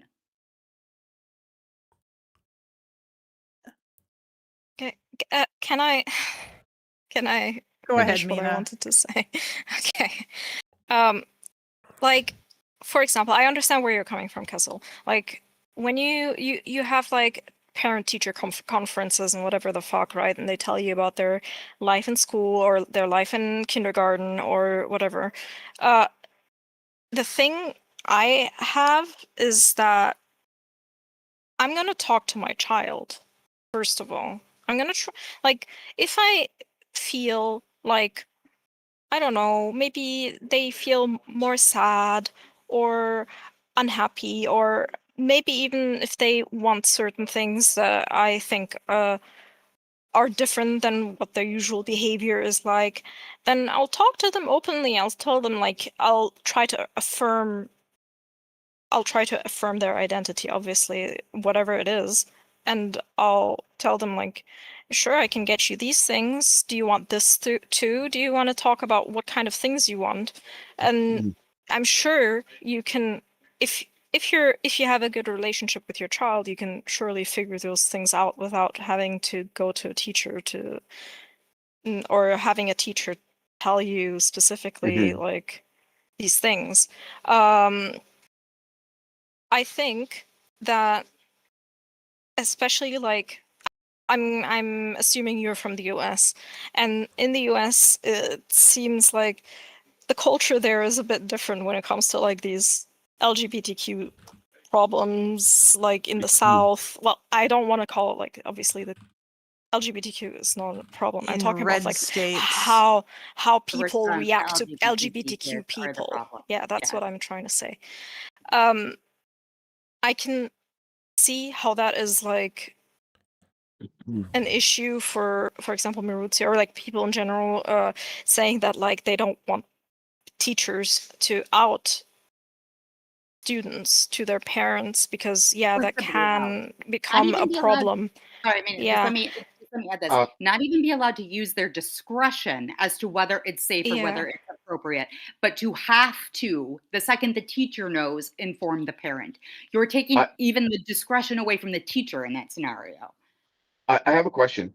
Why is the child afraid to tell his parents? And like, I think that is very important. I think it's Also, I more mean, I like feel like a a parent's obligation. social thing where, like, in society, they always, like, for example, I don't know, school children will like bully them for being gay, and then they're scared that maybe their parent might also think that way. But usually it's That's fair. I don't know, like usually it's just fear, right? It's fear. I mean, shouldn't a parent's obligation as well be to have a conversation about sexuality with their child? How do I have a conversation with the sexuality of their child if I don't know anything about their sexuality other than Hold on, they're can probably I straight? just a second? Isn't a parent's obligation to ask? Everybody stop. I'll ask Loner a question. Just a second. on. This is Hold a on. moderation thing. Just a sec. I just want to ask Loner.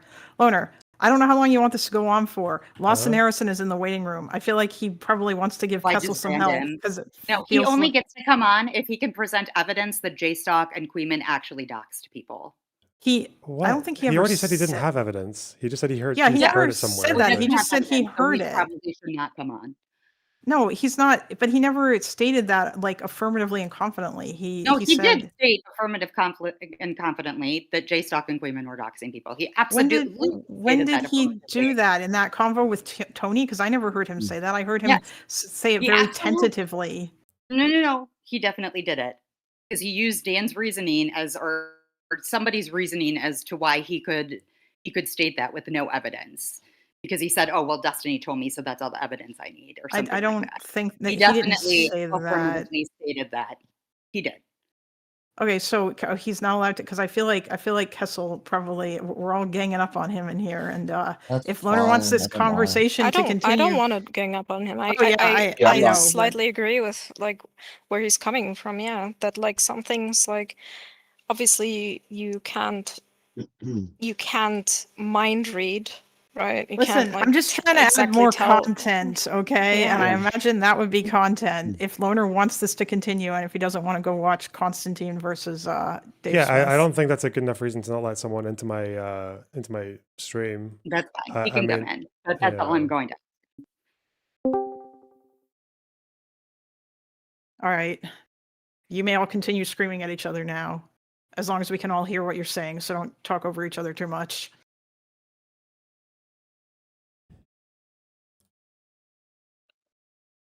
I think there's a fundamental misunderstanding of my view, which is you think that I just You my said your interest. view over and over, Kessel. You Yeah, said but it. you think my view is that gays are dangerous or that No, I don't think that's your or view. parents I think your don't view deserve is to know because I think your view is if that you raise one, them wrong, you you don't have deserve to some know. sort of Like, ownership of your child that you don't actually have.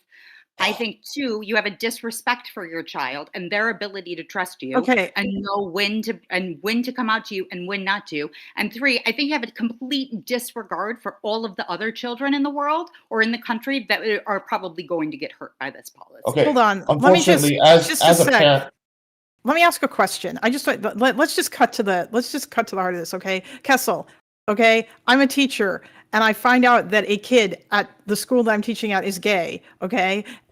Maybe he tells me, or maybe I hear about it or something.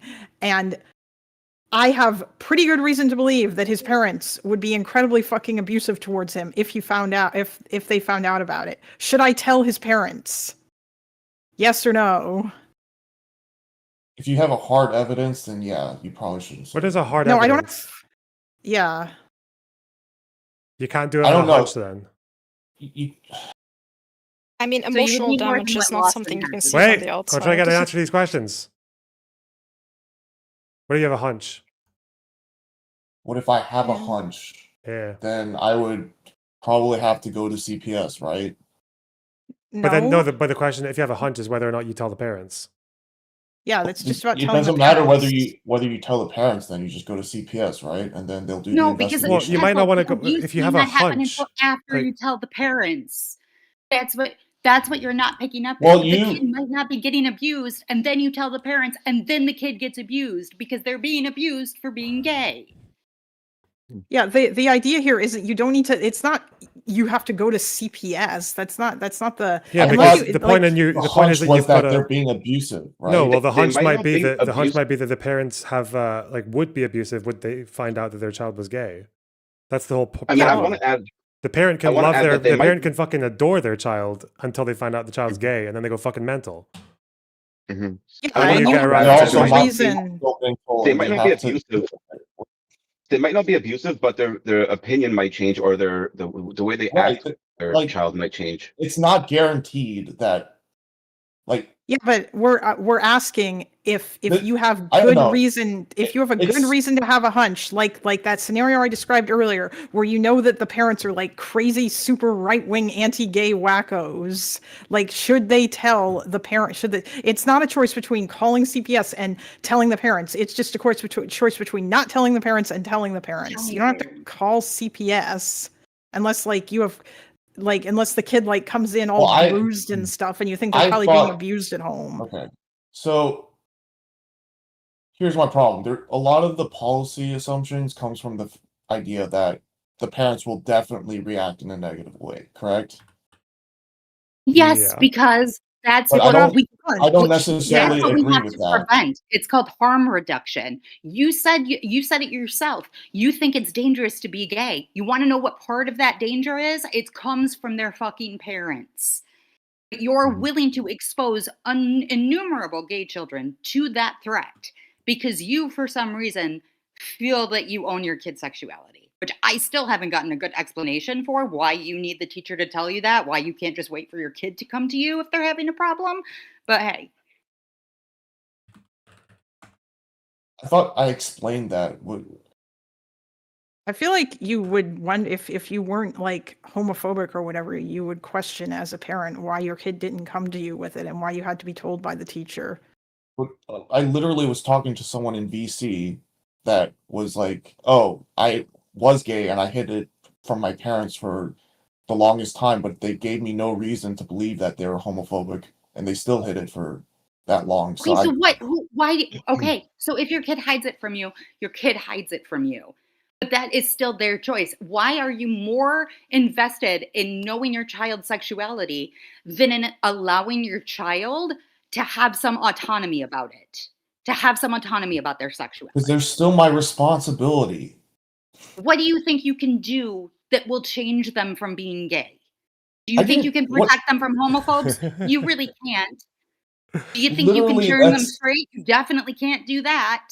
with the idea All they're that gonna do is trust you less because I you think didn't trust them enough to know you when to think that do it. there's no reason to know why your child is gay, and there might I not be think other I I think think reasons. what there he is no means is reason to like force it out you. helping them No. find resources. Like if you have a trans child, you can help them. I don't think that there is any Gender reason to affirming force care. You think out most a parents Yeah. don't want to help their But child? Is that how you view I don't parents? think there is any reason to forcibly out a child. No.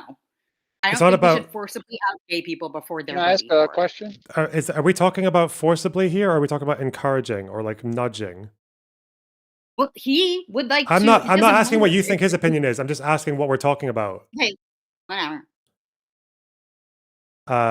Castle? Or yeah, go on, Kessel. Because I still don't I know what think the policy here is that we're disagreeing on. I thought the Um, policy was that they're not allowed to talk about the fact that they are gay.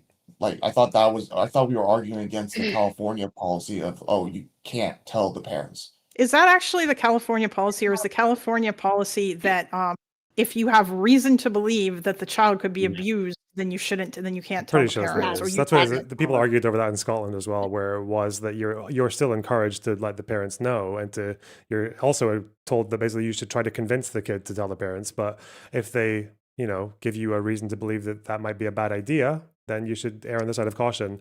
But then try again later. Even then, even if the kid's like, oh, I don't know about that, then you're supposed to still just check up on them in 6 months and see, because they might have other reasons for not wanting to tell. But yeah, it's not like. But I'm just asking if you have an issue with that particular policy. But because it seemed It earlier like we seems weren't likely sure a place about of what to parental say when concern to want there's a to accommodate hunch. their Like if you have a child for hunch that being something gay, might be but wrong this with is telling the projecting parents, that parents are likely to be understanding is as it they okay found to out not tell from them? someone else. Or should you still I tell don't them? know. Can your hunch be wrong?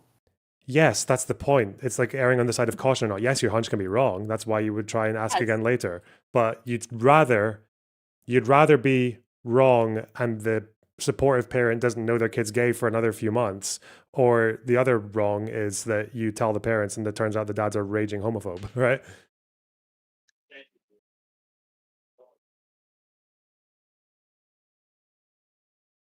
Can I ask a question? Are we talking about like teenagers? Yeah, we're obviously talking about kids, like youths. Okay. Well, okay. Who else do you think we're I talking mean, about? Fucking 20-year-olds. Anecdotally, like my mother told me one time that if I had turned out gay, she would have disowned me. So like, I understand like my mom is a great mom. Like she is an amazing mom to me. But I could not imagine saying the same if I was gay. Right? There is the probability that, if you're gay, your parents would just do a 180 and become terrible human beings. Yeah, or kick you out of the house, or like, yeah, it's just there. It's such a, and also like we're just talking about gay stuff here, and like that's not even getting into like trans people as well too, because that's a whole other thing, because that involves like there's more to that usually than just like who you love, in terms of like if you want to be called by different pronouns at school, or if you want to go, I don't even know the extent to which social transitioning or Do me this favor and just answer this hypothetical, right? Okay? So under this policy that teachers have to tell parents, you're a teacher and a kid comes to you and says, hey, I'm gay, but my dad watches Matt Walsh and he said that if his son was ever an F slur, he would kill him. Do you think that teacher should be forced to tell that parent? Oh. Okay. So then you don't agree in the policy of forcing kids or forcing teachers to out kids anymore, correct?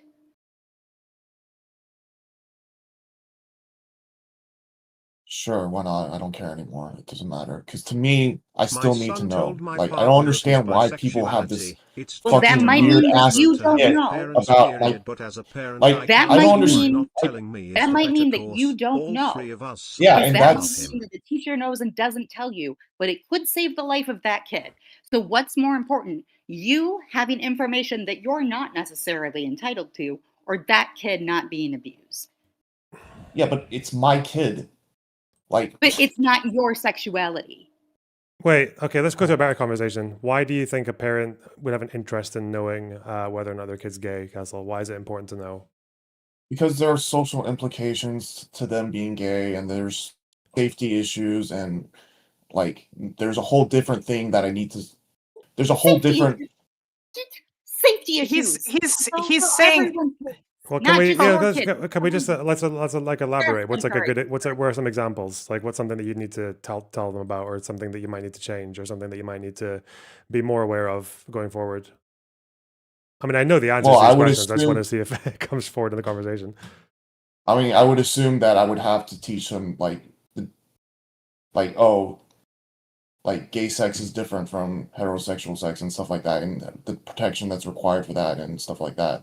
But like I said before, shouldn't sex be a discussion that parents should have with their child when they're like relatively young? I mean, That sex I thought we were depends. talking about teenagers and not. I mean, We that's are a totally talking. different conversation. Yeah. We can't force parents to be good parents and talk to their kids about sex. They're Yeah, doing that's perfect. why that's why comprehensive sex education is an important and good idea, and it Exactly. should be taught in Yeah. schools rather than expecting, because not all parents are going to do it, because some parents are embarrassed about that shit, or they don't want to talk Which to their means, kids. Kessel, Yeah. you don't have to teach your kid that. If you support strong sex education, you won't have to teach your kids that. Yeah, but we don't always Unless they have want- strong sex education. Like we had to have No, there's a gay person but in I my school who mean- had to like specifically ask about it because there are kind of obvious problems with that, with gay people maybe not knowing a thing or two about like specific stuff to themselves. Yeah, shit. Can I ask Cressel a question? Sure. Let's say like you find out that your teacher or that your kid's teacher knew that they were gay for like a year or whatever, and they didn't tell you, and you were like, hey, why didn't you tell me this? And they're like, well, there's some parents at our school that are less than sympathetic to gay kids, and I wasn't sure what your feelings were about it, so like that's why I didn't tell you. Would you kind of understand that, or would you still be? I mean, I know you still want to know. Well, I agree with you. For What do you one, think? I'd be fucking is this real? pissed because I don't indicate that I hate gay people, and then Well, why sure. would- I'm not saying that. Yeah, I'm not saying you were. I'm just saying like they had a hunch and it was incorrect, but they had a hunch, and their hunch was based on like looking out for your kid's safety. Personally, I would understand, assuming the teacher wasn't a total idiot.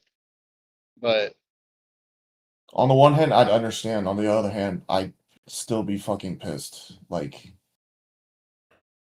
why would you assume that I'm like a homophobe just because everybody else appears to be a homophobe? You don't that like you're specifically applying this to you, and you're saying like and like you're perturbed at the notion that this would be kept from you. Like, would you not in that particular situation be perturbed at the notion that your kid didn't want to come and tell you? Like, would you not like wonder, what did I do that made it so that my kid didn't want to talk to me about this and instead told their teacher? Because there are any number of reasons why they could be perturbed not to tell me. Their kids around them might be saying, "Oh, you can't trust your parents," or your teacher is like, "Oh, you can't trust your parents," or any number of things could happen in a social environment where they're like, "Oh, your parents will never understand."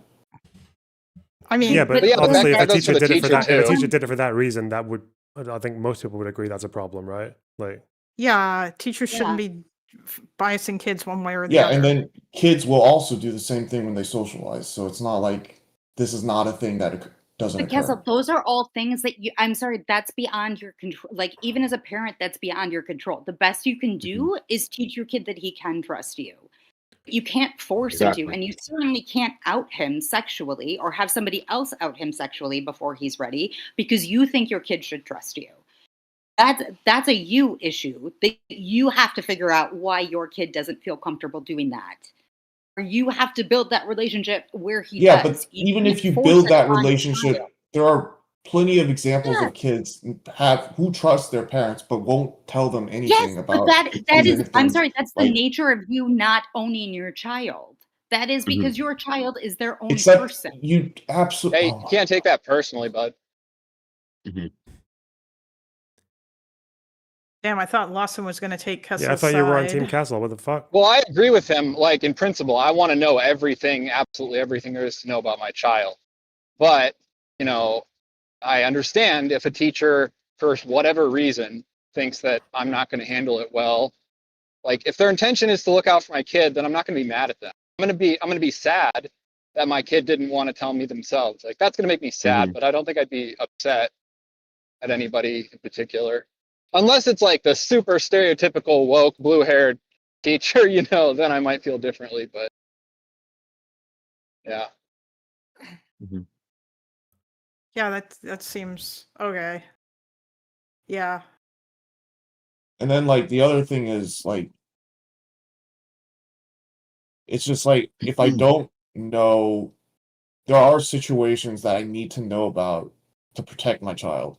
Like if they're gay, I would need to know that they're gay, and then what are the possible attack vectors for that is. Like I don't understand this idea that You can parents have aren't that trying to plan in be. motion. Russell, Oh you my can have a plan to protect your child without having to forcibly out your child to you. You can observe your child. You can have that plan in place. You can teach your kid, whether your kid comes to you and says, Dad, I'm gay, or your kid's teacher comes to you and says, hey, your kid is gay, you can still have those conversations with your kid. You can still say, hey, these are a list of smart decisions and stupid decisions. And here, some people like boys and some, you can do all of this without forcibly outing your child. Can I just say that it's not about you and your child. It's not about protecting kids from the good parents. It's about protecting them from the bad parents. Mm-hmm. Yeah, but You know. that's the automatic assumption is that the parents are likely bad, isn't it? That's By no, that it's policy? not. We're No. talking about No, if they when- have. That's not how this policy is exercised, as Loner when- and I and everyone has explained. When I It put is a as lock on my door, possible. it's not because I expect every person out there to try to break into my house. Like other than Mina, who else actually has kids? That's I so do. stupid. You don't have to Does. have kids No, I'm to know how to asking. have this conversation. I'm asking because the Yes, perspective, like I used to have. I do, and I would like to know before I everything had about my kids, kid, it's- and I know my kid don't tell me stuff for stupid reasons.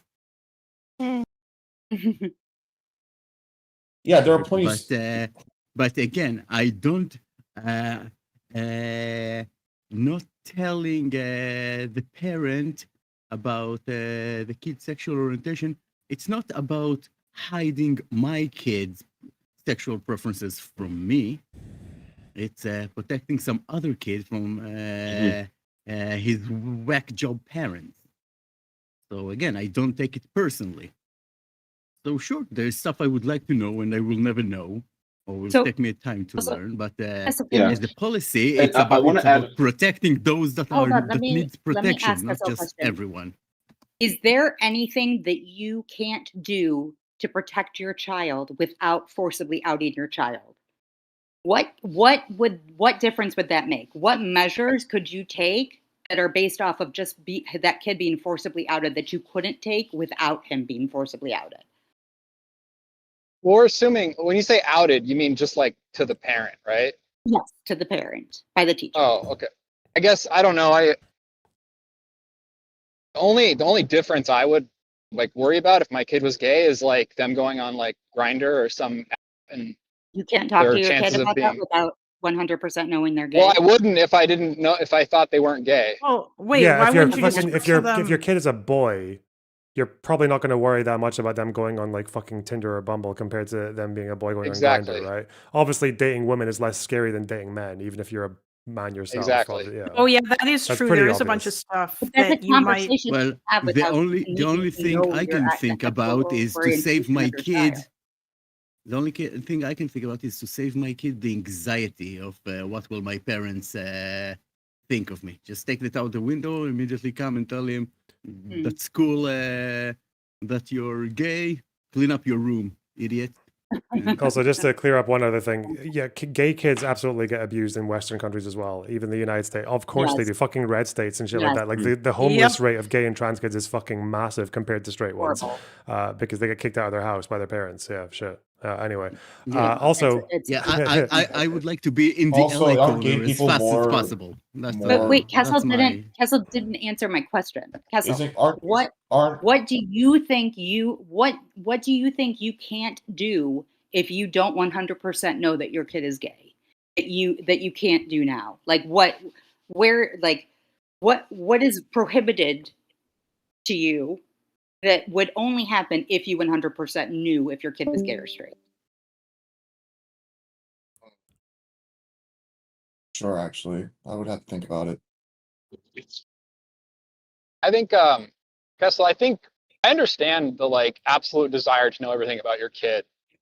It's just important to make sure that you don't like prioritize that over, like the other stuff. Other kid safety. Sure, but that just Well, no, I mean, you knowing if your kid is gay or not doesn't put other kids at risk.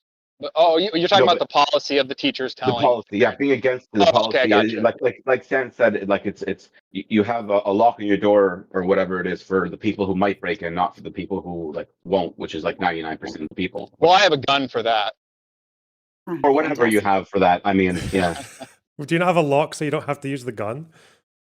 Right. Are you one of those people who leaves your fucking door like advertisably open from the outside just so you can stand your Please fucking come in so I can castle? shoot you. Yeah. Stand your You're ground. trained for the day that you get assaulted, so you can.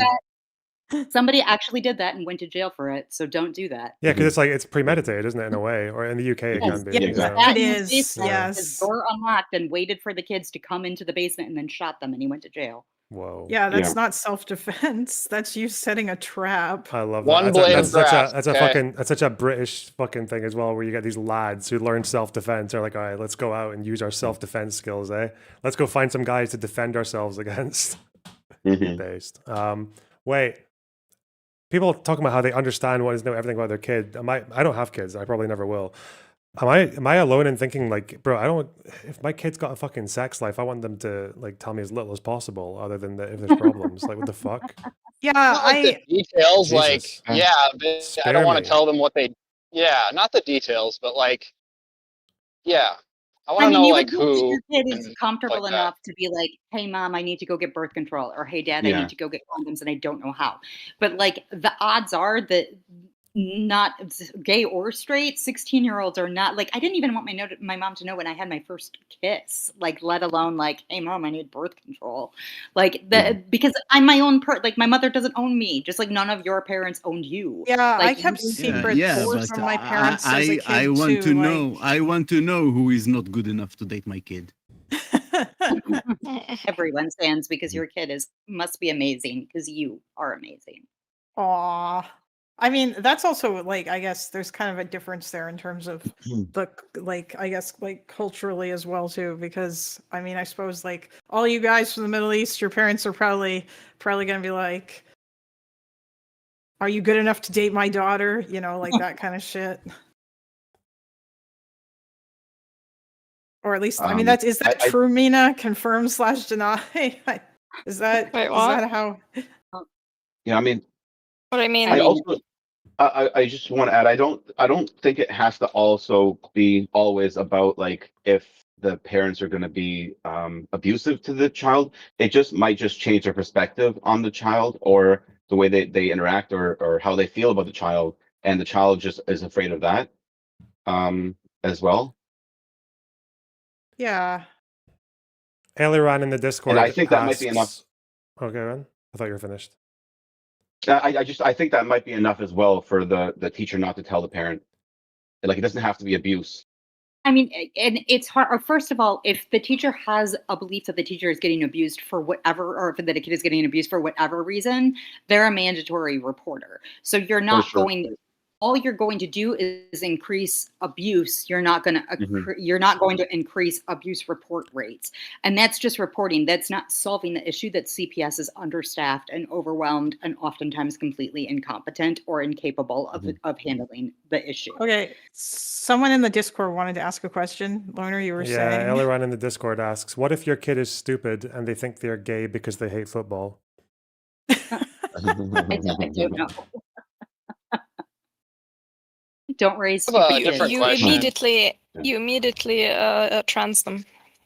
Right? Yeah. I don't like football and I'm not gay. So I have a question that will create some content if you want to keep going with it. Sure. When is it okay, if ever, to read your kid's diary? If you're bored? I don't think that would be okay. My diary had a lock on it and I hid it, so no. No, I wouldn't. And do I hate that. to break it to you, but like a bobby pin could pop those locks. Yeah, Yeah, probably. I don't think that's don't ever know if okay. I never wrote anything crazy in there anyway, but I'm just saying, like, I feel like that it's just like this idea that your parents have to know everything about, like, we were all kids once. Imagine, would you want your parents to know everything? Common sense. Like, there is Like no he one was great looking answer. like To he think was that there is having one right heroin and answer have here like is fucking retarded. Have some common sense. I don't know. Is your kid covered in bruises and withdrawing from the world and have track marks in their arms? Then, okay, yeah, I guess then pop the lock on your kid's diary and read it. But like, there is no one right answer to that other than just like use your common sense. I do like the thing with do you need to know everything about your kid? It really hinges on whether or not parent is a good parent. Because if they are, the more they know, the better. It's the bad actors that kind of ruined this for everyone else. I mean, I think it depends on what it is that you want to know or the kinds of things we're talking about, right? You know, like you don't need to know absolutely everything. I don't I would like want to know if my child was a white nationalist. And I mean, would I think want to put a it stop to that. depends. Like, You would probably know. Like, also, I think Oh my aren't as gosh! smart what the- as we're all are you pretending they are. They're not that great at hiding shit. Your parents probably knew everything about you. yeah, I No, agree. they But didn't. also, I think, like, I don't for think that's example, true. if your Fucking hell, child like- is trans, getting them like gender affirming care is probably a thing they should start as like early as their identity is clear. Like, that's something I think that would help them Yeah, in or their getting them like mental to, health and to go their talk to the doctor identity, to like find out if they have yes. dysphoria, and yeah. Like, that's something that's like, I would say, like, pretty crucial. But I wouldn't But want if you're a parent to who like doesn't want to give, I don't want to like obviously if you're a parent that like doesn't want to get a child gender, like support them to get gender affirming care, then that's like a fucking problem in my opinion. But I also don't really want to make my child distrust their teachers or distrust me for invading their like privacy in that way. But yeah, it's Well, don't obviously tell them like you did it. what? I'm half kidding, but only half. I mean, the idea is so you read the diary because you think something's wrong, like Beauty said, only common sense. And if you don't find anything like relevant, then you just, forget about it. Well, I feel like, hold on now, if you unless it's something crazy, actually, I guess maybe, yeah, if you forget about it or if you don't say anything, but you probably would decide whether or not to do that. In terms of like the white nationalist thing or whatever, I imagine that if you're talking about kids that are like, let's say, I don't know, 12 to like 16 or like younger than that, however young it is when you allow them on the internet, a lot of good parents will have monitoring tools, and they will also set up filters and stuff to make sure that their kids don't stumble onto certain types of websites that they don't want them on, and they'll be able to see what it is their kids are looking at when they surf the internet. Now, when I was a kid, I don't think my dad ever had any of that stuff, and so like that, none of that stuff was ever set up. But I mean, it was still like I wasn't allowed to go on chat rooms and yeah, because that was like in the 90s though. So what? I mean, you don't, Mina, you don't didn't think have that most either. parents? I didn't have that.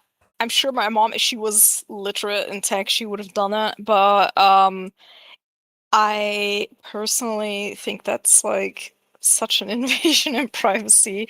Like, also, I fucking hate the internet. I might honestly just like not give my child access to the internet at all.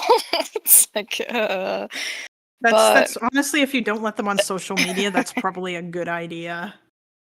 Yeah. I don't have a kid yet, but I have a kid coming in March, and I was worried. Congratulations. Like, thank you. I was worried because I don't want my kid to have social media until they're like 15, 16. And I was worried because you don't want to be that one parent who their kid doesn't get the thing that all the other kids have.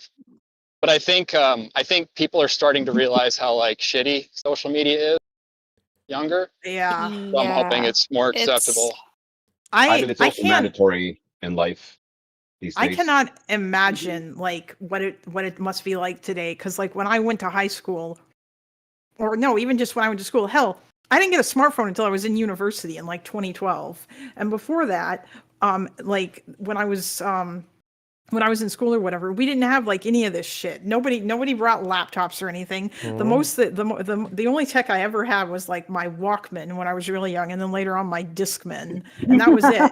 And so it was just so weird. Like the thought of like kids, everyone's got a cell phone now, and some kids at some schools take home iPads and shit. And I can't imagine. That must be like crazy. Like I imagine that a lot of classrooms must just ban kids from having cell phones because it's such a distraction.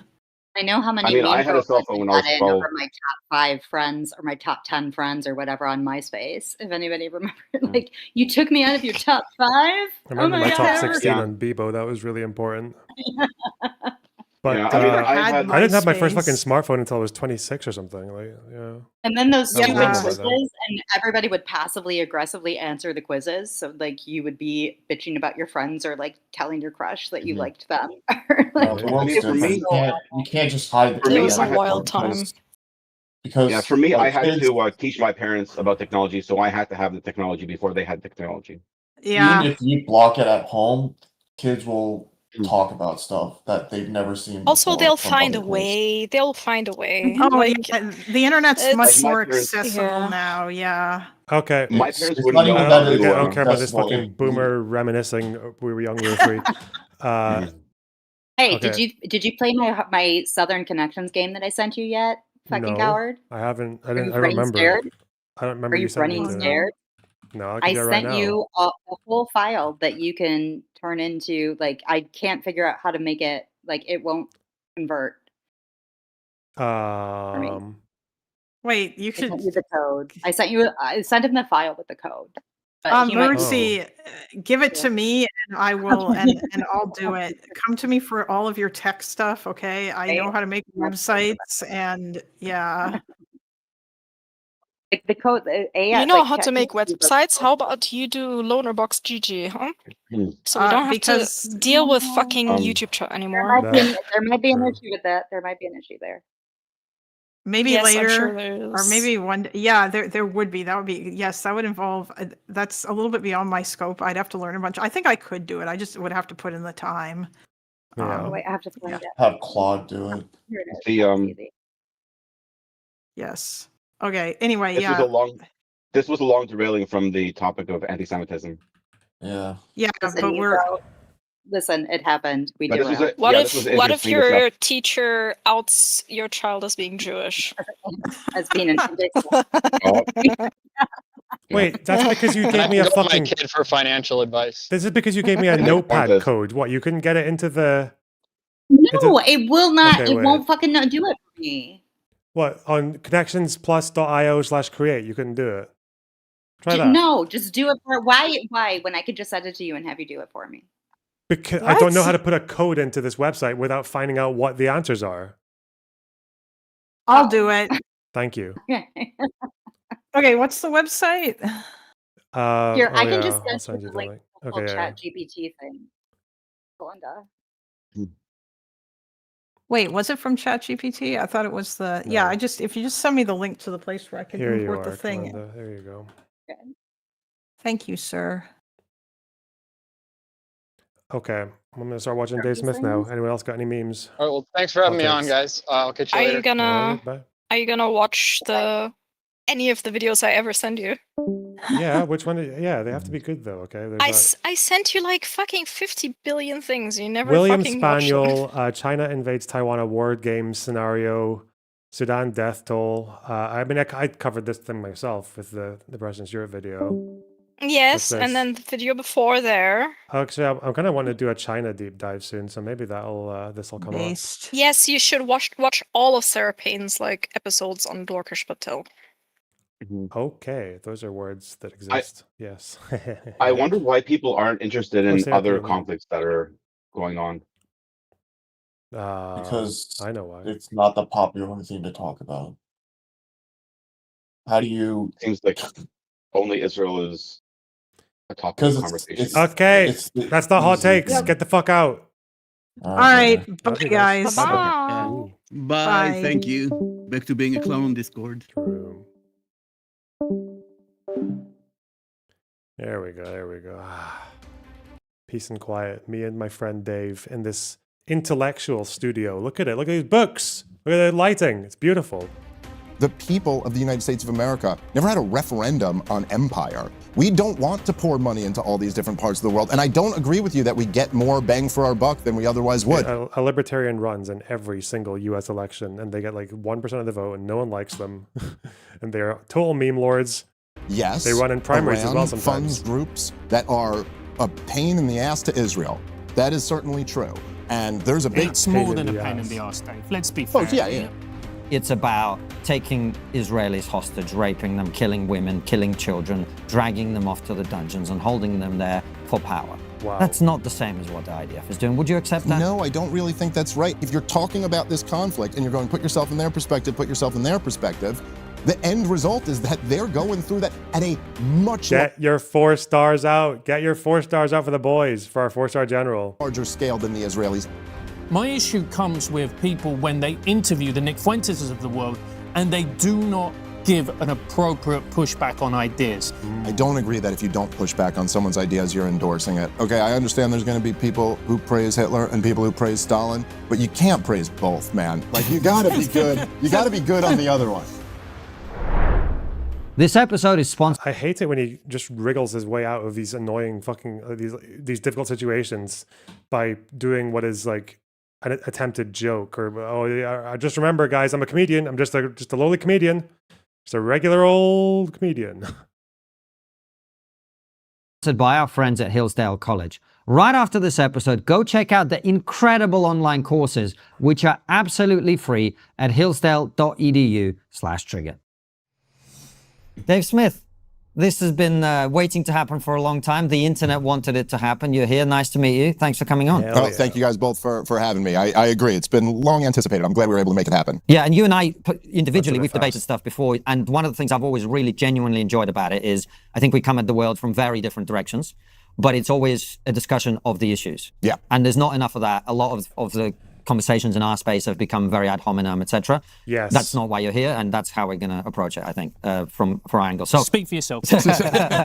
Yeah, Francis has a list of quotes from 2012. Yeah. Well, it would be great if me and you did a good faith debate, and me and you just did like a vicious, and we could just go back and forth. I like that idea. We can try it out. Try both. Star emoji, star emoji, star emoji. Thanks for the $20. My 4-star general. That guy doesn't exist. Good YouTube channel. Go follow him. Yeah. Yeah.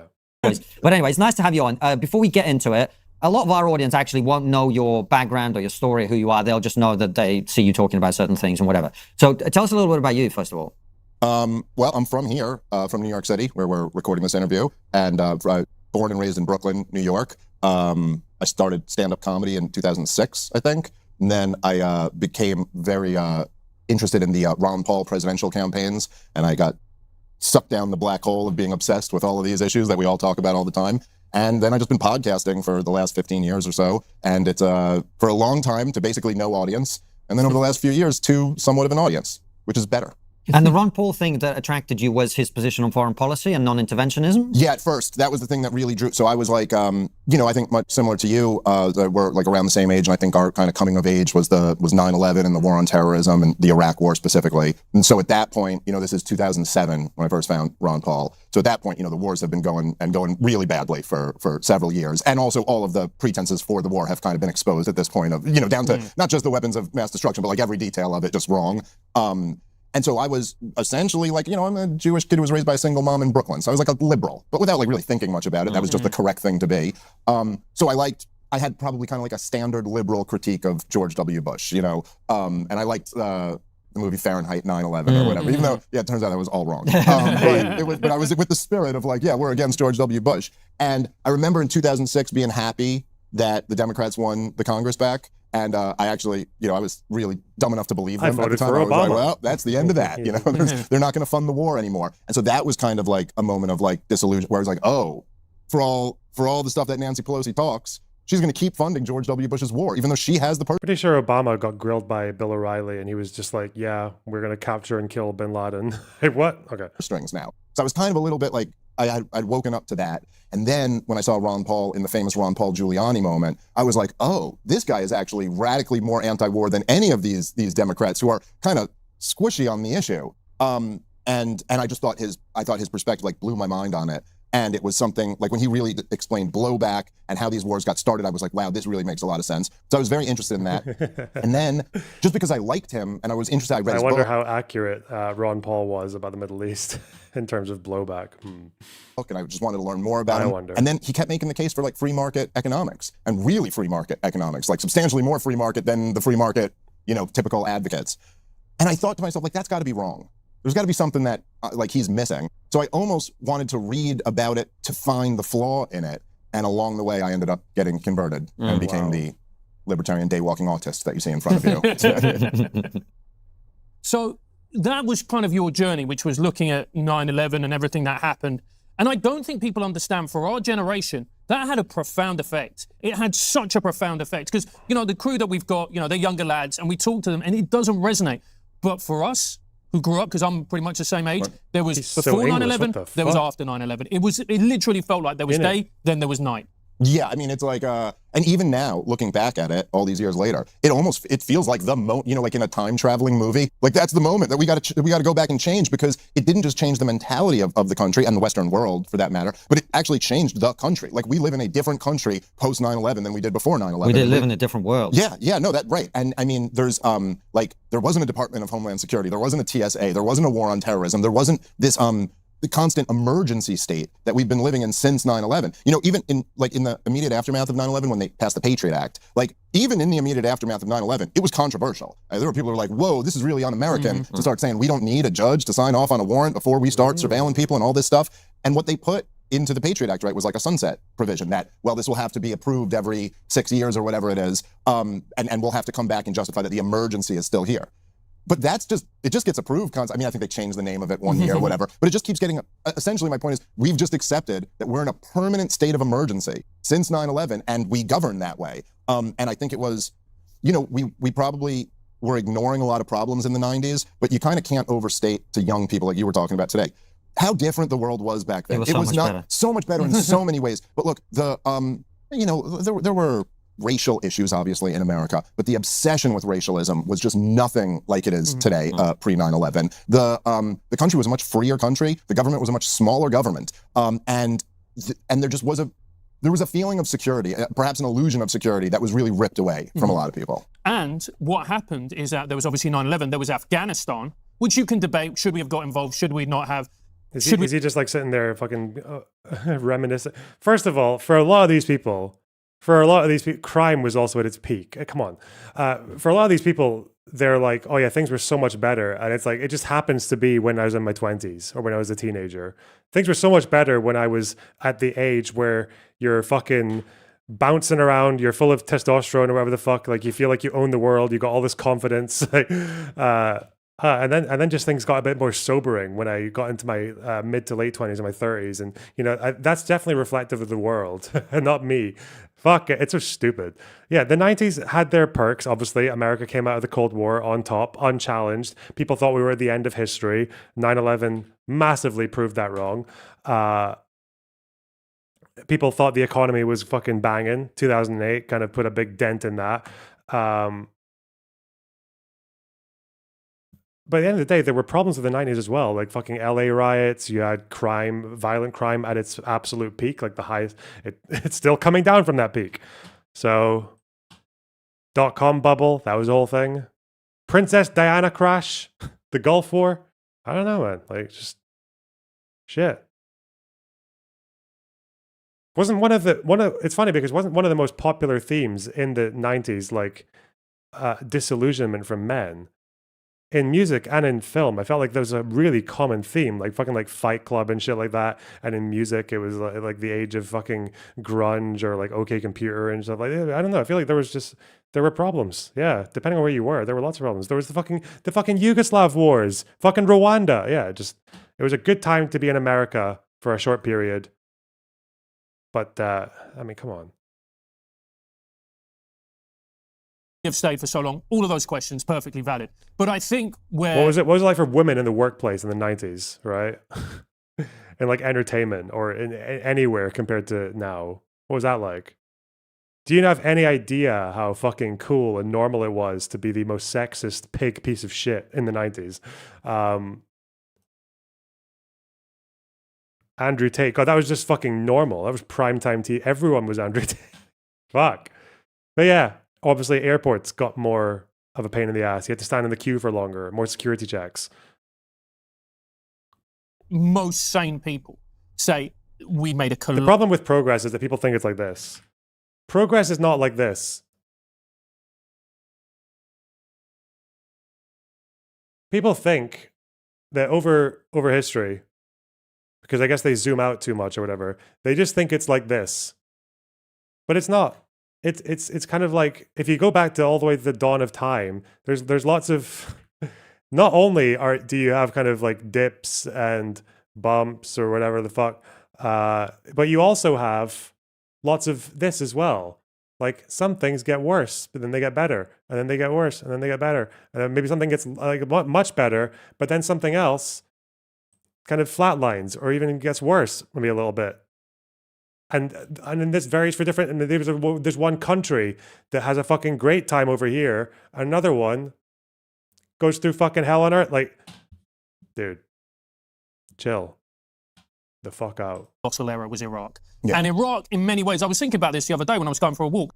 And people might get a little bit triggered by this, but it was kind of our generation's Vietnam where we went, oh, what you said and what the truth is, those are two separate things. Yeah. I would go even beyond that, which is it's not just what you said. It's like there were millions of people on the streets of Britain when we would have been, I don't remember how old we would have been.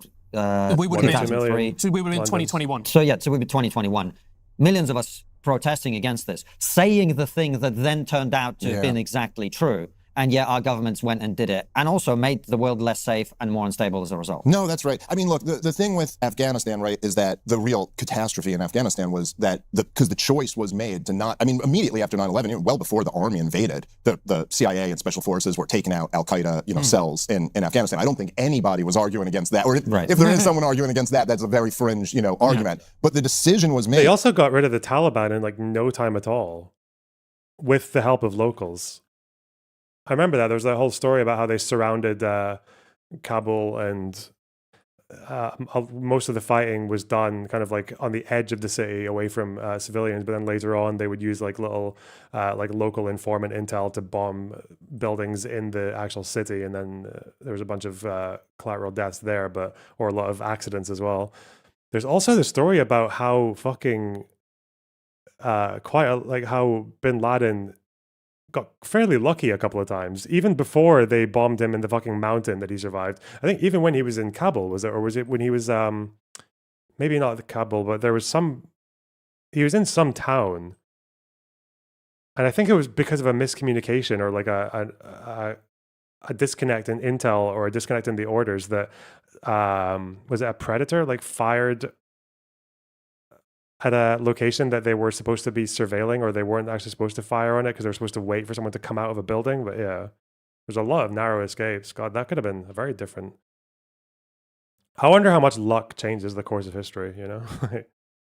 That no, we're not just going to take out the Al-Qaeda cells, but we're going to fight a regime change war against the Taliban, which is a totally separate thing. Like it's a much different thing to say like they're guilty of the crime of housing somebody who planned to attack us, because no one was really alleging that the Taliban was in on the plans for 9/11. It was just that they essentially rented a room to Osama bin Laden and his guys. That's that's like going to war with the landlord because a murderer lived there. Look, maybe it's a little bit different than that, but it's certainly not a given that we should have. They rented a room because they really liked this guy Osama. Listen, sure, and I'm not, look, and our government had a long history with the Taliban, both positive and negative. But yeah, I mean, look, the Iraq war. When did America have a positive relationship with it? Is he confusing the Mujahideen with the fucking Taliban, which they always, whatever. And then also just the fact that, like, the fact that they put this axis of evil together of Iraq, Iran, and North Korea, 3 countries that the only thing they have in common is that none of them had anything to do with 9/11. Like, it just clearly was not about that. And it was very transparent. I mean, I guess to this day, and maybe we'll debate, like, people still debate what exactly the motivation to go into Iraq or what exactly, led to all of these wars or what the components were. But the thing that everybody kind of just knows is that the Bush administration had a bunch of war-hungry people in their ranks, and that they used 9/11 essentially as an opportunity to cash this blank check for war. And I do think, and I've tried to express this many times because I do think it's like fair to be as charitable as possible. I think they believed in the hype. Like, I think that they believed like these war, like when they said it'll be a cakewalk, I think that's what they envisioned. Like that it was like, I don't know, this again, they still had 90s mentality. They were looking at the war in Serbia or the interventions in the Balkans, or they were and going, this will be easy. Look at the 91 war in Iraq. We could just go overthrow Saddam. We can topple, the Soviet Union's gone. We could topple all these countries. But what it ended up being, I mean, is just like, the greatest catastrophe of the 21st century. I mean, just millions of people slaughtered, tens of millions of people displaced or injured, and and every last one of the countries, every theater, worse off than it was before. And it's really interesting to see the impact that has had on America, because it's had an impact in the UK. I haven't really looked into this. Is Iraq worse off now than it was in like 2000?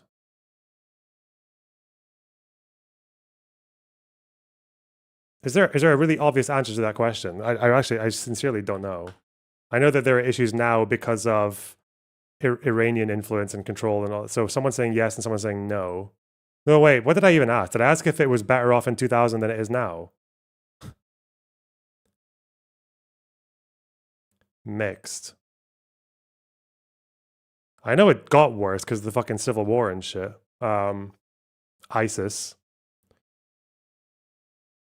It's funny because when I was reading Tony Blair speaking at the Chilcot inquiry, you know that Tony Blair actually used Saddam's propaganda as a justification for the war, because at Chilcot, right? At Chilcot, Tony Blair said that, oh yeah, before we went in 2003, the infant mortality rate was massive. It was like 200 per 10,000 or whatever. It was like one of the worst in the world. It's come way down now. But he was repeating a line of Saddam Hussein's making of the government when they were basically exaggerating and using very bad research and manipulating data to make it look like the sanctions had caused a famine that killed over 1 million Iraqis. But Blair repeated those numbers that were obviously false. In the Chilcot, in 2011, long after it had been established, when obviously coalition forces had access to Iraqi documents, and they knew obviously that wasn't the case, but Blair just went and said it. It was remarkable that he did that.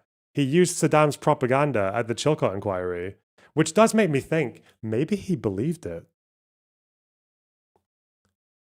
Every now and then when I hear these world leaders talk about Middle Eastern countries, even if they're involved in world-changing decisions, how many times do they just sound like they have no fucking idea what they're talking about? It's crazy.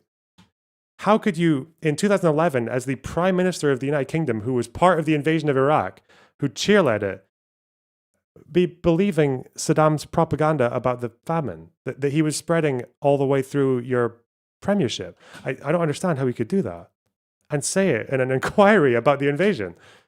It's unbelievable. Let's see if I can come out the exact. Yeah, this was him in 2010 to the Chilcot inquiry. Just focus for a moment on what the Saddam Hussein regime was like. In 2000, 2001, 2002, they had a child mortality rate of 130 per 1,000 children under the age of 5, worse than the Congo. That was despite the fact that Saddam had as much money as he wanted for immunization programs and medicines for those children.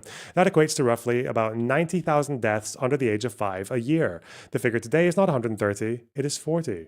That equates to about 50,000 young people, children who, as a result of a different regime that cares about its people, that's the result of getting rid of Saddam makes. The result getting rid of Saddam makes. That was never, this 130 was never the case. It was Saddam's, government workers who went and worked with independent researchers to gather data and obviously fabricated a lot of the, it was based on family interviews, and they fabricated a bunch of deaths, or they included things like miscarriages into excess deaths to inflate the numbers. But Tony Blair's repeating it in 2010 at the Chilcot inquiry after every international organization has obviously changed their data because the 130 number never actually happened. It's fucking mental. They'll just say anything.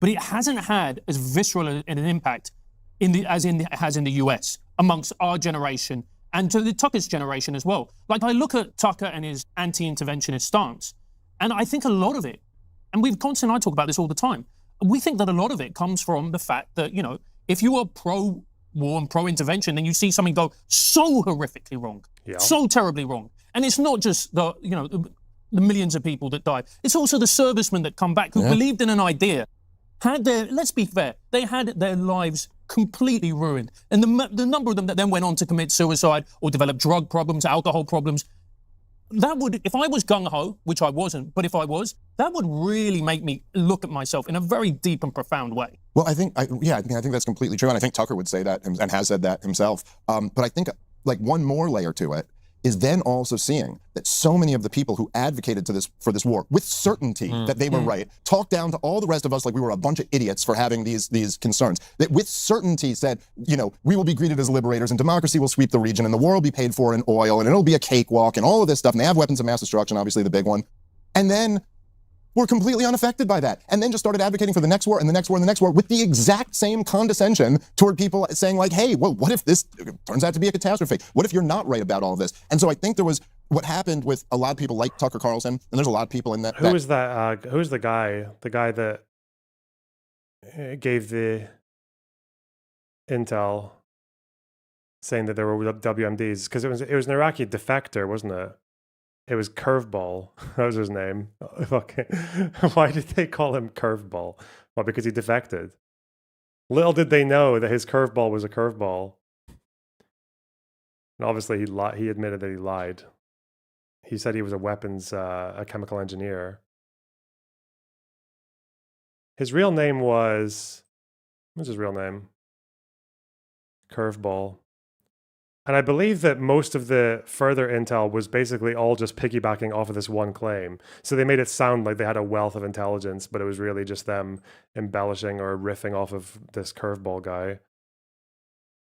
Rafid Ahmed Alwan al-Janabi. I wonder what he thinks about Iraq now. I wonder what he thinks about his... Maybe I was right, maybe I was not right.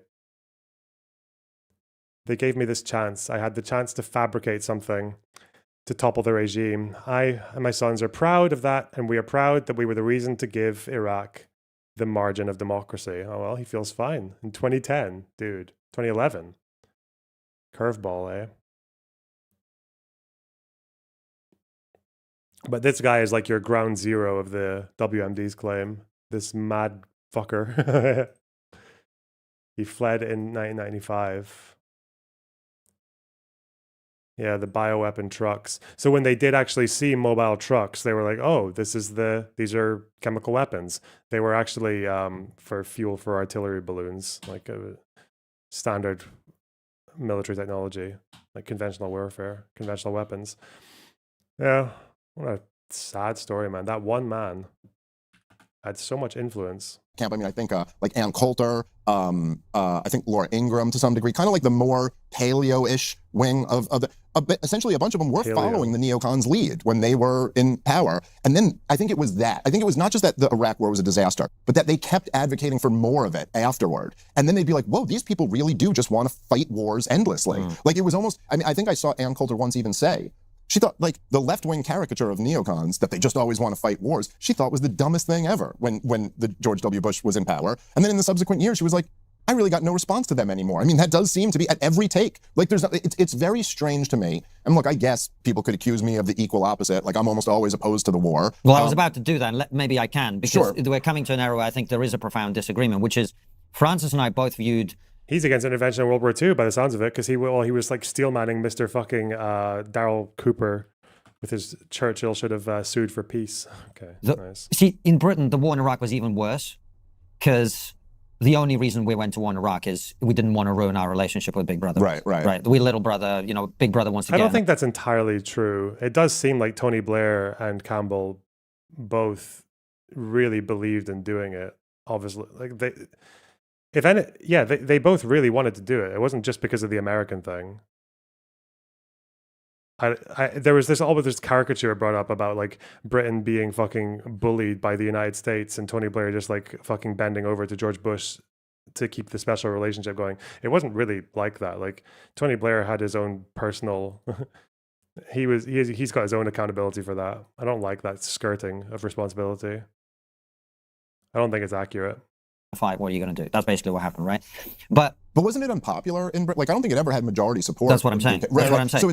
So Tony Blair, it was Tony Blair making the decision. Tony Blair really if you read between the lines of what he said at the time, it was basically like, well, if we don't do this, America won't be our friend anymore. Yeah. And by the way, if you're Britain, that's kind of a big deal.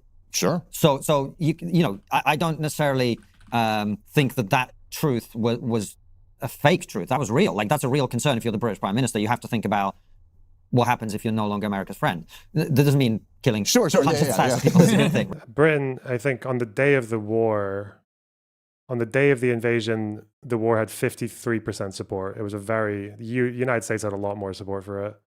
That's so crazy because it just, obviously I'm in Scotland, and in Scotland we are kind of like a little bit feisty when it comes to the English. I don't think in Scotland, it just felt like everyone was against it. But the fact that it got like...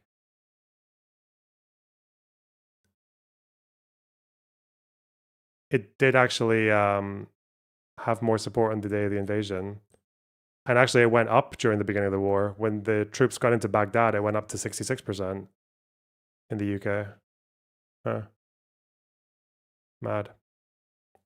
Right. But here's what I was going to ask you, because we had... It's all the English, man. It's fucking English people dragging down every other country in the UK. They always do it. They do it with Brexit. They did it with Iraq. I don't actually know for a fact that Scotland never had a majority support for Iraq, but I could say it with confidence. Surely. Is there a way to find out? Did any poll actually break it down by country in the UK? Same reaction to Iraq in particular. But I also think going to the other extreme and saying there is no situation when we have to go out, and particularly if you are America. And look, I know this is maybe an area we might disagree as well. You like it? Oh, wait, is that true? Public opinion in Scotland was mostly against the war. Scottish Social Attitude Survey. Let's see. Scottish Social Attitude Survey. My stomach is doing all kinds of weird shit right now. Scottish Social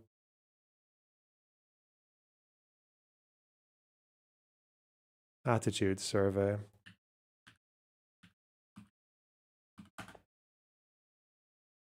Too much cereals. No, it's soup. Cockaliki. Iraq War.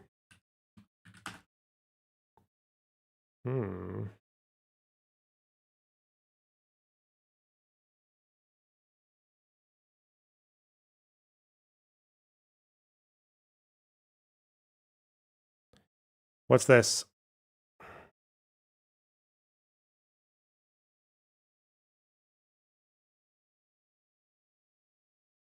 That's about the Scottish Parliament. I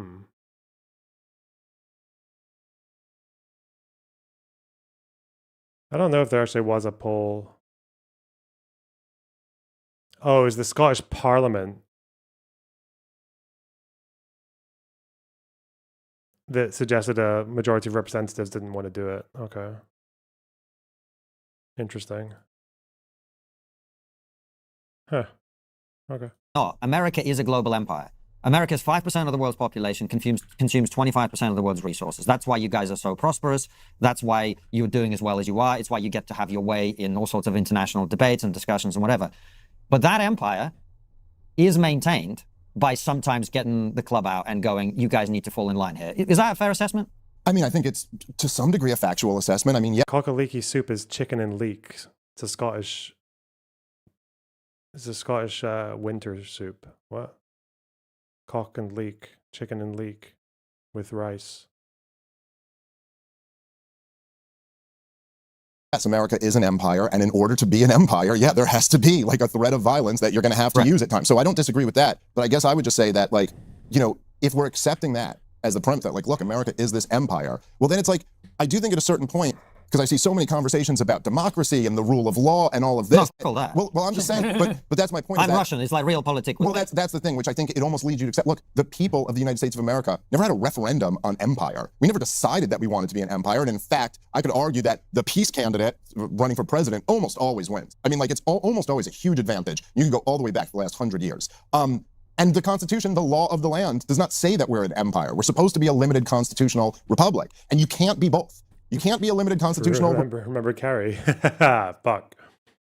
Republic domestically and a global empire abroad. Why is that? Because a government that is big enough to rule the whole world is also too big to be a limited government. It's too big to be a limited constitutional government. And in fact, it can't be limited. It needs to have emergency powers. It needs to be able to, as you just said, exert force anywhere around the world if someone's not acting the way you want to act. And so to me, that's the whole essence of the game, is that it's like, if we're going to be an empire, we can't be a republic. I see. And so if you want to save the republic, we have to abandon empire. I see. That it's an interesting perspective. I mean, I'm not sure that's necessarily true in terms of the size of government, because you could have a very significant military and foreign service and the apparatus of government for dealing with foreign conflict while leaving your citizens mostly alone. I think that's possible. Well, you got to tax them to pay for it at the very least. Well, the thing is, this is what I was going to say, is you might need to tax them to pay for it. Was it Dave Smith or is it someone else? It's always these people who have a massively inflated perception of how much government spending goes to military compared to, oh, was it Anna Kasparian? It might have been Kasparian saying that, like, we'd have more money for Social Security, but we spend it all on military or some shit. And I'm like, really? You think mandatory funds for Social Security are outweighed by military spending? Are you fucking mental? Whatever. But think about what you lose when you cease being an empire. This is my point about 5%, 25% of the resources consumed, right? Like, are the American people really prepared for the consequences of not being an empire that dominates the world? Because you got to think, and this is kind of how the world works, and we do know this, America pulls back. That vacuum isn't going to stay there. We'd agree on that, right? Like Russia and China, whoever else can, would fill that void. We see this in Africa, right? America pulled out of Africa. The Chinese, to a lesser extent the Russians, but the Chinese especially, are basically coming in and taking over. Nature abhors a vacuum. So that's always been my argument, and I'm keen to genuinely hear your perspective on this, is like, America, you had Aramati on the show, who called it like he called it the Death Star. The Death Star. And that was quite funny. There were so many people who were livid in the comments. And but he called the American Empire yeah. the Death Star? The Death. Okay. You know, it's called trigonometry for a reason. But my point being, right, is what the choice you have actually in the real world is between an American-led world or a Chinese-led world or a Russian-led world. And then I go, which of those would I rather live in? Long before 1776, before Washington and Jefferson, there was another generation. Men and women who crossed an ocean to build a new kind of civilization. They faced hunger, war, and wilderness, but they built communities, practiced self-government, and discovered that liberty and virtue had to go hand in hand. Hillsdale College's new free documentary series. So I think, so I do agree, like, generally speaking, right, that like something will fill a vacuum. But I don't think the choice is between an America-led world or a China-led world or a Russia-led world. I think what ends up filling those vacuums, like, it's not inevitable that it's going to be a hegemon, but it's going to be one. In fact, the unipolar moment, which I think is kind of over at this point. Stop fucking. Why do people say this? Like, fucking multipolarity has been on its way in for the last fucking 30 years. It's not fucking happened. Look at the size of the American military or economy, even compared to China. It's fucking massive. The difference is so big. That's why China, in their attempts to expand their empire, is what? Sailors going across drawing a different line in the South China Sea and hosing fucking Filipinos on their boats. Or going to scramble in fucking Africa and the parts that the European American powers aren't really as involved in. The fuck? Hello. The difference in military spending is, I don't think, actually that big between China and the US right now. Spending, I'm talking about the size, like the comparative military strength or I mean, what they do whatever. is different. Yeah.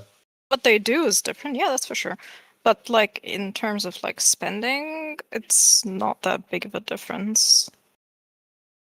Okay, but you can have one military that's massive. If you just look at like spending by GDP, then yeah, you'll probably see like a big difference. But if you then look at it by purchasing power parity and by like obviously them spending it in a way where it's not on the books, where people can't actually see how much they spend on their defense, like it pretty much like almost evens out.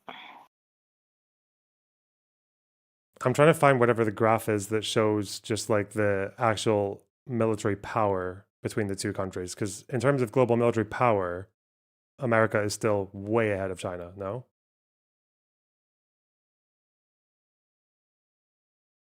Sorry, what? I just zoned out. What did you say? I'm trying to say that America's military power still far outweighs China's, right? I wouldn't necessarily say that. I think they're like China's a near peer to the US.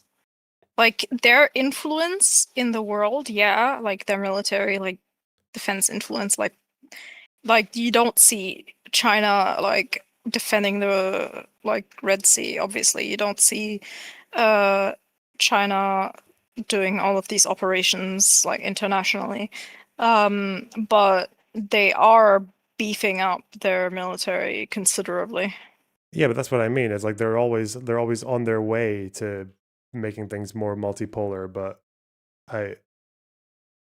I mean, I'm saying, like, I'm looking here. What is this old or this is from Armed Forces EU? I can't even see. It's saying that the U.S. military budget is what 900 billion compared to China's 408 billion. Yeah, Is that right? the issue is that okay, in China they don't need to go through a bunch of bureaucratic hoops to build their military.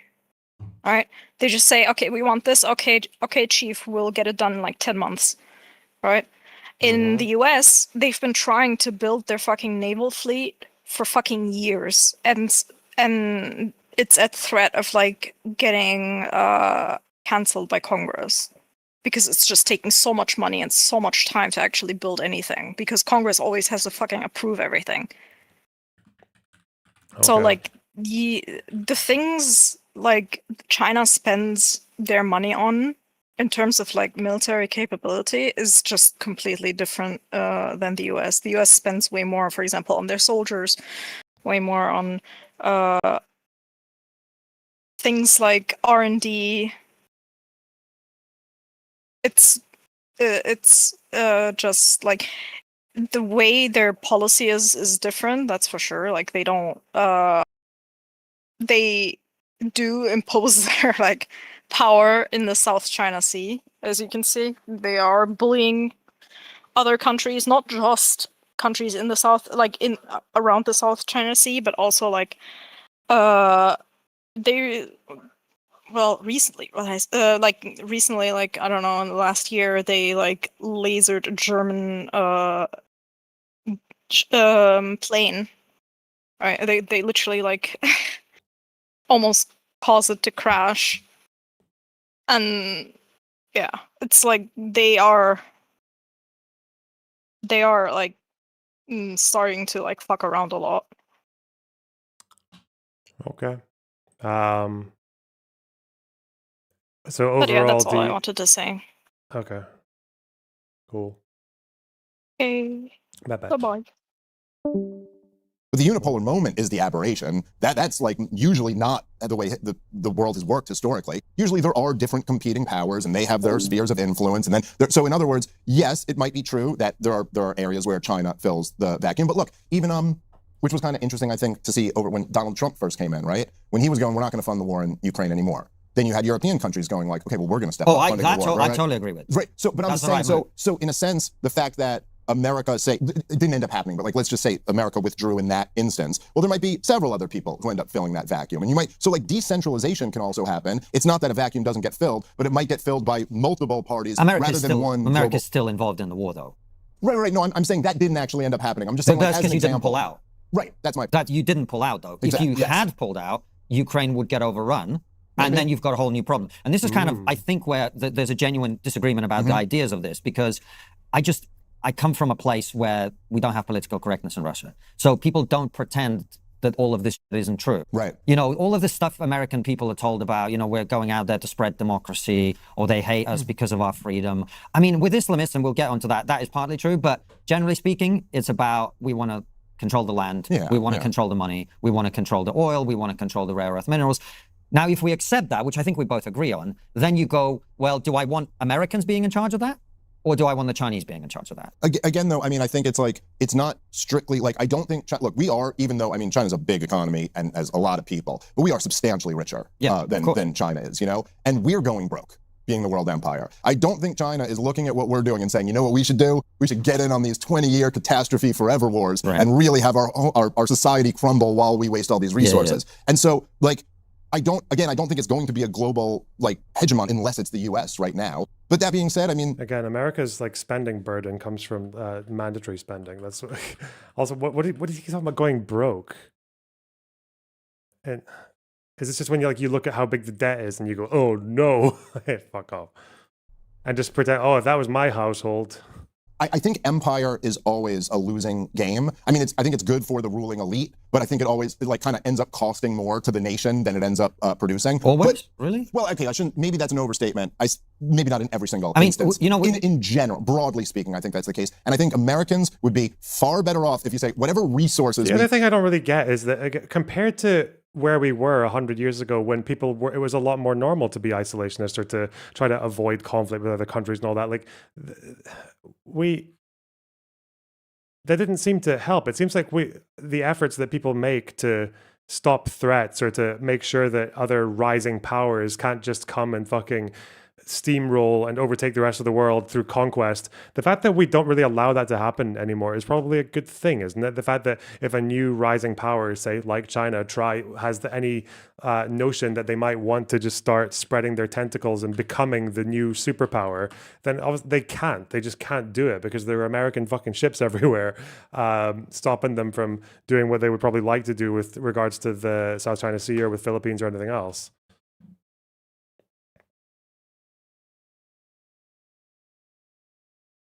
Get from fighting forever wars. I think we'd be far better off to not need to have an inflationary monetary policy, an income tax, a giant, like this giant burden. I think like if there is one lesson of America, it's that actually free markets and true capitalism is what's going to produce the most wealth in the most sustainable and ethical way. No, that I totally agree with. I'm not sure what you said about empire. I mean, we had one of the greatest historians. I'm not resorting to arguments from authority. I'm just saying. You guys had Derek Cooper on?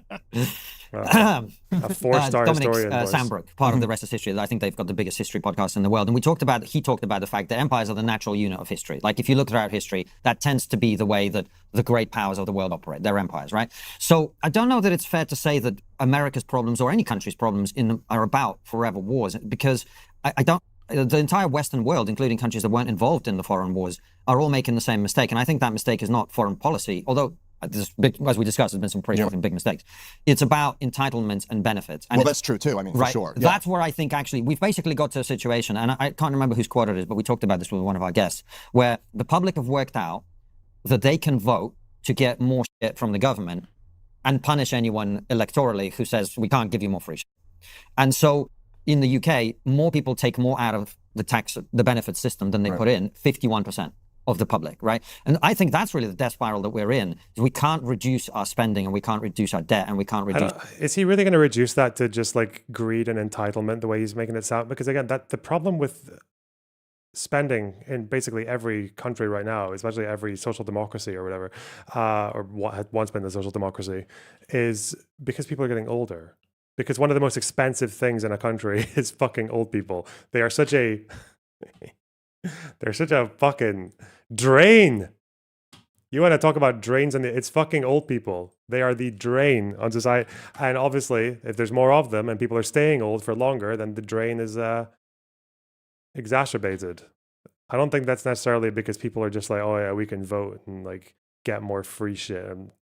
Because it's just making it sound like, because I feel like these guys, the trigonometry guys, are very much part of this little council of dads theory that, you know, everyone under the age of 35 is spoiled and entitled and haven't lived through a good war and haven't worked the fields and haven't seen enough winters and they haven't been bullied enough in school. So they're just voting for all their shitty disability benefits for their autism or whatever the fuck. Living beyond their means, eating crisps, playing video games.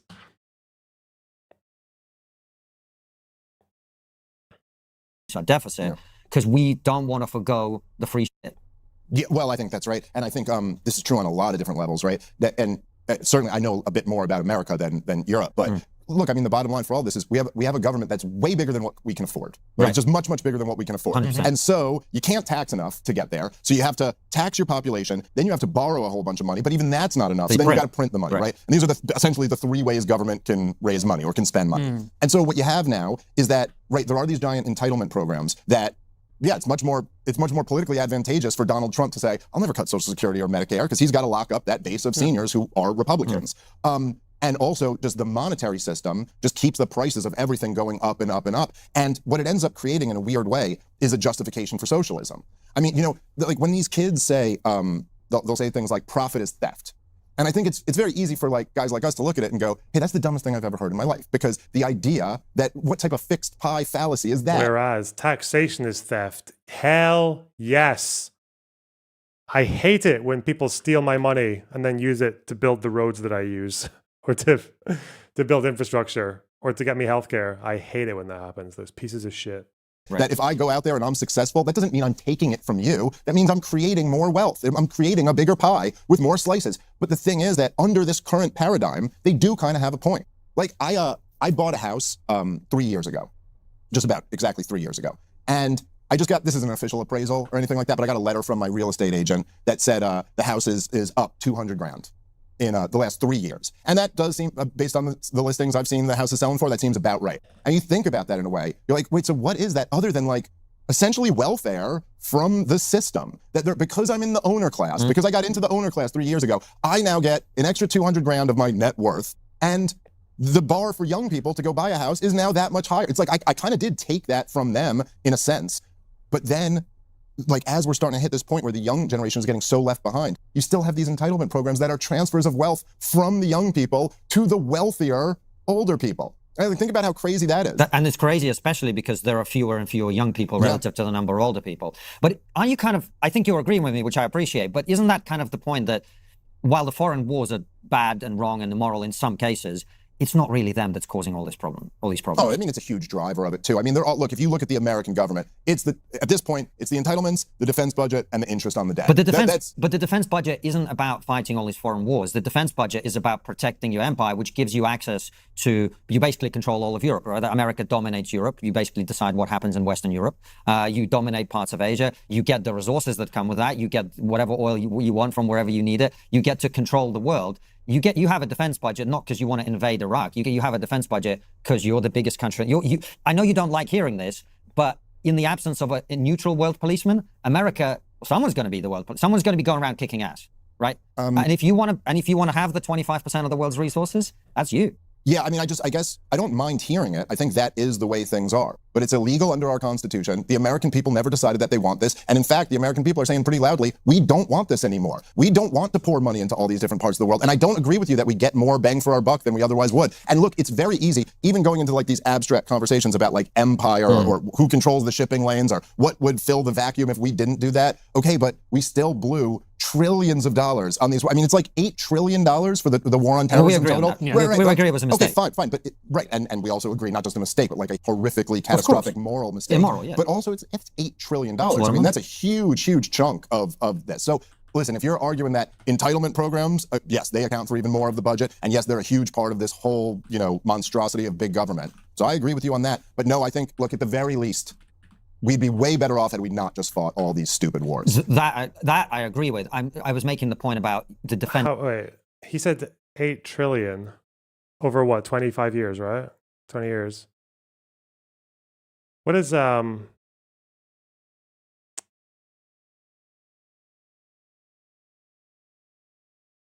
what is spent on entitlements? Social Security is like almost 1 trillion, isn't it? In 1 year. I think if you added up Social Security and Medicare, Medicaid, that alone would be more than 1 trillion, wouldn't it? The federal budget's 6 trillion.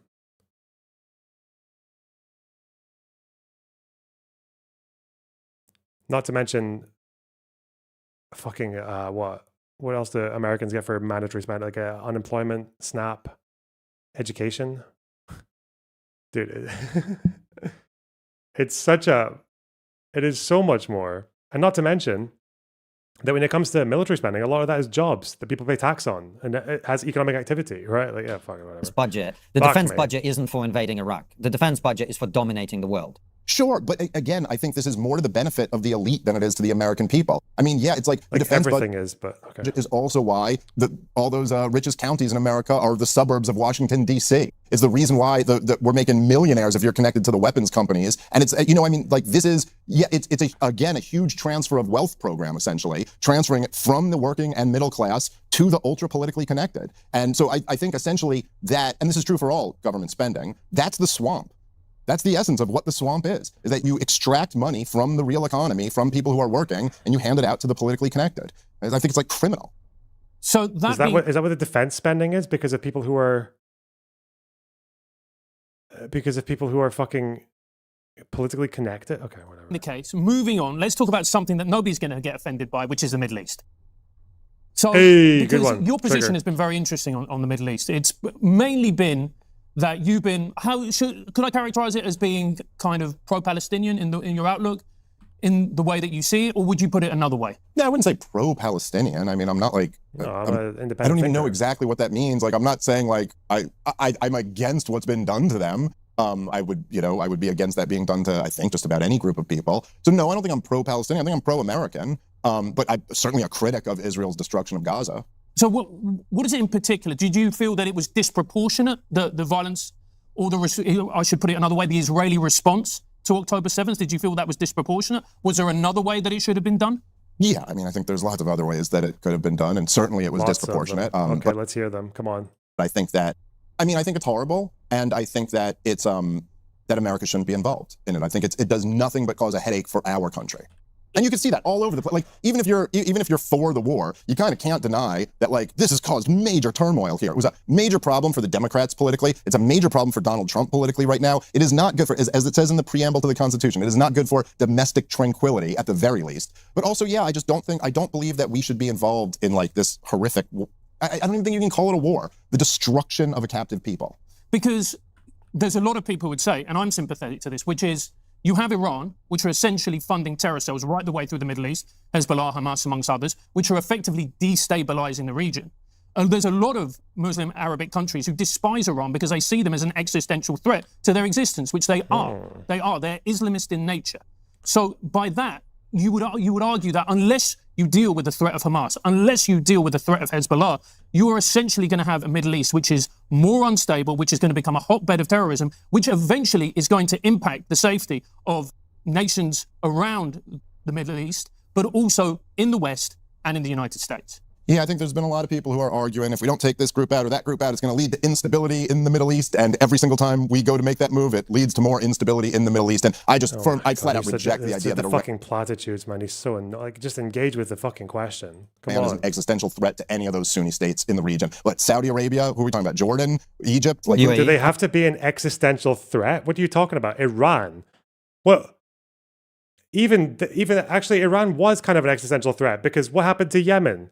You think the Houthis would have been able to do what they did without Iranian weapons, which they were getting shipped to them before the war started? What the fuck are we talking about? What? What the fuck happened to Yemen?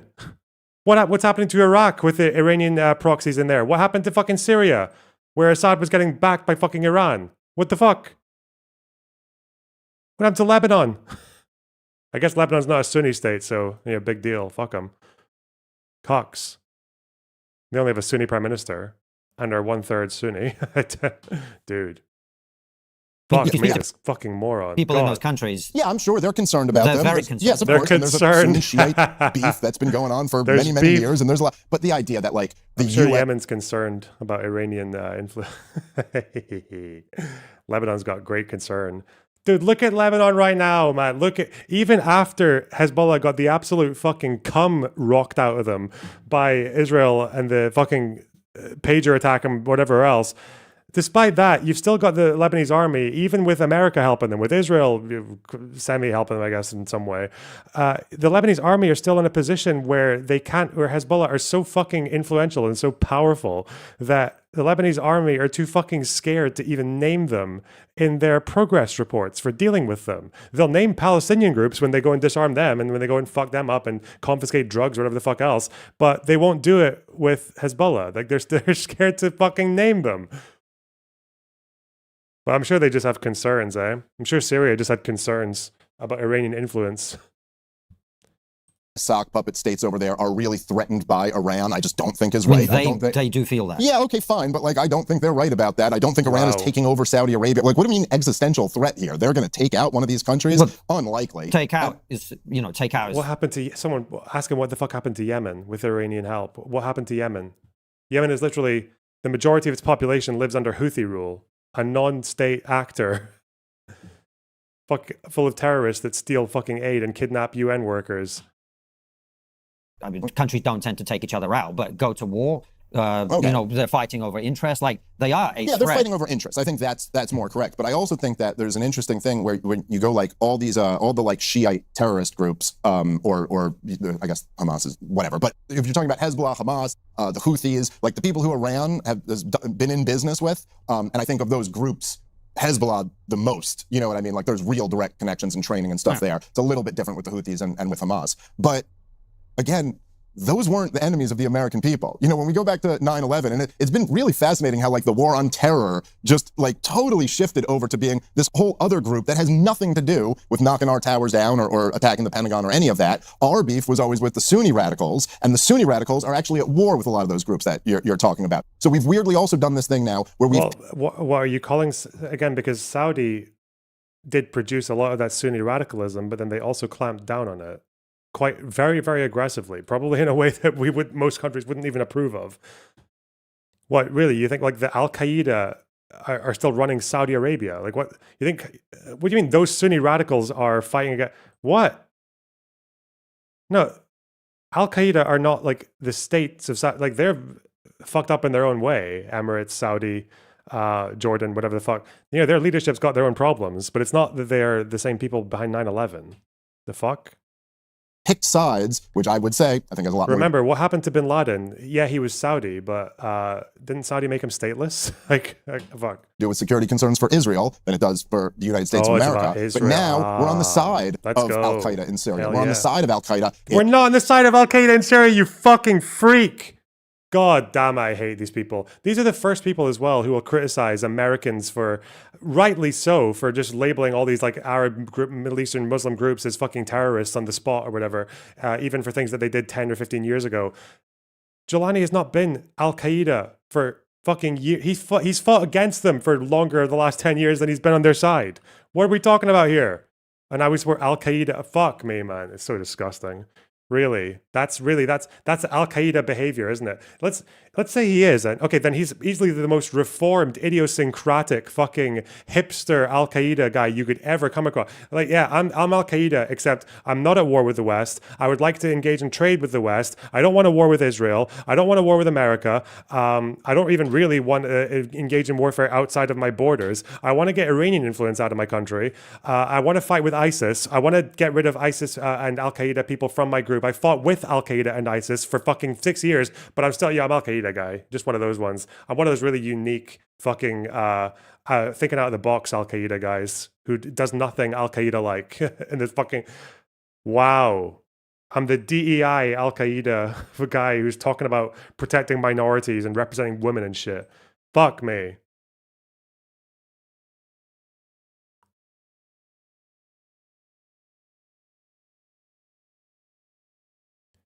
And meanwhile, Dave Smith here, critical of the neocons, neocon hater,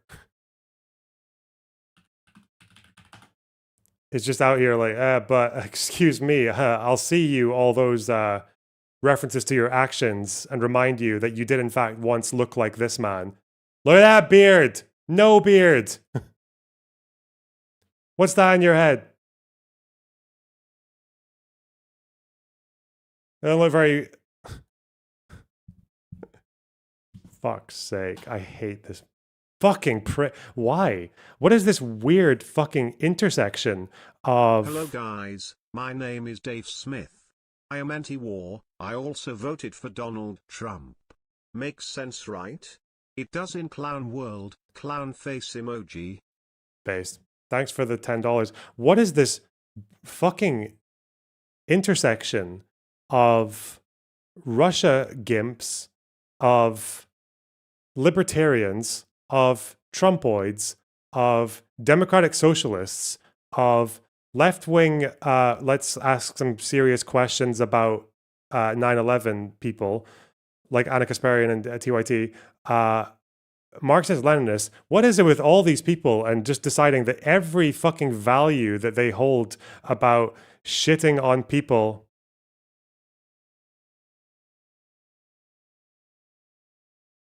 who, what'd you call it? About shitting on people who brand Arabs as terrorists arbitrarily and just throwing it all the way out the fucking window. Even, Mehdi Hassan. Have you noticed that Mehdi Hassan on Twitter, for some reason, because you'd never think him and Dave Smith should be having this kind of overlap. Mehdi Hassan, every time he tweets about Syria, he privates he blocks replies to the tweet. You don't notice that? Every time he tweets about Syria, he turns off replies. Why? And it's because every fucking time, and he's like a intelligent person, so he'll at least say something like, I'm happy that Assad's gone, but isn't it interesting that this Al-Qaeda person is hanging out with the United States? Oh, okay. I guess once a terrorist, always a terrorist. Okay, right. He's got the same energy as the people who blast him with videos of him from 10 years ago talking about how Muslims are better than everyone else. Like, why? What? How can you not be? Where's the fucking thought? What?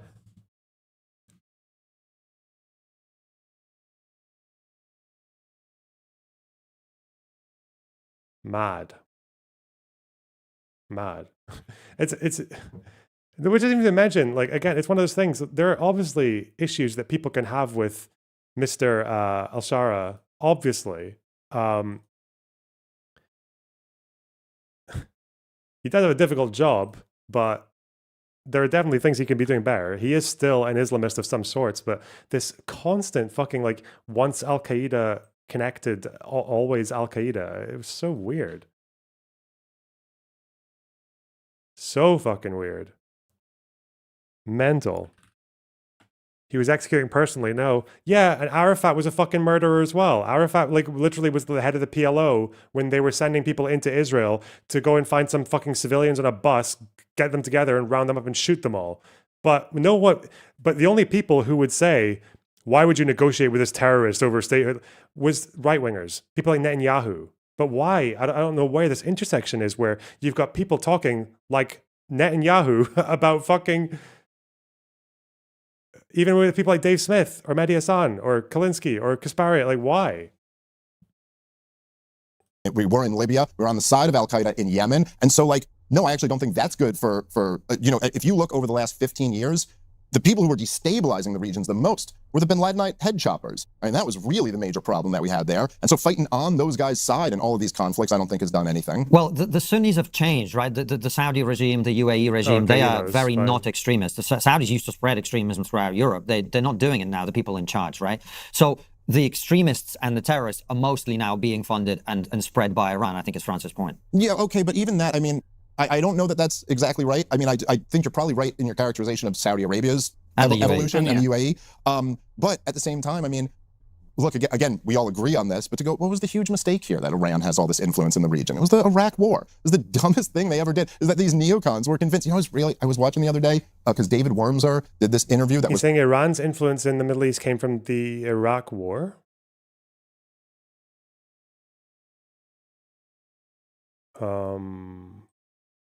Well, how would he be connecting? Okay.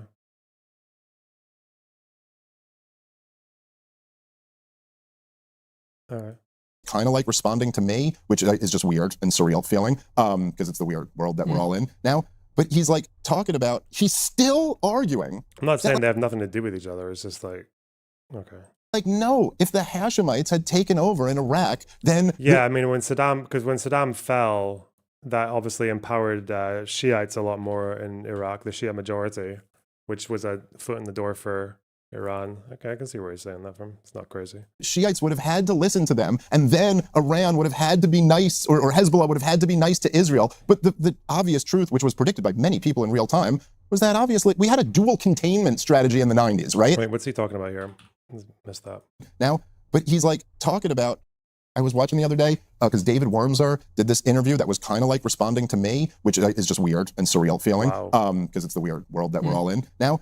But he's like talking about, he's still arguing that, like, no, if the Hashemites had taken over in Iraq, then the Shiites would have had to listen to them, and then Iran would have had to be nice, or Hezbollah would have had to be nice to Israel. But the obvious truth, which was predicted by many people in real time, was that obviously we had a dual containment strategy in the 90s, right? If the Hashemites, yeah, because the Faisal was overthrown in Iraq in the 50s. That's what he's got No, I think he's referring to the reason that people say that Israel didn't obviously sanction the Iraq war in the way that it happened was because I think Sharon was against the idea of getting rid of Saddam and turning Iraq into a democracy. He didn't trust that because Sharon, I guess he knows what's good for Israel, right? Because what's good for Israel is a Hashemite-style monarchy. Like, they want a monarchy because monarchies in the Middle East are stable and they don't fuck with Israel. For some reason, they achieved those two things fairly well.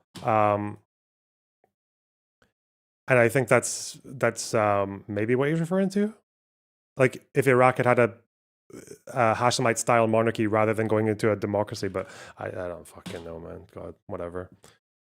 If you took out Saddam Hussein, it was going to hand the region to the Shiites, who were much closer allied with Iran, and that was going to increase their influence in the region. So again, this is all George W. Bush and Barack Obama's fault. And yeah, that being said, I don't think that means that we should go into the next war to try to, push the balance back in the other direction. Imagine having a personalized health blueprint, a plan built just for you based on exactly what your body needs. That is what superpower delivers. Wow. I think the danger was, Dave, is that with Iran, when they use rhetoric like we want to wipe Israel off the face of the earth, you know that they are funding terror cells. There is the suspicion that they've got nuclear weapons. If you say those types of words and let's say you don't get involved and something awful happens, that's going to destabilize the world, whatever. Whatever happens, that's going to start a war. Well, I don't think anyone's speculating that Iran has nuclear weapons. I don't think there's any... Well, they're on the point of maybe getting nuclear weapons, which is why the strike happened. I guess I think that I think there's the chortle here. You're about to. Oh no! Please don't. Let's. Where's he gonna go? I don't know. Let's just let him. Let's just see. That chortle just normally. I'm trying to stop. Blank slate. Go. They chant mean things is not good, but that's also. Holy fuck. Okay, they chant mean things. Yeah, that's the. I can't really think of anything else they do. Not a justification for a war, or it's nowhere even approaching a justification for a war. And I do think. But it goes beyond chanting mean things. Okay, really? That is what you brought up. So. Okay, but it does. Yeah, I suppose it does. Why the fuck did you say it in that way, in that trivializing?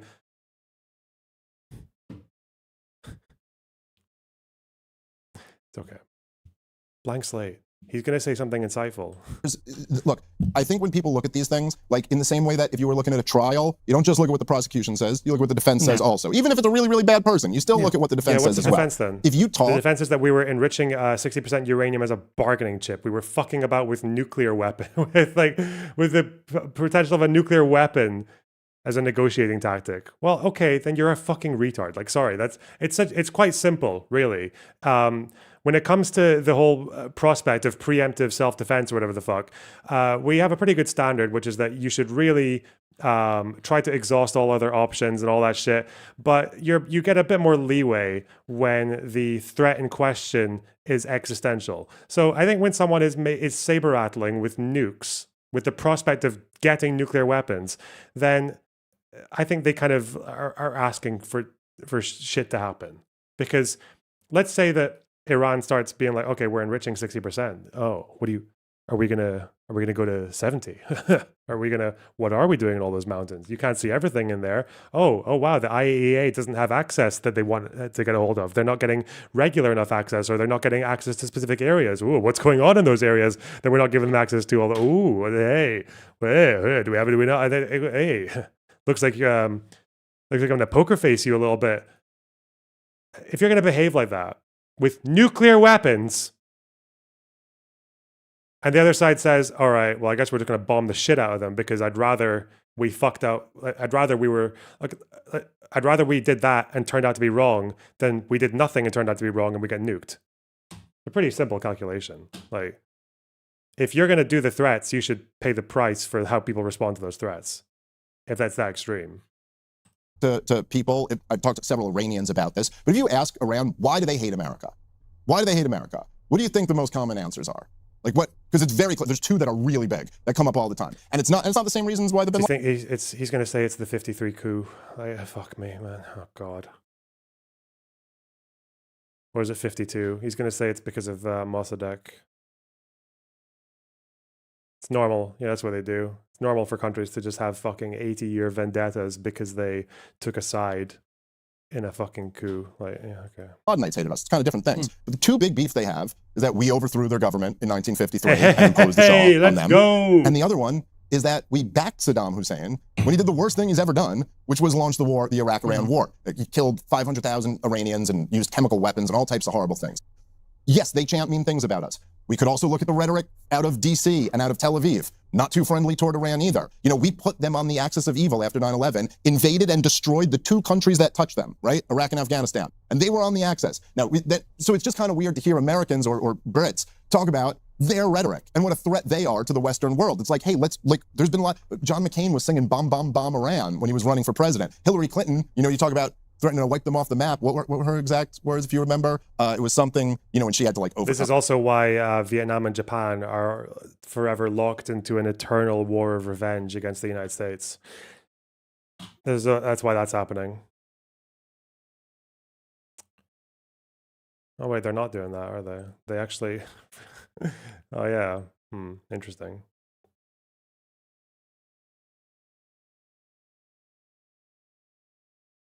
This is why Israel and Germany are never going to get along. Oh wait, they actually kind of really like each other now.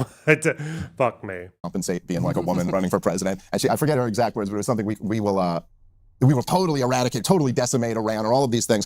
Well, the question was, if Iran were to launch a nuclear attack on Israel, what would our response be? And I want the Iranians to know that if I'm the president, we will attack Iran. Whatever stage of development they might be in their nuclear weapons program in the next 10 years, during which they might foolishly consider launching an attack on Israel, we would be able to totally obliterate them. That's a terrible thing to say, but those people who run Iran need to understand that, because that perhaps will deter them from doing something that would be reckless, foolish, and tragic. And we actually have the might to do it, and we've attacked. Wow. Stick as Norsk. Thanks for those 500 kroner. I appreciate that. Wow. Amazing. I have no idea what that's worth, but thank you so much. So kind of you. Wow. Hillary is a bit unhinged. Yeah, she was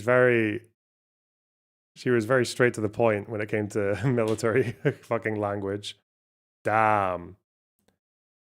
That's the real fear. You know what people are like talking about, how all these groups like Hamas and all this shit, or Russia, they were just terrified of fucking Trump. And that's why they chilled. No, Lauren, you are not blocked from chat. It's just that chat does things sometimes. Hello. Yeah, no, they fear Hillary Clinton. Putin And any mad dictator in the world who's got a bone to pick with the United States fears the fuck out of Hillary Clinton. Our femme fatale. Them. They haven't attacked us. So again, I would just say that zooming out to the bigger picture, yes, Iran funds groups that are a pain in the ass to Israel. That is certainly true. And there's a big pain in the ass. Let's go. Pain in the ass, Dave. Let's be fair. Oh, yeah. Yeah. Obviously, I just said that so I could get away with downplaying for as long as possible to suit my agenda. But when you call it out, I'll just say, oh yeah, of course, obviously, obviously, I know that. What? So why did you say it then, you fucking prick? Obviously, yes. Yeah, but October the 7th is more than a pain in the okay, ass. Okay, fine. But I'm saying Iran has historically funded Hamas, Hezbollah, the Houthis. They've sold arms. And it's like, okay. But like, actually, Iran is zero threat to the United States of America. They do not have nuclear weapons. They do not have the capability to hit America if they did have those nuclear weapons. And the idea of launching a war of choice, a war of aggression, because you say they chant mean things, and what if we didn't do anything and then something bad happens? I just think you're nowhere near the realm of like a just war. No, what was America's contribution though? It was they just did a fucking 1 B-2 bombing run, knocked the fucking cock out of their targets, and then just went home. Like, okay.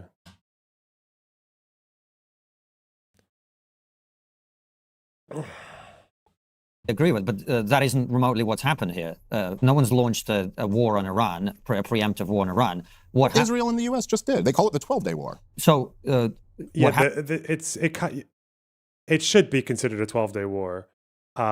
It shouldn't be considered, because some people try to argue that Israel wasn't doing a preemptive strike because Iran already funds proxies, but that's not usually how that goes. Normally, if you're going to actually go to war and start bombing the shit out of a country, it's not just because they send weapons over to your enemies. Like that's not usually... Like if Russia started trying to bomb the United States, it's...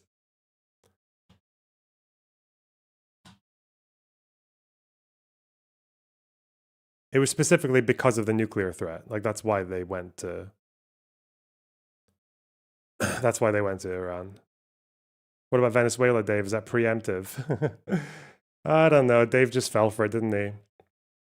The simultaneous, the shape-shifting isolationist hawk Donald Trump, who gets to yap about anti-war all the time if it's defining his anti-war position in opposition to the Democrats, but also look how fucking strong I am and how much I don't fuck around, and how every time there's a new American weapon, I will be the first one to use it. I'll be the first one to use the fucking mother of all bombs. I'll be the one using the fucking mops on Iran.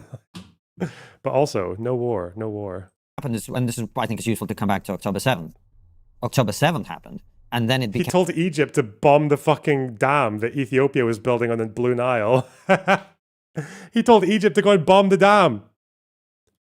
And then took credit for it not becoming a war afterwards. Oh, shit. It's very clear that Iran has been funding the organizations that have been attacking Israel this entire time. Now, you may agree or disagree about Israel being an ally, should be an ally or not of the United States, but Israel is an ally of the United States. So to the extent that, and you know, we had Yossi Cohen, the former director of Mossad, on the show to talk about the nuclear secrets they stole from Iran, which then they gave to the United Nations and everybody else to see for themselves. I mean, it's very clear Iran would like to have a nuclear weapon. And by the way, when we asked Yossi, why do they want one? He said, because it allows them to project power in the region, which is why anyone wants a nuclear weapon, right? I think also the deterrent, you know, I mean, and it's not even clear to me that they wanted a nuclear weapon, and forgive me, I'm not taking Mossad's word for it that they do. It seems it's not taking their word, it's the documents they stole. Well, sure, but they were very clearly, so after 9/11, right, Bush puts the axis of evil of Iraq, Iran, and North Korea. Okay, so North Korea... How can you say Trump is pro-war compared to Biden, Obama, and Clinton? I mean, Biden was the one who brought who all but ended the drone war, which was still raging when Trump was there. What escalations did Biden take part in? He supported Ukraine. Trump is still arming Ukraine to a degree. His contribution to Hezbollah was to put a bunch of fucking ships in the sea and be like, listen, don't escalate.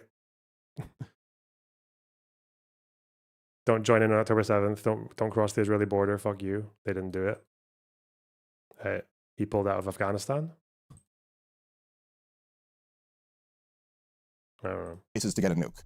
They get nuclear weapons. We've left them alone ever since. Saddam Hussein in 2002 tells the UN, I'll allow inspections regimes to come in, kind of waving the white flag, whether Gaddafi later does the same thing. We'll get rid of our chemical weapons program, we'll get rid of our nuclear program, all of this. We go in and topple both of those guys, and they get killed publicly. Iran goes the middle, you know? So like North Korea developed nuclear weapons, those other countries got rid of all their weapons. Iran went, hey, we're going to hang out here. We're going to let the world know that we've mastered the fuel cycle. We can break out and get a weapon if we want to, but we're not doing that yet. A kind of standoff of like, don't attack us because we could make a nuke, but you know, we don't want to make it. But you know, this kind of this vague game. But it's a latent deterrent. That's the idea here. It's not really that. It's not a deterrent though. It's basically saying you need to treat us like you don't know what we're going to do when it comes to nuclear weapons. Like we are going to be ambiguous with an existential threat.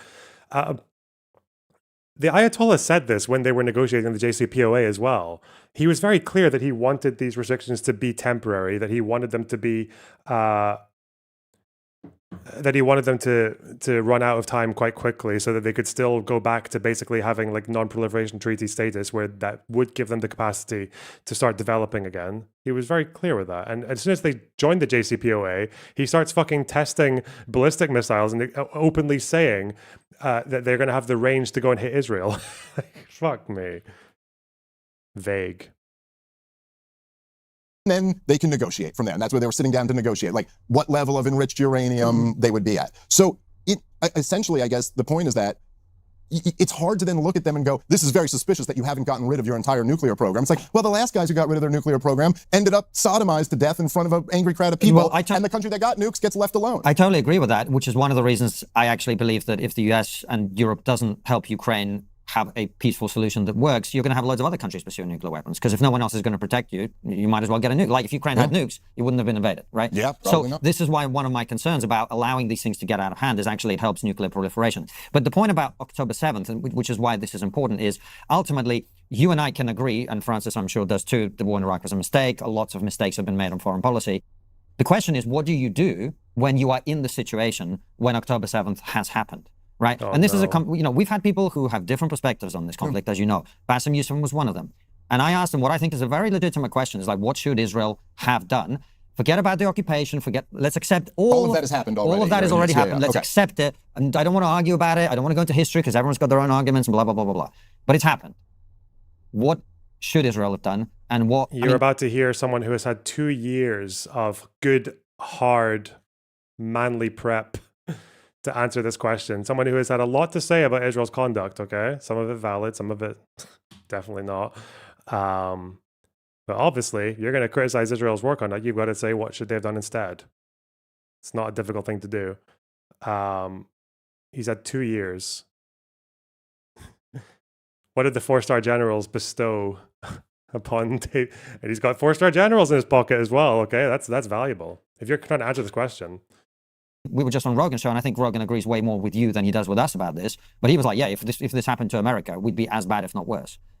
I don't know. I mean, I don't know. You know, we could get into that. But let me just say, I'll say this first, and then I will very directly answer your question. But first, I will say, I don't think it's like, I get what Bassem was saying to you about that too. Like, I understand the argument of being like I could say the example I made at that Charlie Kirk event, with the now infamous Charlie Kirk event. But the comments that I made was like, hey, look, if you're pro-life, it's not like incumbent on you to have a plan for the baby's education or daycare or something like that. Like you could just say, I'm against this option because I find this morally unacceptable. And then you figure it out for the rest. So like, my point is like, you can just oppose what Israel did to Gaza and not have to come up with a solution. But I think it's also a fair question to ask. Well, I think it's fine to say this is morally over the line. Not really, because ultimately they have to do something. Okay, well, fine. But no, I mean, I also think it's an interesting question and kind of a thought experiment. So I can go to October 8th. I can't change anything that's happened before that. I have to inherit that world. And then what would we do after October 8th? Well, look, I mean, I do think first and foremost, I think Netanyahu should have resigned in disgrace. I mean, Netanyahu's entire political career has been very openly built around thwarting the establishment of a Palestinian state. Forget about Netanyahu. No, but this isn't. You're asking me the question. I'm asking what. No, I'm not asking what Netanyahu. I'm saying what you're should Netanyahu. Yeah, exactly. He resigns. Fuck him. You're his replacement. Go. And he can do that because he's Jewish. Israel have done. Right. Well, he's the prime minister of Israel, so this is part of it. Fine. Netanyahu resign. Look, also just the fact that PM resigning mid-war, get the fuck out. Well, Chamberlain did it. He was like, yeah, shit, that was retarded, wasn't it? That. Wow. Peace in our time. Rip. Get fucked. Over to you, fat man. Smith is now appointed Prime Minister of Sure, Israel sure. following Netanyahu's but resignation. look, I mean, what does Dave Smith do? Sure, but I'm just saying, I mean, also the fact that it was his whole plan to prop up Hamas and keep them in power. That should be enough that you get out of the way. He's buying so much time to avoid this case. How much can I squeeze in so I don't have to answer this incredibly difficult question? A real investigation, man. And this is, I mean, this is something that still to this day, I know, of course, look, obviously there's a million clips of Charlie Kirk saying how much he loves Israel, and then there's other clips and they're all circulating. But his first reaction on the Patrick David podcast, which he did he said that again later at speeches and stuff. Why is he trying to? It was like, it is kind of bizarre that, and I've talked to like military experts who have said the exact same thing. They've been like, look, there is something, and I'm not alleging anything. I don't know, I'm not saying it was a false flag or something like that. I don't think that's the case. Is he, is he hoping they forget what the question was? What is he doing that for? What the fuck? What do you think it is? What is it that you think an investigation will uncover? Well, I mean, no, don't let him do that. No, please, don't do it. This segment is it's quite long. Apparently, it goes up until. Fuck. Intelligence failure. How the most surveilled area of the world got into the biggest fortress in the world, and there was such a long delay in areas of a response. I mean, that really should But what do you think that likely points to? I really don't know. Because everyone we've spoken to goes, we've spoken to former soldiers, people who've served in the IDF, all kinds of people like that, and they basically say, look, we messed up on a whole set of levels. The intelligence people like Yossi blame the IDF blames someone else. And that tends to be how these things go down, really. But I also, with all respect, do get the sense that quite a lot of people that talk about, well, why did it take them 6 hours to do this and that? I mean, we've had former British paratrooper on the show who goes, well, look, in the UK, we've got, I don't remember the exact stats, but we've got like X thousand soldiers who are like on prime active duty. But that's a 24-hour call-up situation. Right. We don't have, thousands of people on a 1 hour response time. When they're in the barracks, they just pick up a rifle and head to the front line. So I think there's some pretty reasonable explanations for how that could have happened. Quite possibly. They believed what you believe, Dave. They believed what you believe about all the about the Axis. They believe what you say. They believed, oh yeah, these guys, they're not really a big deal. They just say mean things. Hello, Sev. Hello. I just wanted to talk about this weird point that a lot of people talk about. Why did it take them 6 hours? Yep. It was like a once in a lifetime incident that has ever happened to this country. They didn't know what they were dealing with. Like, it's so understandable why they took that long, because you wouldn't want to send. They obviously also didn't take that long. They took that long to drive them back. It took them that long to respond. There was responses where, according to the IDF, like some losses were occurred like early on, but like it took them 6 hours to drive them back, or like an entire day to completely get them out of Israel. But they did respond immediately, and also 6 hours for an actual full-scale response makes sense considering this has never happened to Israelis before or Israel before.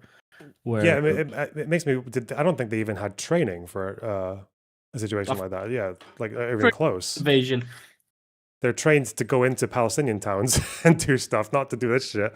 Not to defend. Yeah, they're trained to attack, not defend. But yeah, I feel like this is a very normal understanding. So why the fuck is like this like so hard to grasp? Because if you want to do a conspiracy, these people are so fucking horny. You know how men make bad decisions when they're horny? Like, that's what these guys are like for conspiracies. They will suppress all critical thought to get a conspiracy going about the IDF deliberately standing down so they can get an excuse to conquer Gaza or some shit. That's it, basically.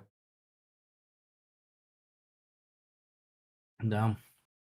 It's not actually. I learned something the other day. I used to say that October 7th was the first time a Palestinian militia has ever been able to capture Israeli territory. So I don't know if that's true about the 48 war yet, but it's actually another time they managed was in the Arab Revolt. They captured Beersheba and another town, I think. Yeah. I don't think you can count this, but in 2021,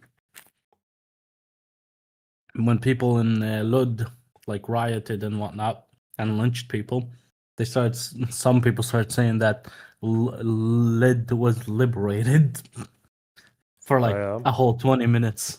Well, because of local riots, or wait, what? Yeah, That's a funny. whole 20 minutes. Some Wow. local people were saying it was liberated. I'm like, motherfuckers, you guys have stones and rocks and Molotovs. They have tanks. It's gonna take 20 minutes for you guys to get rounded up. Which they did round up all the sheikhs that incited the shit in Lid. Huh. Well, the So, Etzion yeah. bloc, Temi Dank, that's not Palestinian militants. That was the Arab Legion and the ALA, wasn't it? They were foreigners. It was Battle of Beersheba when Palestinian militant rebels took over the town for about 2 days. Yeah.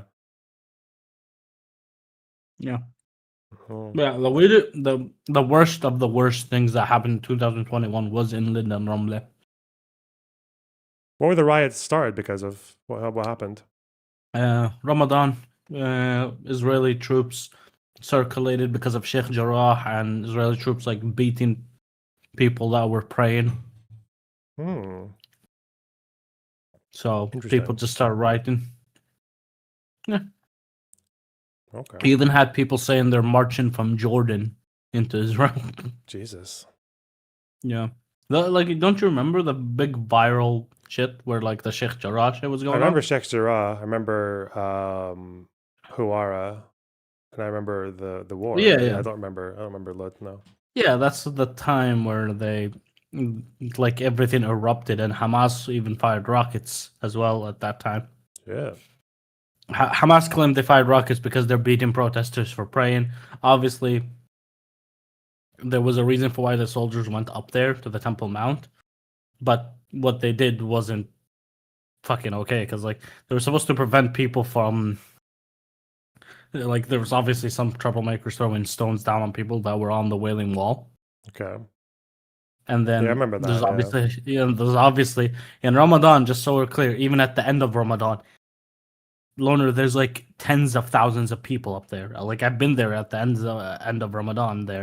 There's tens of thousands of people. There's like 50,000, 40,000 people up there. It's a shit ton of people. Yeah, no good. So what would happen is these soldiers obviously acted with impunity, and they would attack people that were praying. Like middle of prayer, they would throw smoke grenades at them, or even kick them, or attack them, or shoot rubber bullets at them. Some people were nearly beaten to death. People barricaded themselves inside the mosque, Al-Aqsa Mosque. A bunch of shit happened, and this obviously ignited a bunch of like shit from Palestinians in Israel too, which started the riots. It started in Ramleh. Okay. And then it spread out all across the country, and then there was responses by Jewish Israelis who lynched also people.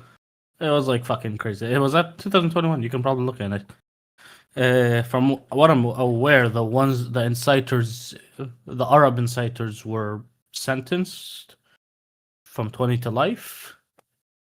And then the harshest sentence I found from the Jewish inciters was like 15 years, I think. Okay. Yeah, it's Magav. It's possibly Magav because they're the ones responsible around there. But I think they also deployed like regular IDF. Anyway, cool. This Dave Smith is a retard. So yeah. Nice. All right, man. Oh, yeah, Gilad saying that an Arab man was beaten almost to death on live TV. Wow. Rip. Fuck that. Blaze, thanks for 499. Correct me if I'm wrong, but isn't it the current war in Gaza the largest conflict Israel has been a part of since Yom Kippur? I guess so, yeah. What I get, with all respect, is that quite a lot of people who ask the question seem to be I can't remember where I read this, so it might be wrong, but there's some fucking someone estimating that that the amount of tunnel in Gaza is actually closer to 1,000 kilometers than to 500. I don't know. I'm gonna take that with a pinch of salt, but the fact that that's even been said, oh god. Even with its 500 kilometers, they've struggled to destroy most of them, right? Because all these techniques are, they don't really work, or it's too expensive. Fuck. Sounds like Trump numbers. Yeah. Asymmetric warfare, bub. Fuck that. Implying something, but they never say what it is that they're implying. No, I mean, well, Charlie asked the question: was there a stand down order? I don't know. I mean, I don't know. Fucking hell, man. People try to act as if it's like a reasonable question to ask. Like, was there a stand down order? Do not fight these guys. Let them, just let them roll for a bit. Give them a fucking chance. Give them a handicap. What? Why do people act like this is a reasonable fucking... Were there gas chambers? I don't know. Like, yes, you do. Shut the fuck up. No, but it does seem to me something really worthy of investigation and really getting to the bottom. They did investigated. Like, there were investigations. The answers make sense. They make perfect sense. Like, Netanyahu did say this when we interviewed him, right? What? The investigation is super necessary once the war's over. Yeah, right. Once the war's over. Okay, fine. But you can't have an investigation in the middle of a war. Especially to your point with the person who oversaw the I'm not sure exactly He's so happy. He's so happy. Do you know why he's happy? He's happy because he thinks he's dodged that fucking question about what Israel should have done after October 7th.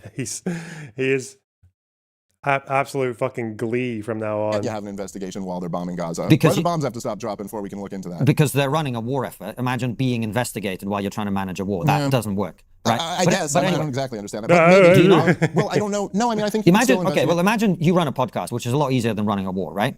Well, sometimes it feels like it. Yeah. Right? But imagine you were under the greatest scrutiny in America, being investigated by every department. This is actually how I feel when I'm running my podcast. You're not far I don't get it. I don't know. Like, how much fucking internal fucking schisms does there have to be in Israel with people shitting on their own government or shitting on failed actions by the IDF or whatever? Yeah.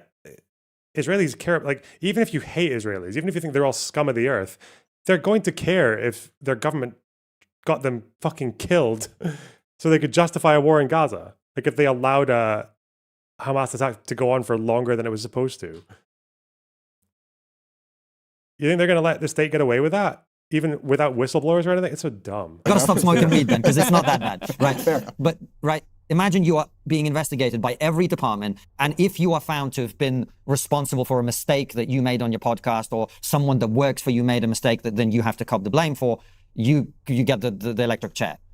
Would that affect your ability to run a podcast? I would say yes. Yeah, I guess so. But then at the same time, it's like, it's also an awfully convenient thing to be able to say, I'll prosecute this war, and as soon as I'm done prosecuting the war, then you can start investigating me. And there's an incentive there to keep the thing going, of course, right? I don't think anyone who is in any way blamable for October 7th is desperate for that investigation to come as quickly as possible. I totally agree with you, of course. But let's come back. So back to the Netanyahu's resigned in disgrace. Dave Smith is prime minister.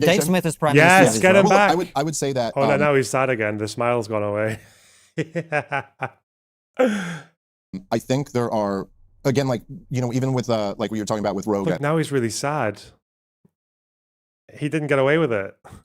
And where I think people will go like, well, imagine Mexico attacked America in this way. Like, what would we do to Mexico? But I also do think that, like, there's a really fundamental difference between Gazans attacking Israel and Mexico attacking America. Because Mexico, although obviously there's a huge power discrepancy between our two governments, they are a government with a military and some degree of sovereignty. And it's much more like a Native American reservation. Okay, let's do that. Let's do that. A Native American reservation where we never gave a Native American reservation that has built one of the most impressive pieces of military infrastructure ever. Like, in terms of tunnel networks, in terms of concentration, in terms of the quality of the infrastructure, Hamas are second to none. Like, yeah, they're bad in terms of, and people don't understand this. People think just because they don't have tanks and planes or whatever, they can't pose any kind of like formidable challenge to their enemies. Like, no, you can. Asymmetrical warfare as a whole, it's a whole concept for this reason, that people who don't have that much resources can still make quite a fucking lot out of what they have. And Hamas did that. They embedded, 500, some people, I'm not going to say 1,000, that's mental. 500 kilometers of tunnels underneath an area that's the size of a very, very small New Jersey, shall we say. New Jersey, mini New Jersey, micro New Jersey. Thousands of traps, the ability to go, it seems, from building to building with full discretion, and because you've got that much control over the population, integrating like that entire fucking urban landscape into a war machine for 2 decades. That's a challenge. Tunnels are a challenge. It's like, okay, but yeah, the Native Americans did that in their tents or whatever the fuck. Native American citizenship, and it's not a Native American reservation the way American Native American reservations are, where they can come and go as freely as they please, and it's just not. We never gave the Native American citizenship. Yes, I know New Jersey is Israel. That's why I said a very small New Jersey, because I don't know what to compare Gaza to. Still hold them on these reservations. We've had a blockade around this reservation and an occupation going back 60 years. No, in that scenario, I would not find it justified for the American military to start carpet bombing the reservation. No, in fact, I think you would have a responsibility. Okay, carpet bombing is carpet bombing is the opposite of what Israel did, right? Carpet bombing is when you use a bunch of fairly, much cheaper, less precise munitions and just kind of spray them across the entire place in a very short space of time. Using precise munitions and using phone calls and using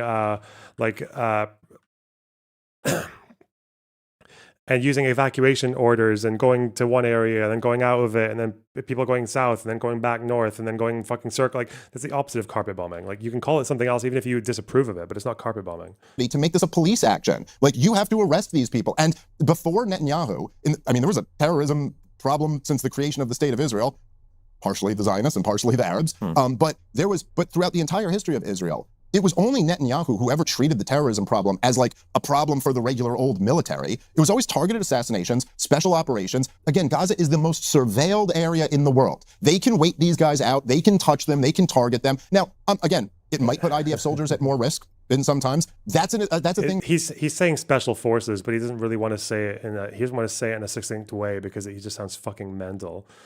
Oh God. Yeah, the reason that terrorists are treated differently now is because they have gone beyond just being ragtag fucking cells. These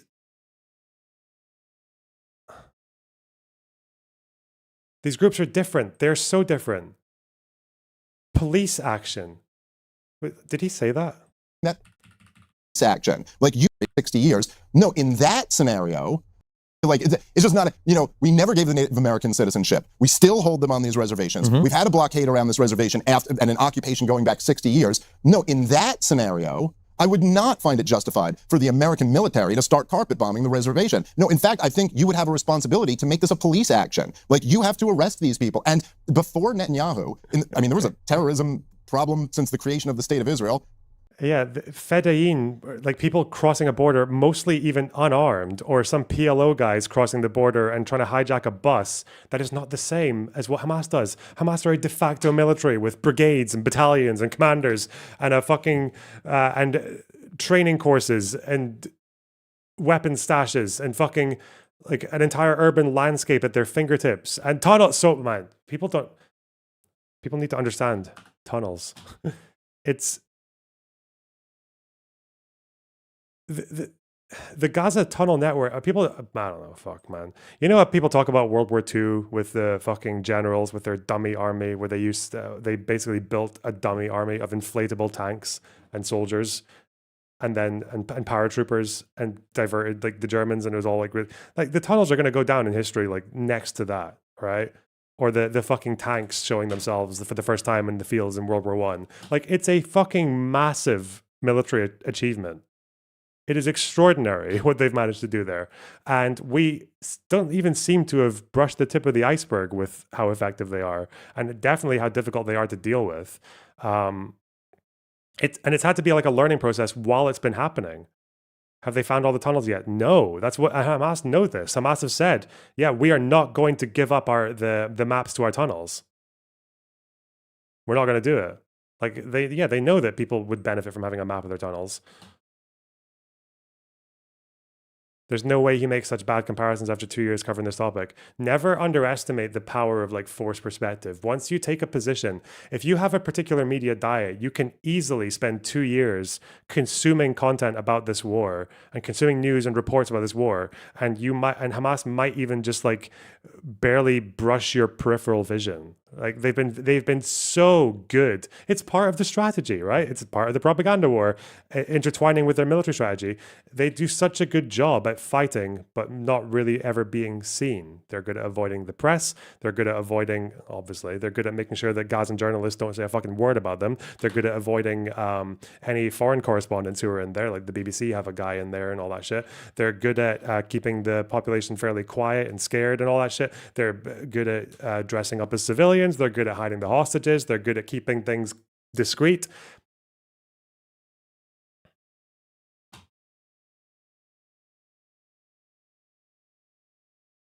Oh. Yeah, I do need help. Saigon, thanks for the 249. I'd benefit from having a map. Nice.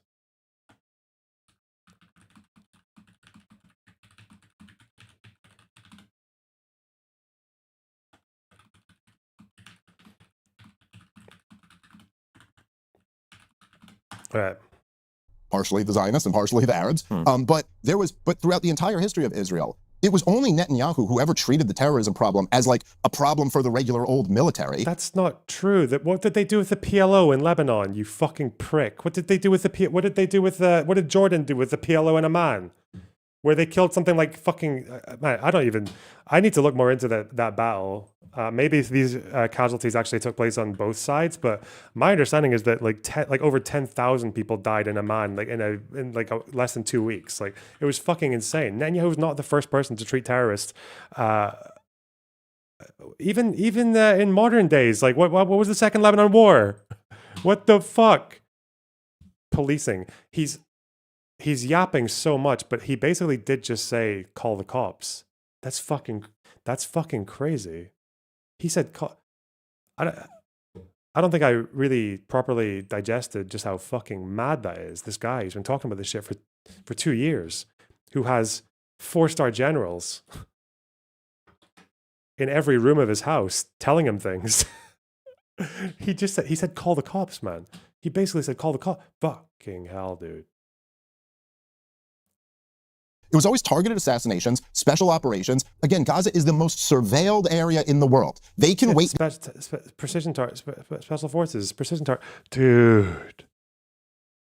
Just send fucking Doron in there. Just launch him in and hope his massive baldy head smacks Mohammed Sinwar.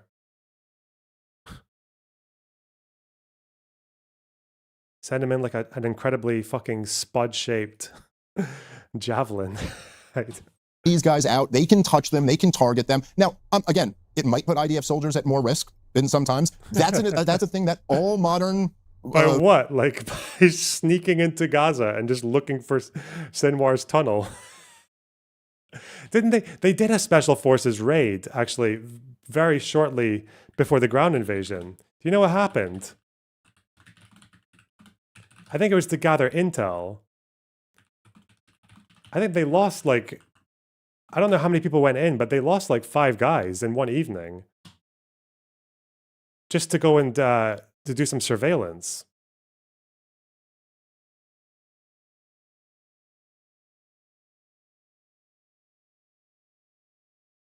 Because they got caught, I guess.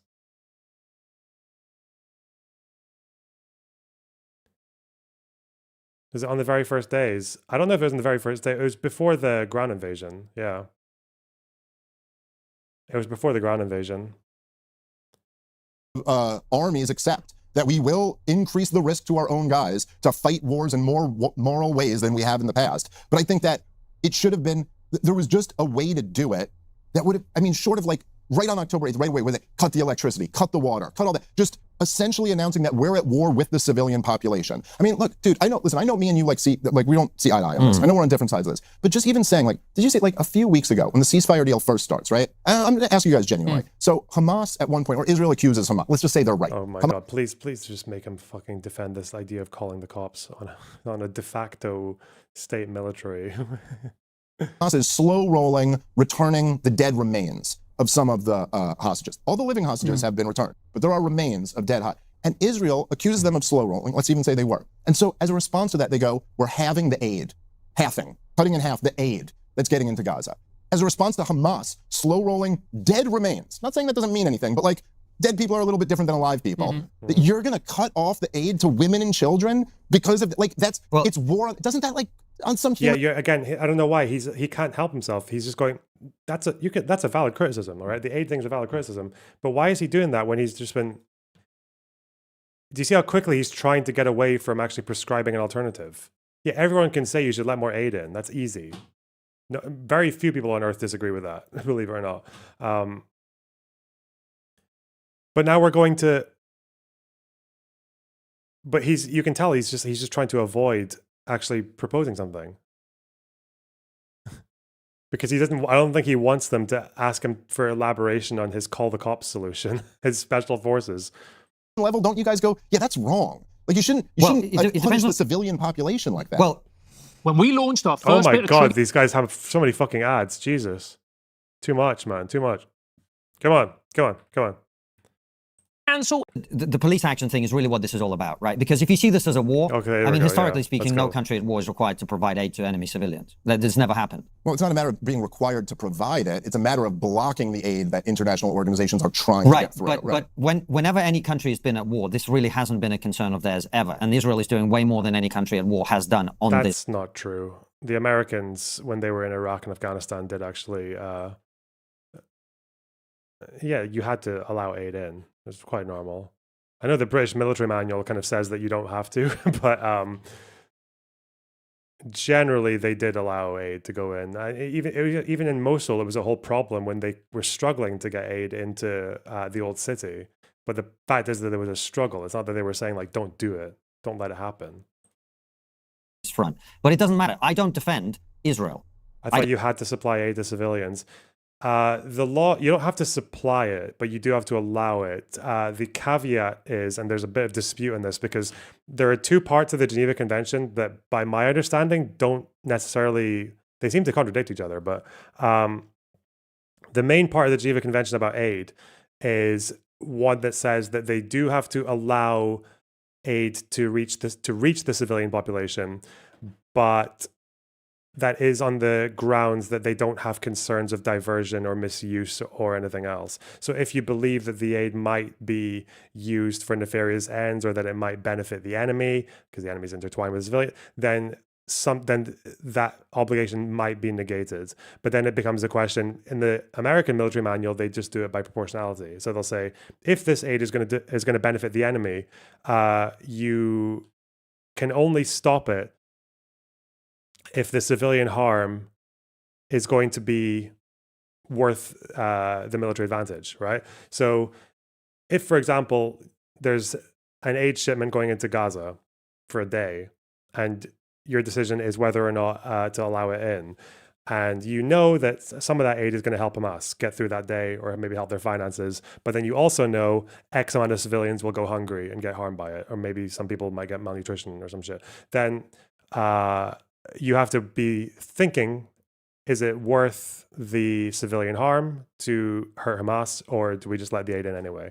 And then that's where I think Article 70, I think, of one of the Geneva, I think it's 70 of the fourth, I might be wrong, but I think that's where they would say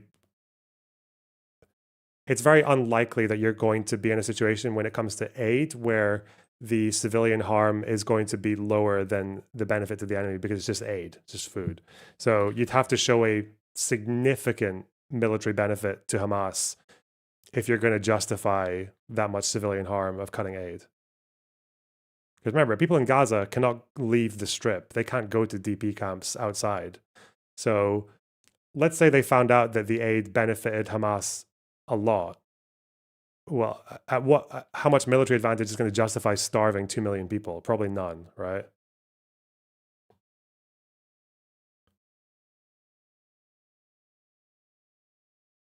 Don't say that everything they've done is right. I don't think they've done it the way that I would have done it. You are really not going to like the way I would have done it. But what I'm trying to find... He'd have gone harder. Giga Chad, trigonometry, triggered. Find out from you is, you say police action, and that's... We had this debate, but not face-to-face, where we exchanged videos on this, right? And we talked about Native American reservation, and you say police action. You've got 50,000 jihadi terrorists. Jihadi as in willing to die for the cause. Is that fair? You shake your head. Maybe. I mean, I don't know. I don't think any of us really know for sure. But yeah, I think the Israeli government was claiming something like that. Are you disputing the numbers or the jihadism? The jihadism? I just don't know. I don't know what the number of jihadists. You know so much about the Israeli government and their intent, and their helping Hamas, or their Netanyahu and the quotes and the fucking why they pulled out of Gaza because of Dove fucking whatever Wiseglass's quote. But now with Hamas and their intent and their numbers, I don't know. It's just not really something I've really paid much attention to. Go ask your 4-star general, dick. Give him a call. The number. I just don't know. It's the number you're unsure about. Yeah. Okay, so it's not the jihadi part. There are jihadists, obviously. They are There are. What? to die. Yes, there are. So you've got, can we say, just so that we do agree, like 40 to 50? You think Islamic Jihad are jihadists? Oh, I don't know about all that. You know, I haven't seen any quotes. I haven't seen any quotes on that one, bub. Has anyone in the CIA been leaked saying that Islamic Jihad fighters are jihadists? I just maybe sure. Let's say 40 to 50,000 people in a highly geographically concentrated area, tiny area, right? Tiny area, 50,000 people. Very small with New Jersey. Pretty sophisticated weaponry, actually. IEDs everywhere, booby traps everywhere, anti-tank missiles, sniper rifles. This is a militarized terrorist organization. Do you really think you can deal with that in a police action? Well, I think you can certainly deal with it with targeted assassination, special operations, the way Israel's dealt with their terrorism problem for their entire existence. But the point again about this is, no, they fucking haven't. You fucking idiot. They haven't done it that way. They've dealt with like Fedayeen that way, or they've dealt with a lot of these people who crossed the borders in the post-48 war were they weren't even armed. This is how they deal with like little fucking villages, not of disorganized ragtag militias. This is not how you deal. No army has dealt with something quite like the way Hamas does it. Some armies have had bigger challenges, I guess, but some have had smaller. It's a very unique situation.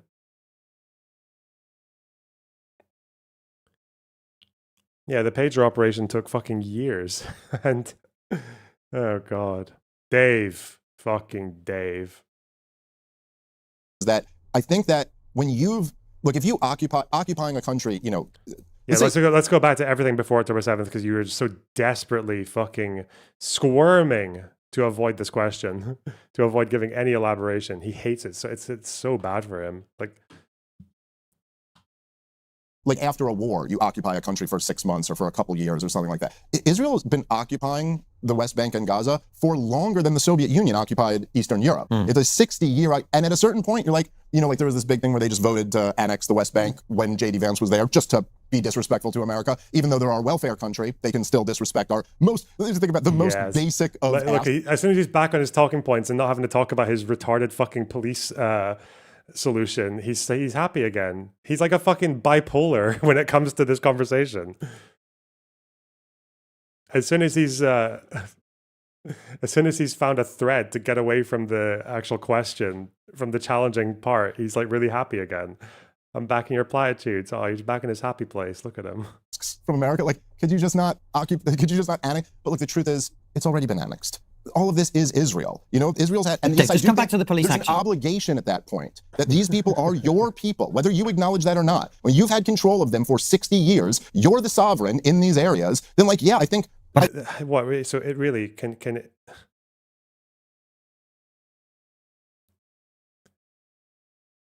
I love it. Okay, yeah, they're the sovereign. It's their people, really. Okay, so you want to send? Can the cops in Israel just like go through Gaza, like knocking on doors? Can they do that? Can they just go knocking on doors and just be like, "Here, mate, we're looking for this man. Have you seen him?" And they hold up a picture, and it's just of a keffiyeh. It's just of a masked face with a question mark on it. Have you seen this man? He's a bad dude. He's a jihadist. Maybe I don't know. He's an Islamic Jihad fighter. Maybe a jihadist. Maybe. I mean, they are their people. Go on, if you want to use this language in the most literal possible sense, okay, yeah, they're their people, yeah. It's a picture of Al-Shara. Just send them down with their fucking little donuts and their chewing gum.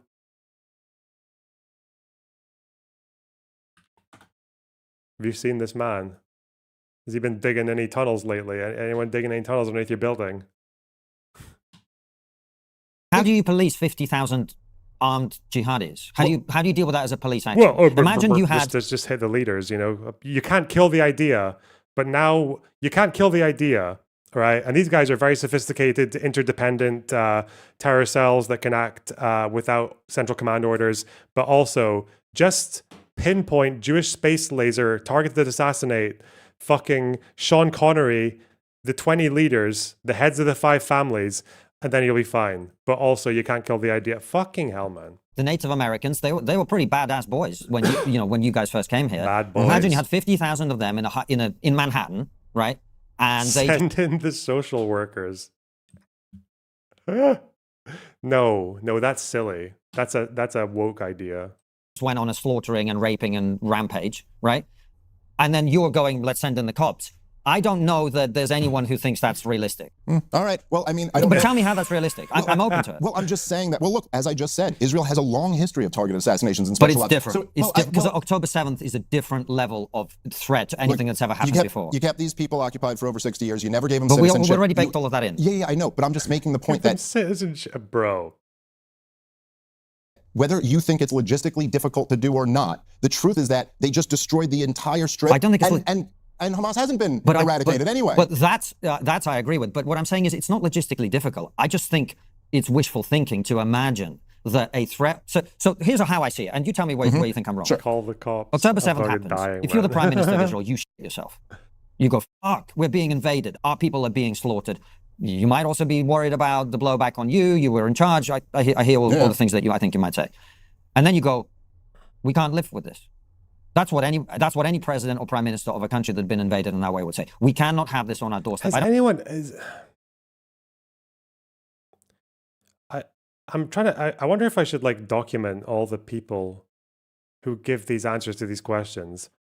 Hassan answered it like an idiot, obviously. Omar Badar basically said that Israel should have like announced that they were sorry to the Palestinians for all the oppression and granted them a state. It's time to stop the fighting, ceasefire. Obviously, fucking mental. I don't actually know what Bassem Youssef said. I don't know. Has anyone actually got a good answer to that? Jenk said special forces. Man, they're all really like their own unique brand of brain rot, aren't they? Like every single one.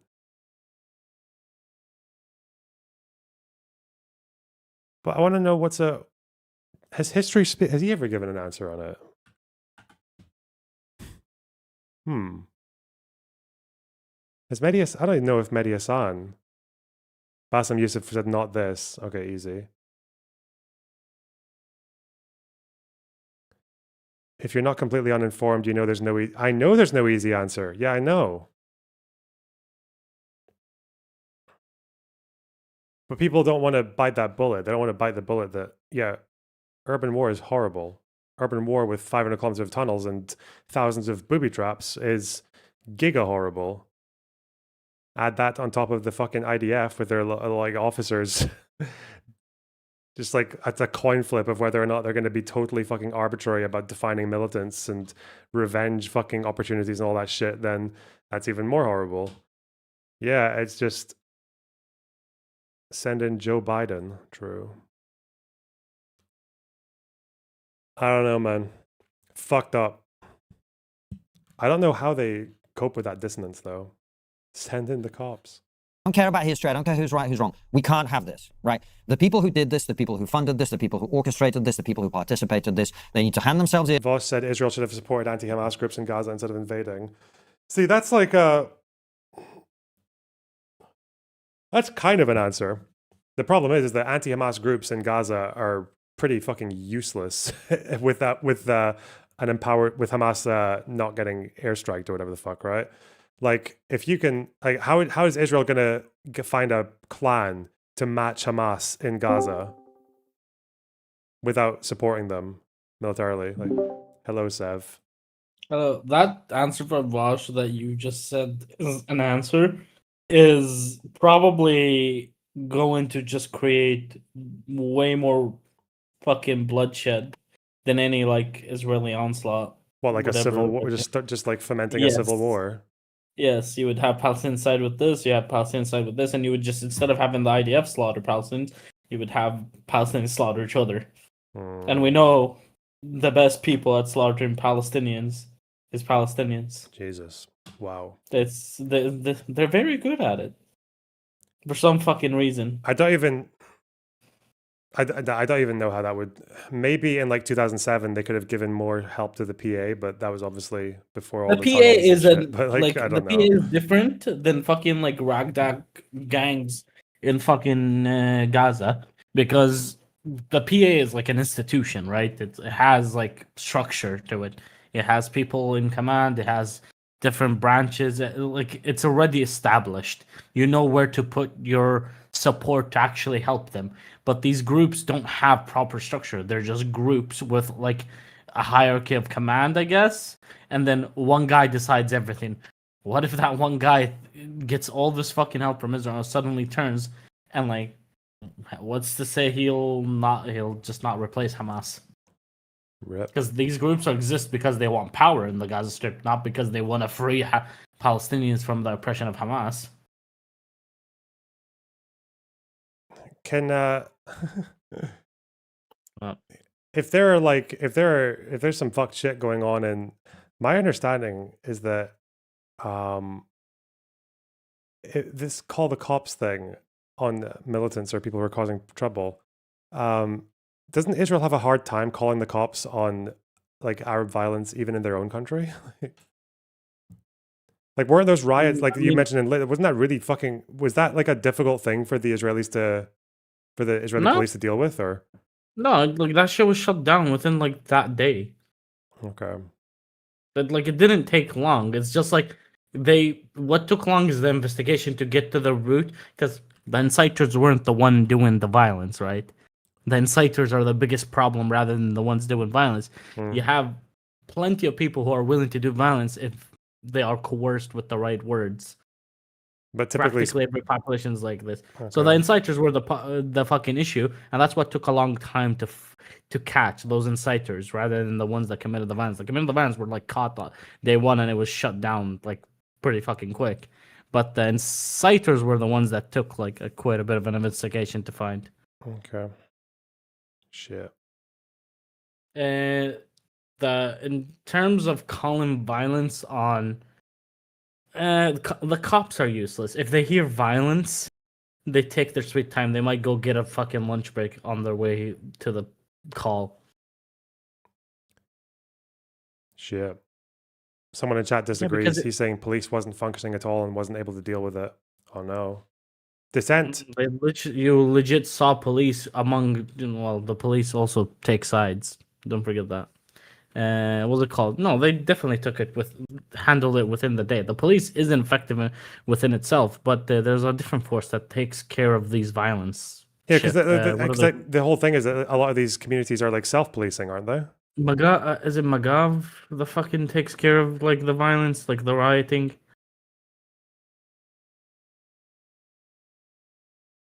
The police are just pretty much useless in this country. Magav is the one that takes care of like rioting. Well, that's the point I'm trying to make, is that like the Israeli police aren't even that good at dealing with like policing Palestinian communities in their own country, let alone in fucking Gaza. Yeah, Jesus. They just hand out traffic tickets. Shit. That's the only thing they do. They legit. Do you know what they fucking do, by the way? So I don't know what you guys call them, a nursery maybe? I think you call them a nursery. Like kindergarten. Yeah, kindergarten. It's like Okay. kindergarten, but like less than kindergarten. It's like before kindergarten. I don't know what the fuck it's called. The police in my town sit right next to it and wait for parents that are picking up their kids. And obviously, when kids see their parents, they're like all over the place. They don't want to sit down. They don't want to put on the seatbelts, and the parents are like nicked for time. So they put the seatbelt. So they just like watch which parent doesn't put a seatbelt, and they try and just hand them tickets, even though the drive is like 1 minute, like literally 1 minute. Shit. So they just fucking do that shit. They're just looking for fucking do shit, to like fucking like hand tickets to people. The violence in Lid did not take. I'm talking about Lid, not the entire country. The entire country took like a week to end. But for fucking Lid, it was the same day that it ended. It's like it wasn't that long. I think that might have been the mismatch. Yeah, no, like the entire country, there was like several days where people would riot in different places. But in fucking, what's it called? In Lid? No. In Lid, it wasn't like, it didn't take several days. Yeah, I know. Yeah, sure. I know that Gaza isn't considered an occupied territory by Israel, so it's not under police jurisdiction. And also, if you look at the Hague Conventions, it's very understandable that it wouldn't be considered occupied territory because of the 3-point test that isn't met. Because you need to be able to like establish and take over governance of an area for it to be occupied territory, which the Israelis clearly can't do. They can't start governing fucking Gaza like within Question a regarding a proper answer to like what would happen after October 7th. Do you think majority of Gazans would have taken heeded the warning and moved into a humanitarian zone inside of Israel proper? Yeah, because I don't know if a majority would have, or if they would have even been able to. But because here's how I think about it. I think the average person is very well enough informed to understand if Israel is taking you to a place they never let you be there before, they don't plan on keeping you there. Like, so that's why that's the whole idea of me saying let the humanitarian zone be inside of Israel proper instead of Egypt or another fucking place, because Israel would be willing to let Gazans back into Gaza if they're inside of Israel. Yeah, I really don't. I don't know if any country would have been willing to do it, but if there's any like other country that wanted to use the Negev to administer a DP camp, so there's more trust or something, but I have no fucking like they should have done it. I don't think it would have. It would have been probably one of the better choices they've done. Yeah, I don't know how much like it would have saved a lot. It would have saved people. I don't know how it would have saved like thousands or tens of people. Yeah, I don't know if it would have saved tens of thousands just because of like the capacity or because of the willingness to even go there or because of the mistrust. That's like the. It would have saved people. It would have saved a lot of people to do that. You still there? Yeah, I'm still here. It's I don't know. That's the only thing I can't wrap my head around regarding the zones in Israel if they were done and how many people would buy it and even go. But obviously that's the problem, right? Like there's just they wouldn't have we know why the government didn't do it, right? Yeah, but it was more of an act of revenge rather than like just security of Israelis. Yeah. Shit. All right. Israelis definitely wouldn't have let it pass, but now you have this reputation. Yeah. Anyway, enjoy more retardation. Let's go, babe. For justice, we're going to kill them all. That's what America would do, right? I think that's a fair claim. I don't know about that. But I mean, look, I mean... So then they go in, and they are trying to eliminate Hamas. They're not trying to go in with special forces and take out Sinwar. They're not trying to take out this guy or the commander of this. They're trying to destroy Hamas. That's what they're trying to do. Now, if you think that's not the right reaction, I understand. I think most people would say, if this has happened to your country, America, Britain, that's what the overwhelming majority of people would demand of their government. If the Native Americans had done this, that would be the nature of the response. I don't believe it's credible to say that can be addressed on a policing basis. That's a large-scale military operation, and there's no other way to do it. Accomplish? Destroying Hamas. Degrading Hamas to the point where he just can't come back. Yeah. Now, I don't think that's been done, but okay. I mean, so look, I mean, I guess in well, are Hamas as capable now as they were 2 years ago? Are you high?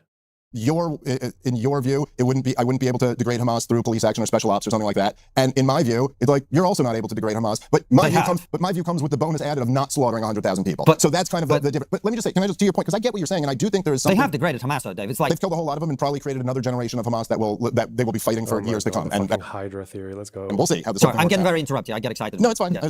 I'm guilty of the same thing. But I will say that like I do think there's this tendency for people to say like, well, look, if you want to put yourself in the and me and Coleman talked about this a bit, but like if you want to put yourself in the Israeli shoes, like I'm fine with that. I think then we should also put ourselves in the Palestinian shoes, and then we should put ourselves in the American shoes. Well, or the British shoes for that matter, because that's what I really am concerned with. So I would say first of all, I think it was Aaron Matei actually who had the line, which I really liked a lot, where he said, in order to buy Israel's the justification for this, you have to accept the premise that nothing can justify October 7th, but that October 7th can justify anything. And there is something where you go like, look, okay, I'm sure Israel could look at October 7th and say, we find this to be what a stupid it's just a platitude. What? Tolerable, and we are entitled to a violent response. And if some innocent people get killed in that violent response, well, I'm sorry, but this just happened to us, and we have a right to do that. You could get there from a Palestinian perspective too. It's different. And although, there are differences, but the differences are what matters here. Okay, well, I don't know. I'm not sure they are. But so here's the difference. The difference with, say, you mentioned, for example, the Soviet Union occupying Eastern Europe. Mm-hmm. When Eastern Europe wanted to break away from the Soviet Union, they didn't invade Moscow and women. They didn't take hostages. What did he say? And although, well, there are differences, but although the differences are what matters here. Okay, well, I don't know. I'm not sure they are, but so here's the difference. The difference with, say, you mentioned, for example, the Soviet Union occupying Eastern Europe. Mm-hmm. When Eastern Europe wanted to break away from the Soviet Union, they didn't invade Moscow and rape women. They didn't take hostages. The difference is that they got rid of the governance within their territory and then they seceded. Yeah, Hamas hasn't ever tried Gaza or Hamas never tried to secede from Israel. Armed resistance. Look, man, we're men. If people came to our place and started putting us in chains, we'd rise up, we'd pick up a rifle, we'd engage in armed resistance. But when you I'd podcast the shit out of them. I would call them out so hard on Twitter. Deliberately target civilians. It's not the same. It's not the same as dropping bombs on terrorist houses who deliberately put their families in those houses. It's not the same. And that's the difference. Yeah, see, I guess if it wasn't for all of the reports over the last 2 years, then like maybe I don't know. Is it that different than IDF soldiers taking target practice at kids, as multiple doctors in Gaza have reported? Is it that much different than the... It's the doctors, but they're talking about where's Daddy? Oh yeah, the claim that the target practice was Dr. Maynard. I don't know him. What was it called? The Where's Daddy AI scheme, where they were following the terrorists back to their homes to take out their families too. I mean, like, no, I don't. Do you think Israel is deliberately killing civilians? Like, by definition, yes. Like, by what definition? Well, in the sense that he don't ask him that. Ask if they're targeting civilians, because he will say that if you bomb, Dave Smith thinks that when he's asking that question, he's saying like, oh, like if there's collateral damage, is that we are deliberately killing civilians? He thinks that's what he means. He's just thinking if they're deliberately. Whether or not they're actually regardless of what their targets are, he thinks that's what the question is. Like if you take in action that you know is going to result in civilians being killed, then it's deliberate. But it's the rules of war say that is what you should do. The rules of war are a construct. I mean, listen. Like, sure. We're talking about morality or logic here. It's like, look, let's talk about logic. You're again, all the reports. I mean, which you could go through. You go read Dave DeCamp's reporting for the last 2 years, and every single day there's been an article about another atrocity that was being committed against them. Now, there certainly is a difference between like the primitive nature of Hamas's attack and the barbaric nature of Hamas's attack, but at the same time, the end result of it is innocent people being slaughtered. I know and that is so. And if you, but there is a difference between Nazi Germany attacking Poland and the Western Allies responding. Would you agree? There is a difference. They both result in people being killed. Dave Smith opposes both of them. Killed, but there is a difference because it's about the conduct and who initiates that particular phase of it, right? Is that fair? Yeah, but I think that... So this is the difference with October the 7th. This is why it's a different category of violence, in my opinion. Because you've got a situation where a band of terrorists deliberately invade another place, and they don't attack... I mean, sure, they attack some IDF facilities. They killed a bunch of IDF people. They attack some IDF facilities, but really, it's about... They went through the IDF facilities because they had to. They had to get through the border areas so they could get to the civilian areas. Taking Israelis hostage, raping them, killing women, killing children, dragging them off to the dungeons and holding them there for power. That's not the same as what the IDF is doing. Would you accept that? No, I don't really think that's right. I mean, again, I think there's, if it makes sense, I just like to use like an example. It's almost like, you could say like, like Eastern European countries, as you know well, right? Where there's a lot of corruption. And there'll be like low level primitive corruption type stuff. Like you could, if you're in, I don't know, there's countries if you're in Romania, it's kind of like a known thing, which is true, I think, in Mexico too. Like if you get pulled over by the cops, you could slip them some money and get out of it. And that's very low level. I feel like people like Dave, you just need to, they're not making the questions like toddler friendly enough. Sometimes I think some people just need to be asked. Like it seems like neither the IDF nor Hamas really want to give up in the broader sense of things. Okay, would you rather the IDF won or Hamas won? As in like they achieved their objectives? As in like one military fully defeats the other one and dismantles and destroys it to the point that it's non-functional. Which one of these outcomes would you rather? Which one would result in more or less like damage or death? Is October 7th comparable to the IRA actions during the Troubles? That's a degrading question. I hope it's a degrading question because Dave Smith deserves to be degraded. He's a fucking idiot. He's a total waste of space. Charlatan, fuck, worm. Who thinks the solution should be to put the fucking cops with donuts knocking on doors in Gaza, holding up pictures of Sinwar being like, have you seen this man? No, I don't think October 7th is comparable to IRA actions because at least with the IRA, I don't know that much about them overall, but it does seem like they had a pretty clear goal, which was very different from Hamas's. Like, I don't think the IRA were trying to destroy a country. And also in terms of just the sheer damage and death that they were able to precipitate in such a small space of time, no, they're not really comparable. corruption, right? In the United States of America, good luck doing that. You know, if you get pulled over for a DUI and you try to slip a cop a couple $100, I mean, maybe one time, but I can assure you that is not a good idea, and you're just going to get another charge. We don't have low-level primitive corruption like that. What we have is the prison guards union lobbies for mandatory minimums for marijuana. We have corruption on a much more sophisticated, but in a sense, it is still corruption, right? So in the sense that, yes, Israel, it's very, when you're having a fighter pilot bomb a building and you say it's collateral damage, I understand where that is not, it doesn't get as visceral reaction. It's not as barbaric and primitive as like Hamas breaking into Israel and just kind of killing everything that moves and then dragging as many people back to hold in captivity. But again, Israel, when they did the swap just a couple weeks ago after the ceasefire, Israel released 1,700 Gazans that they've been holding without charges of anything. They've been doing this, by the way, since well before. Well, administrative detention is not all of the prisoners in Palestine. Some of these people had life sentences. Does he think every single prisoner is there under administrative detention? Administrative detention usually lasts about 6 months before review. Administrative detention is much more of like a revolving door. Was it the 1,700? They were not administrative detention. Also, administrative detention is just not the same as hostage taking anyway, but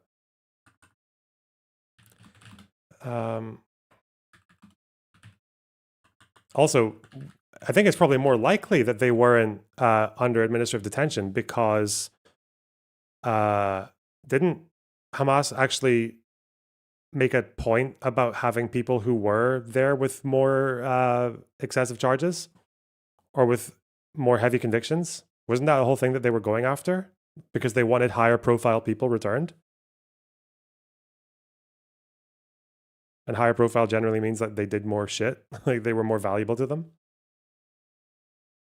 For this latest conflict in Gaza. But you can't compare those two things either. Well, you can't, hold on. You can't compare those. You can compare them. Well, you can't. Maybe you can't equate them. You certainly can compare them. Okay, fine. You can't equate them, which is what I'm really saying. You can't compare people, many of whom are violent terrorists. And many maybe aren't. And many aren't. And people who've been taken hostage by a war party of Hamas crossing into Israel while they butcher and rape. Well, it's not the same thing. Again, I'm not saying it's the same thing. Well, you kind of are. No, I'm not.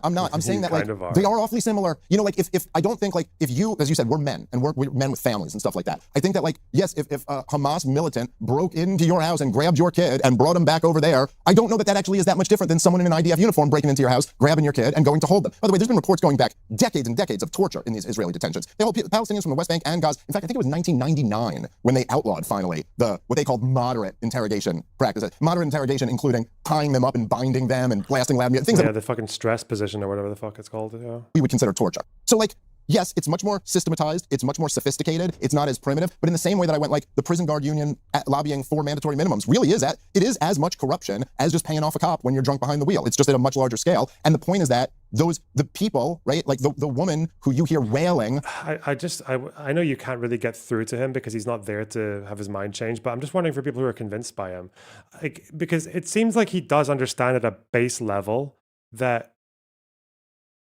the thing you have to communicate is whether or not trying to get rid of Hamas, like, and dismantle their military is a just goal. And I would argue it is, because until you do that, Gaza has no future. There's no, like, if we all go back to normal now and the IDF like fucks off out of Gaza and they rebuild all the way from the bottom up with Hamas in charge, which they would be, they're literally consolidating power again as we speak, then you haven't solved anything. You just go back to the same problem. There's literally nothing, with Hamas still there, there's nothing that can be done for Gaza that Hamas will not undo. There's nothing that you can build that Hamas won't weaponize or basically just put a fucking target on. Like, that's what they do.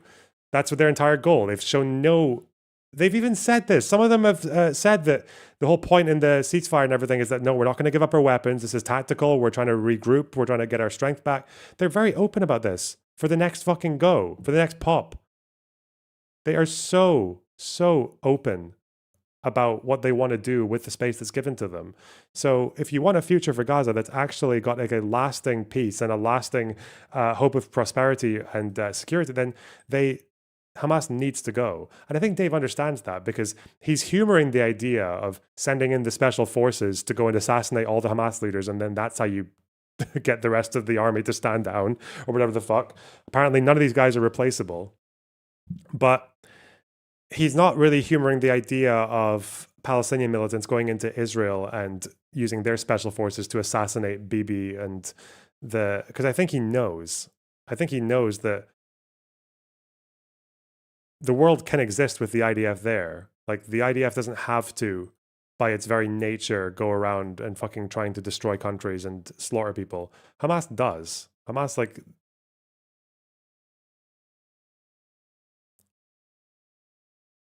True, but isn't exactly wants them gone. Oh, wait, what? Israel exactly wants them gone. I don't know what you mean by that. Yeah, I don't know. Or maybe he does get it. Maybe he does and he's just, you know, doing his thing. What is this? Is this a retarded tweet by Merrick? I don't know. Let's see. Comparing Hassan Piker to Fuentes is absolutely fucking insane and frankly offensive and gross. Fuentes is a disgusting Nazi. Piker is critical of a far-right nation doing a genocide and regularly talks about how bad anti-Semitism is. This is shameful. What, in terms of anti-Semitism? I don't agree with all of this, obviously, but yeah, Fuentes is obviously more of an anti-Semite than Hassan is, like, by fucking miles. Yeah, of course. Hassan's one of those, like, again, left-wing anti-Semitism is not being anti-Semitic, like, by nature. It's, like, stumbling into it through a combination of ignorance and ideological commitment and fucking groupthink or whatever the fuck. Yeah, I don't know. Anyway, we're back. It's by Hezbollah from Maroun al-Ras. This is Maroun al-Ras. You see that village, the highest peak, that's called Maroun al-Ras. By the name Maroun al-Ras, it's supposed to be a Maronite homeland, Maronite town, with people live there, Maronites, but it's not. People who live there are Shia Muslims who support Hezbollah, who Iran, with the intelligent officers sitting in it and managing all this region. So that's Maroun al-Ras showing you who are the original people who were living here in this land and today are not. Below it you have Yaroun, it's another town, and you have Yaroun and Binjbel back after. That's Binjbel. Binjbel is there. That's what they call the terror town, right? Yes. Yeah. You see Maroun al-Ras and Binjbel, you continue a little bit with the slopes. Furthermore, you see Binjbel. You see that tower far away, there's like tower. Yeah. That's a Maronite town called Anibel, and nearby another town called Dibel. So there are three Maronite towns here in this region, Dibel, Anibel, and Ermesh, who are surrounded by a Shia Hezbollah stronghold that using them as a human shield, firing missiles from their towns toward North Israel communities, asking for response of IDF in order to destroy Christian homes and churches and get Israel in troubles by saying that they are attacking Christians. People of the world should know these atrocities by Hezbollah by terrorizing Christians and using them as a human shield. And they will do it more and more during the war. They already infiltrated Mount Lebanon. They dig tunnels in Mount Lebanon, storehouses of ballistic missiles to fire from nearby Anaya of St. Charbel in order to actually make all of us here stand with them against Israel. If you don't, as Maronite, get rid of this threat in your area, in Mount Lebanon, your area will be hit also. I ask my Maronite brothers to act now before it's too late. There is here another town called Avivim. And there is the Hermon mountain in front of you. You maybe see the peak of it. That's the Hermon mountain. Syria front start there.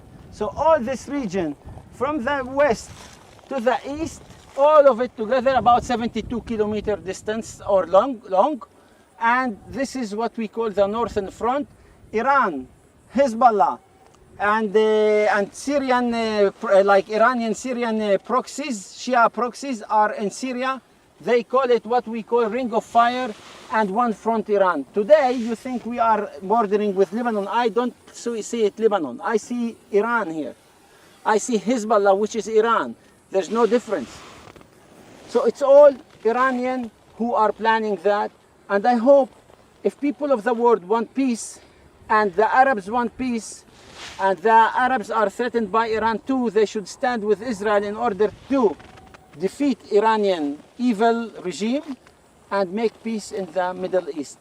That's what we should act and how we should act in.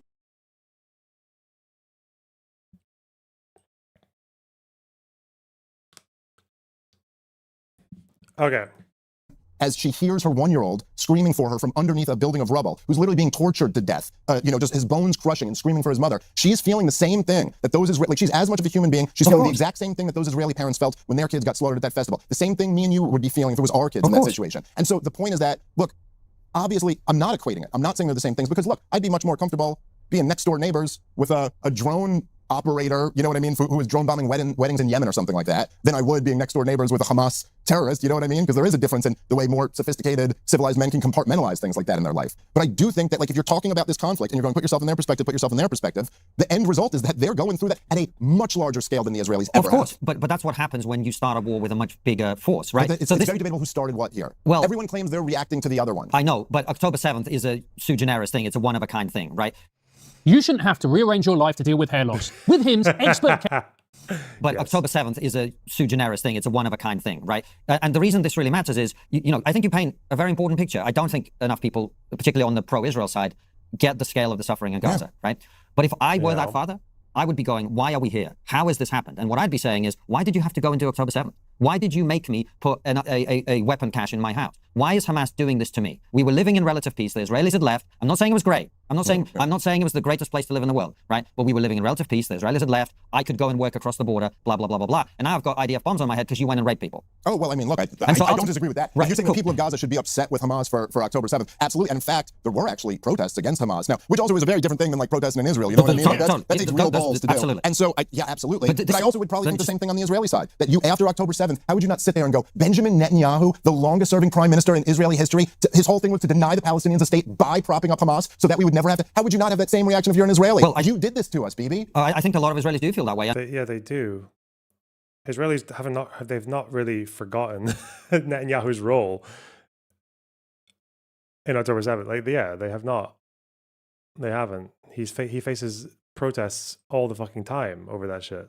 Yeah, and they both should. Everyone should hate the government they live under. That is my central point. We can probably here. agree on that, and I think a lot of Israelis do feel that way. And I'm pretty certain that when the war is over, I don't think Benjamin Netanyahu is likely to be re-elected. But the reason we can agree on that. Yeah. The reason I bring this up, though, Dave, and I think this is really important for us to clarify, is the scale of the suffering is something not enough people, as I say on the pro-Israel side, give due credence to. But I also think that a lot of people who are anti-Israel, they use the scale of the suffering to confuse the issue of who bears ultimate responsibility for that suffering. And that is really the area of disagreement, right? Because we can all agree that what's happening... Look, man, I'm a father. When I see what's happening in Gaza, it makes me sick. Yeah. And it should make everyone sick. But the reason we disagree is that I believe the people who are responsible for that are the people who did October the 7th. And I'm on the record of saying this. If Hamas had attacked IDF installations, I was totally undecided about Israel and Gaza until this war broke out. We had Melanie Phillips on the show in like 2019, and I was like, oh, Melanie, you tell this great story about the creation of the state of Israel. I think it's a little murky. I was undecided, right? But when October the 7th happened, I was like, the people who are responsible for what comes after this is the people who did this. Because any leader of any country would react in something like this way, or probably worse. Yeah, I mean, I guess I just think that the same exact logic could be applied in the reverse. And to say, listen, 60 years of brutal occupation, man, whatever comes after this, you're responsible for that. Now, I don't agree with that. But that isn't true, though. Well, it's as true as what you said. No, it's not, because I'm not saying... See, take another example, Russia, Ukraine, right? Like, I have Ukrainian family, I have Russian family too, and it's a tragic conflict. They're engaged in a brutal war, and it's a much more parity war, therefore it's much more brutal, actually, right? There's way more people, men on both sides being killed. If Ukrainians, who I support, went on a rampage in western parts of Russia and started raping women and taking children... rage baiting. No, he's just fucking clueless, man. Children hostage. I would be like, there is no fucking way this is justified. There is no oppression, killing, butcher, murdering in Ukraine that Russian soldiers have done that justifies this. This is an outrage. This is completely unacceptable. It's a different type of thing to the conflict you've been engaging in. And if you do this and the Russians then go ham, you caused this, is how I'd feel about it, right? Yeah, and that's the difference. Yeah, I guess I just don't... So certainly what I would agree with is that, right, like no matter what... And I think this almost just comes down to like individualism versus collectivism. Like you don't have a right to just kill innocent people, no matter how much you've been suffering. Like it doesn't have, even if the problem that they're not really getting, and I think maybe it makes sense because they're overestimating him. I think a lot of people do this. I think Dave Smith believes that collateral damage is like fake. Like you can't do it. like it's always criminal or something. I think that seems to be what his opinion is, which is fine actually. Because that is actually a position in fucking just war theory or whatever. Like there are people who hold that. There's also the pacifist school of thought, but then you need to own that, and also own that there are so many fucking practical issues you end up in if you hold that position. For one, any force that wants to avoid getting hurt then can just keep some civilians nearby. It's a very gross incentive, actually, to say that if you have civilians near you, you are left alone. You have to be left alone. Well, then lots of people have lots of ill intent in the world to do bad things to their neighbors or to other countries or even to people within their country. Well, if you do it with a few civilians nearby, then you're fair game. Like that could actually produce a world with more violence, believe it or not. If you completely outlaw like any killing of civilians, you very easily could end up in a world that actually has more civilians dying because of that incentive. But I don't think they've actually realized. I don't think they can really figure out what Dave Smith is trying to say there, or maybe I don't even know if Dave Smith has ever actually fleshed out his opinion on war in general. Government, what happened? Well, I'm saying that say like in the example of Hamas or in the example you just used with Ukraine, right. It doesn't matter how brutal the Israeli government's been to you. You still can't just go kill teenagers at a festival. Like it's not just a justified response. So I completely agree with you on that. But then also, as I said before, cutting off aid to the civilian population who's war torn after 2 years. How much aid is Russia providing to Ukraine? Wait, hold on. Let me just finish my point here. Cutting off that aid is also not a legitimate response to like Hamas slow rolling the dead remains of civilians. Okay, But it's like this is what I'm saying to you. Russia's not providing any aid to you. Yeah, but also doesn't have a blockade around Ukraine. As much as it can, it does. They deliberately. Well, Ukraine has been there's been no shortage of aid that's been getting because into we're Ukraine. trying to help. But the Russians have done everything possible to cut off rail tracks and the supplies and everything. Wait, when Russia has encircled cities, they have specifically blocked aid from getting in. What are you talking about? Like whenever they've had the opportunity to, they've blocked aid from. Mariupol was an entire fucking dispute. Even when people wanted to evacuate civilians out of Mariupol, Russia was dragging their feet on allowing it to happen. What the fuck? Ukraine's got yeah, because Russia has been stopped in their tracks. They can't surround the entire country. Bombing logistical infrastructure in rural I Western 100% think that if Russia's not providing any aid. No one's saying, why aren't they providing aid? Because nobody's defending what Russia's doing. Nobody here is saying like, well, okay, maybe Have you been to Washington? Washington? DC? Okay, you're fucking mates, Dave Smith. Tucker Carlson, and you're half your audience. Well, look, even that, Washington, DC has been funding Ukraine to the tune of hundreds of billions of dollars over the last But that's few not years. my point. My point is no one is criticizing Russia for not providing aid to Ukraine. I think no one is criticizing Russia. I think people have they're criticizing Russia for invading, yes. but they're not criticizing them for not providing aid. No one says they have a duty to feed Ukrainian civilians. Well, it's also because the Ukrainian civilians aren't food insecure. They don't need it. I mean, it's like, look, like you said, there's more parity in that conflict. Dude. Okay, whatever. Been much more military deaths on military deaths. And so it's just not the same dynamic. But yes, look, if Russia had Ukraine under a full blockade and then they invaded Ukraine and they weren't letting food in from the international community, absolutely, you would say you have an obligation to allow this aid in. But they would. Sure, okay, fine. And no other country would either. Well, I don't know about that. When the US was fighting in Iraq, they cut off electricity and water to the cities that they were sieging. It's what everyone does. Yes, to certain cities. It is. It's true then. Well, in the places that Russia was able to surround, aid was a huge problem. It's just that it didn't last very long. But yeah, everyone knows this though. Everyone knows that Russia, that's actually an army that just fucking takes the rule book and throws it out of the window and fucking shits on it.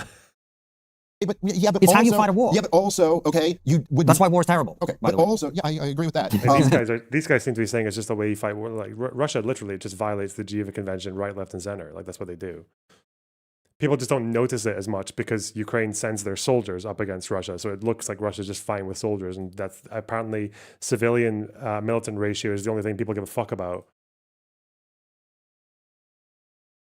But so also, you didn't have George W. Bush going to the army and calling them Amalek. You also didn't have like people in the highest levels of the U.S. government floating out plans of ethnically cleansing all of Iraq and then taking it over for ourselves. And there's just many different things in this conflict. But yes, we're all in agreement that the war. Don't forget those bastards at The Hague with their little Amalek monument allowing this incitement to violence and genocide against Germans or whatever the fuck on their building anyway. in Iraq was sure terrible. So that's not really the moral standard. I've been hogging the mic for like an hour. Sorry, Francis. No, it's all good. So, you know, the great thing about our conversation is I think it shows new media at its very best. In that we're having a conversation, it's respectful, no one's trying to misrepresent. Oh my God. I in these debates, I don't know why people find it so, like, why are people so fucking weird? Maybe I'm just autistic, and maybe it actually is very, part of the social glue to just sit there and congratulate ourselves on having a civil discussion. I don't know. Why do you feel like you need to do that? It's so fucking stupid. Bro.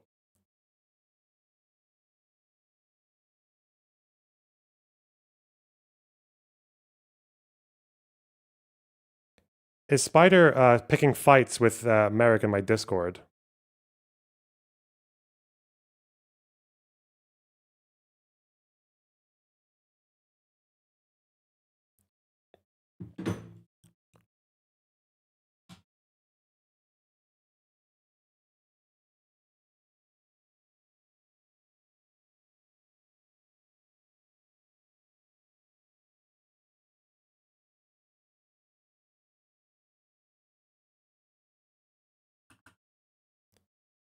Hang on.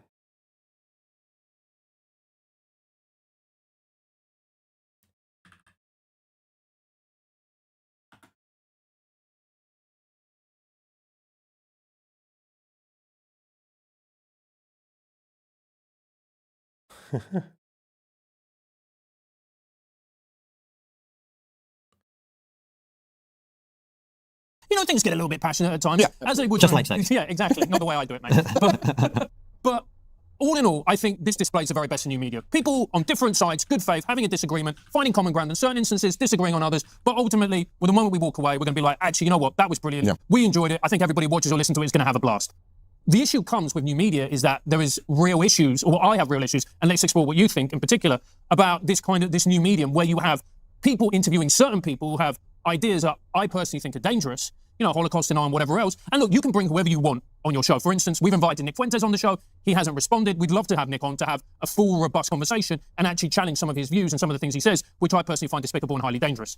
Where do you sit on that whole conversation and that whole debate? Well, I certainly agree with what the first part of that, and that, I think there's also something where I just think, like, with the three of us, I think that's kind of just our personality. Anyway, it's like, we're interested in these ideas. We want to talk about them. We want to debate them at some point. But I'm just like, yeah, we can go grab a beer after this and stuff. And part of that is just, well, it's just kind of, what else are we going to do? I mean, like, what's the alternative to that? You know what I mean? Like, and anytime you're talking about a political issue, almost anytime you're talking about an important one, it is a matter of life and death or close to that. I mean, if you're having a conversation with Bernie Sanders about healthcare, from my perspective, Bernie Sanders' healthcare proposals is going to lead to, like, serious suffering and deaths and all. But man, I mean, what are we going to do? Just all go to war with each other always and all hate anyone? Particularly, also, like, I'm a Jewish guy who's very critical of Israel. So, like, I got tons of family who have the exact opposite. What, am I going to hate my family now? I got to hate my, Democratic cousin or something like that? Like, it just seems crazy. And so I think, like, the only path forward is for us to have these conversations. And, like, so to your point of, like, are there dangerous ideas? I mean, I think there's dangerous ideas all around us. And I think socialism's a dangerous idea. Great. I think fascism's a dangerous idea. I think, wars of choice are dangerous ideas. But, right, we just got to be able to talk about these things. And I think that's one of the best things about the new media. And with Fuentes specifically, like, in this... I need to start this at a different... okay, we're about halfway. That's fine.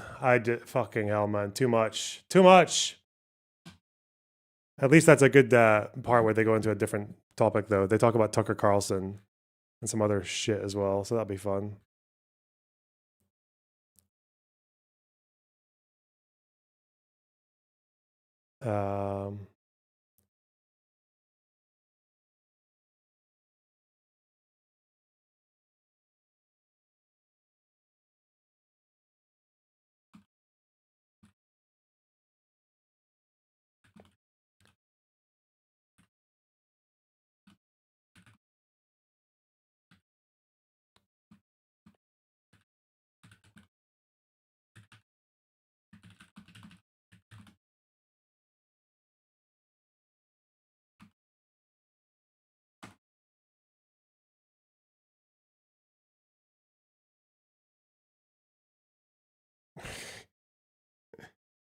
Jesus.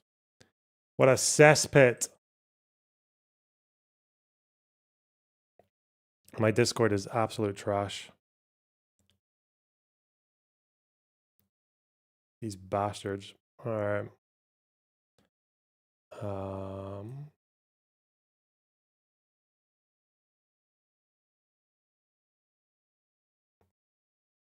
Hmm.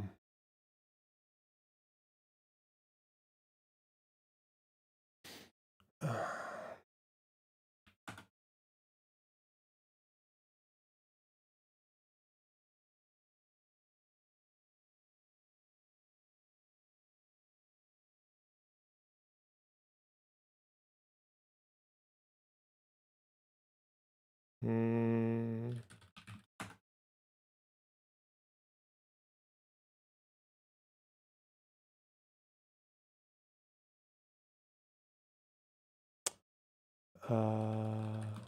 One minute.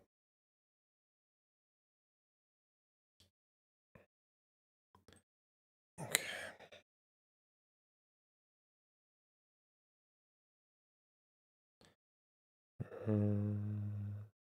Just thinking. Right. Okay. I'm thinking if I should do what the fuck? Should I do Maruzzi's fucking southern slang shit?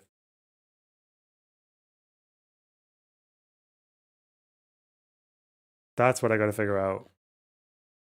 I've only done like a day of prep, but hopefully it's enough. Is she here though?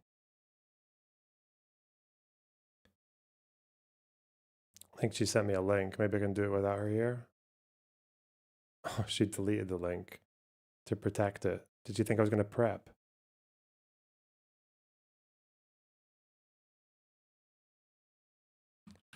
Let's see.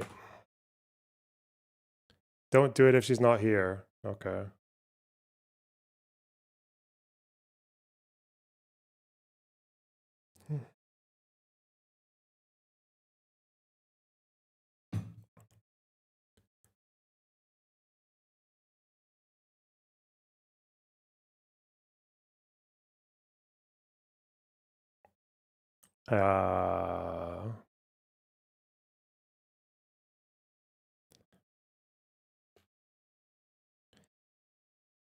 Where?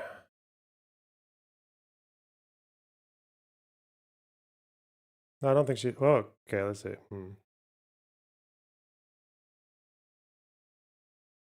Let's see. Fuck me. Who's this? Hello.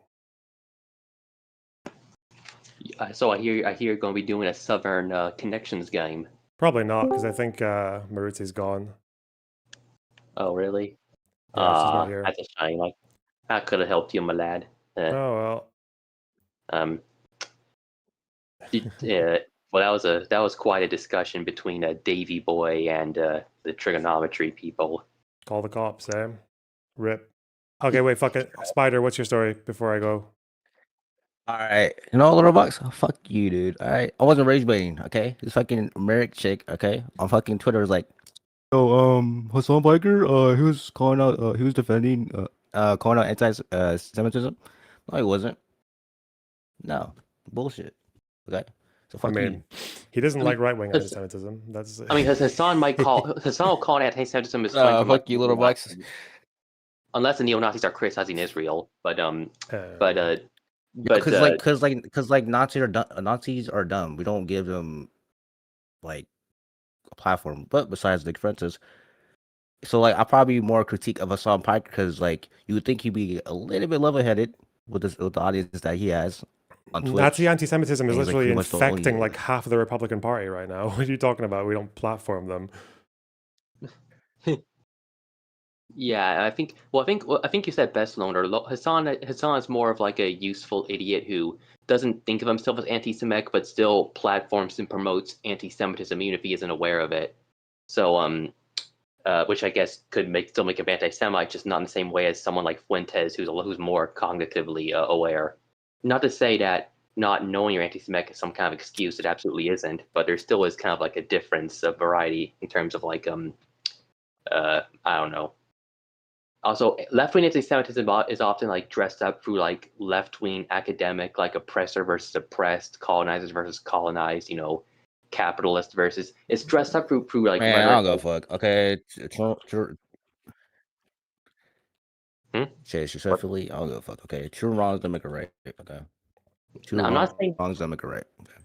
I'm not saying Hassan is an anti-Semitic. He absolutely is. And we know that because we know about anti-Semitism and we know about what actually is, not just what people think it is. Speaking as a Jew, no, there's not a difference how you have to fucking hear it. Yeah, I'm not saying he is an anti-Semitic, chatter. I'm not saying he isn't. Hassan absolutely is an anti-Semite. Oh I'm god, not I saying don't care. We're not doing anti-Semitism this fucking debate again. Fuck me. Get out. Bye. Okay. You know, little box, you out. You lost the debate. I won. It's over. Okay. I won. Remember that. Lost. Lost the plot. Bye bye. I look. I don't want to do an anti-Semitism debate. There's something going on in my Discord for that. It's probably going to be like Merrick and 2 other people versus the entire server, but whatever. Okay. Okay,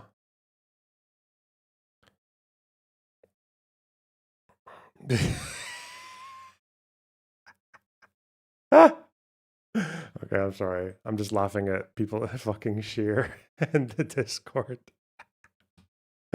Oh my god, what a troll. Fuck. Whatever. If I can't do the Southern connections, I can just do the regular old whatever.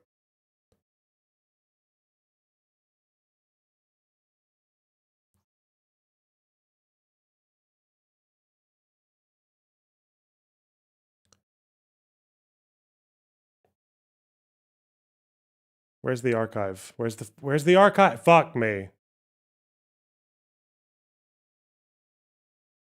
We're in Discord. It's in Drama Farm. Oh my god.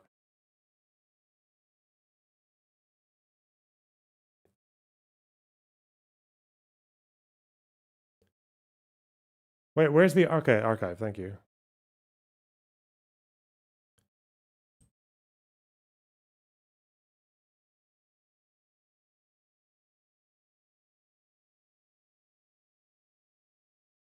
Okay.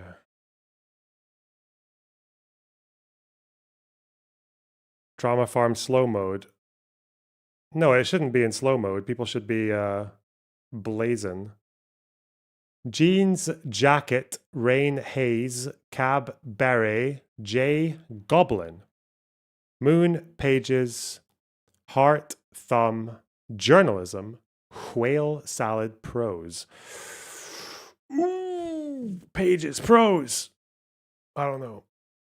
Journalism, like writing, word salad. Nice one. Green beret, green goblin, green salad. Fuck knows. Purple rain, purple hay. Is it all colors? Maybe. Oh, blue whale. Oh, wait. There's no way it's all colors. Blue moon, purple moon. Fuck. Is there a purple moon? What the fuck?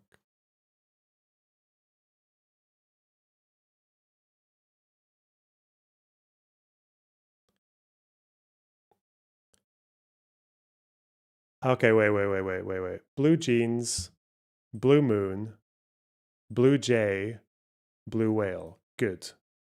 Fuck! Purple haze. It's not purple rain. I don't know the rest. Green beret, goblin. No, it's going to be other things. It's going to be other things.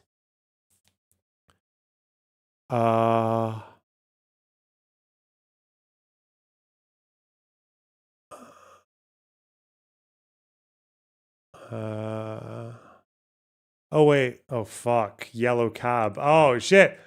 Fuck. I don't know. Okay. Jacket. Is that a purple, green, or yellow Yellow would be yellow jacket. What is thumb? Purple thumb? What's journalism? pros. Green salad, green goblin, green salad, green beret. Is it yellow rain or green rain? Yellow pages. Okay, okay. Green jacket. Is it green jacket? What the fuck is journalism? Ah, okay. I don't know. I don't know. I don't know. I can't do it. Yellow pages. Yellow cab. I could get this wrong so easily. Fuck. I think it's yellow rain. I don't know why. Fuck. No, it's purple rain. I'm forgetting. Okay, wait. Purple rain, purple haze. I don't think it's purple jacket. Green goblin. Yellow pages. Purple salad? Is there such a thing as a purple salad? Journalism. Purple. Tap on my Discord. What the fuck?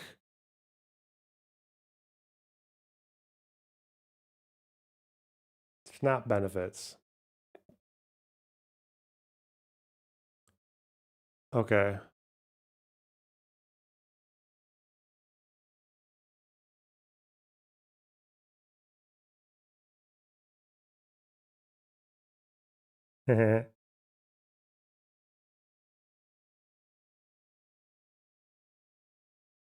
Yellow thumb. Heart might be purple because your heart is kind of purple. Purple rain, purple heart, purple haze. I think purple salad could be because purple salad like when you got fucking cabbage and shit. Fuck. Purple prose could be a thing. Maybe.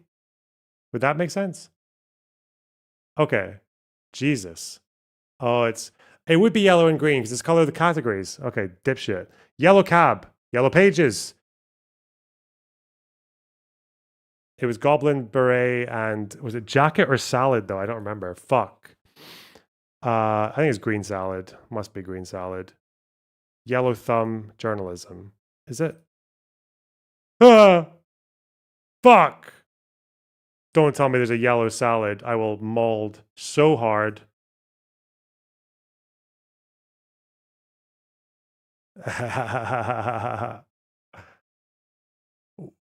don't know what the goblin beret salad. Okay, fuck me.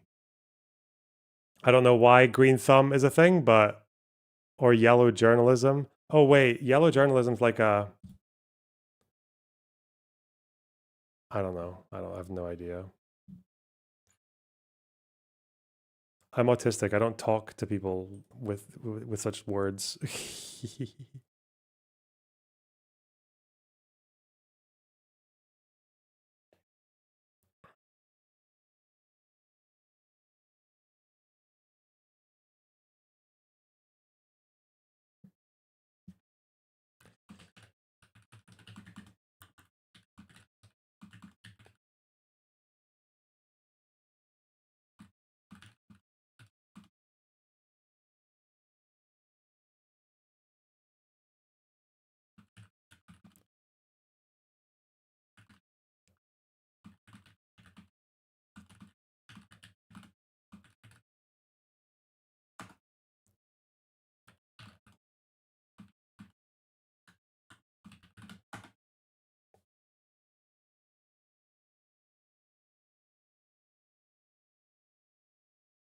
Okay. I've told the dipshits that they can have their little anti-Semitism debate on the stream if they would like. But it can't be about Hassan. It can be about anti-Semitism, but not about Hassan. Okay.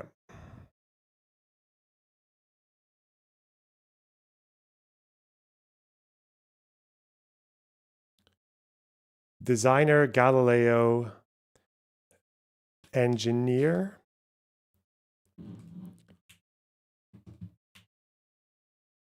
Marco Polo, hatch, mastermind, tag, Viking, concoct. There's a planning thing here, obviously. Okay, luxury, pioneer, bingo, hot, voyager, Uno, high end. Well. Hatch a plan. concoct, mastermind, engineer. Yeah? Fuck!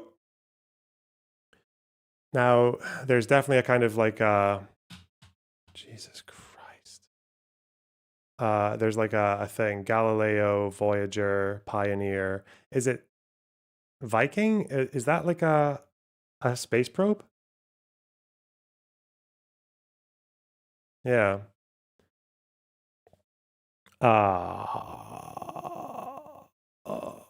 Bingo, Uno. These are games?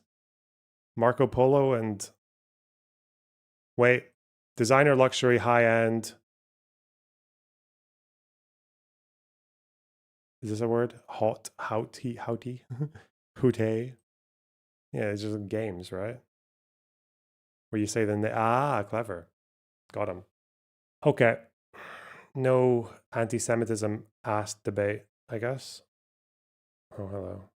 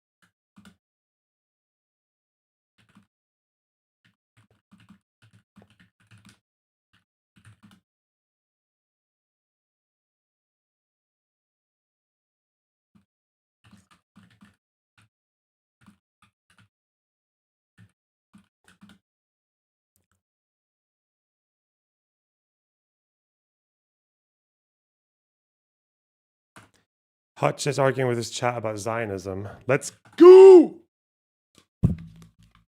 Get me in. I'm busy.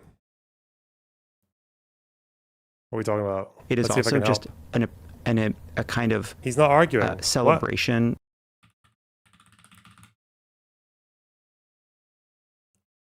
$50 million?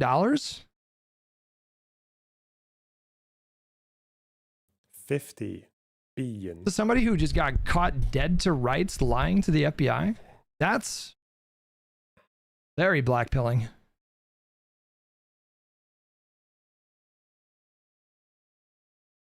Jesus Christ.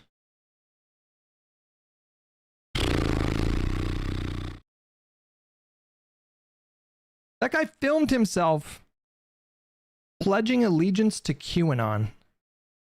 Shit you not. Sounds like You can find a video of him standing in his backyard with his family members, reading out like a pledge of allegiance to fucking QAnon. Oh, is this the guy that fucking this is the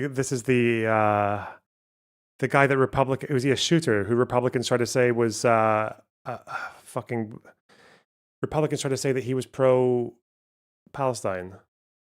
That one. Literally grifted for QAnon money, true. Yeah. Not being held accountable for doing things that are illegal. And I think the American public senses that. So he's talking, isn't this the guy? But I will say, I think it's not just allowing powerful people to get away with it. It is also just a kind of celebration of power. I don't think it's a coincidence that as leaders became less and less accountable to the law, we allowed the presidency itself to become more and more powerful. That we kind of equated a president that was willing to do things that used to be Congress's purview with strength, and the law became this kind of fuzzy thing. Instead of buying described by like the Brahmin priesthood. Well, I don't know. Now we got to stop. I know, but it's been great. It's been great. It's so great to talk to you. I'm so glad we were able to make this happen. Yeah, me too. Emma Vigeland, thank you so much, and check out. You know what, man? You know what? I gotta say, I've warmed up to it a little bit because, you know, I'm glad that those two talked. I gotta say, like, so I understand. I think they're coming from a place of wanting to. Was it here where you argued with him? I'm not subsequent 2 years. Who said he was arguing with his? Only someone who doesn't know what modern Zionism is would say what Hutch just said. Oh shit! Let's go. What is the birth of Zionism? Like what is the genesis of Zionism? It was a desire for Jewish people to have their own state so they could escape horrible persecution in Europe. And that was especially relevant after World War II. You had millions of European Jewish people who, for very good reason, did not feel comfortable or safe in Europe. And obviously, I think the way that it happened, the way that the state was established was not correct. I don't know what the word is. The way that Israel was established was bad. I think we can just say that. Very bad. But at that time, if I was alive at that time and I was to like weigh in on my opinion, do I think that Jewish people should have their own state so that they can never again have to experience what they just experienced in Europe? I would have told you enthusiastically, yeah. Let's go. Yeah. I would want that if I was them. I would want the same thing.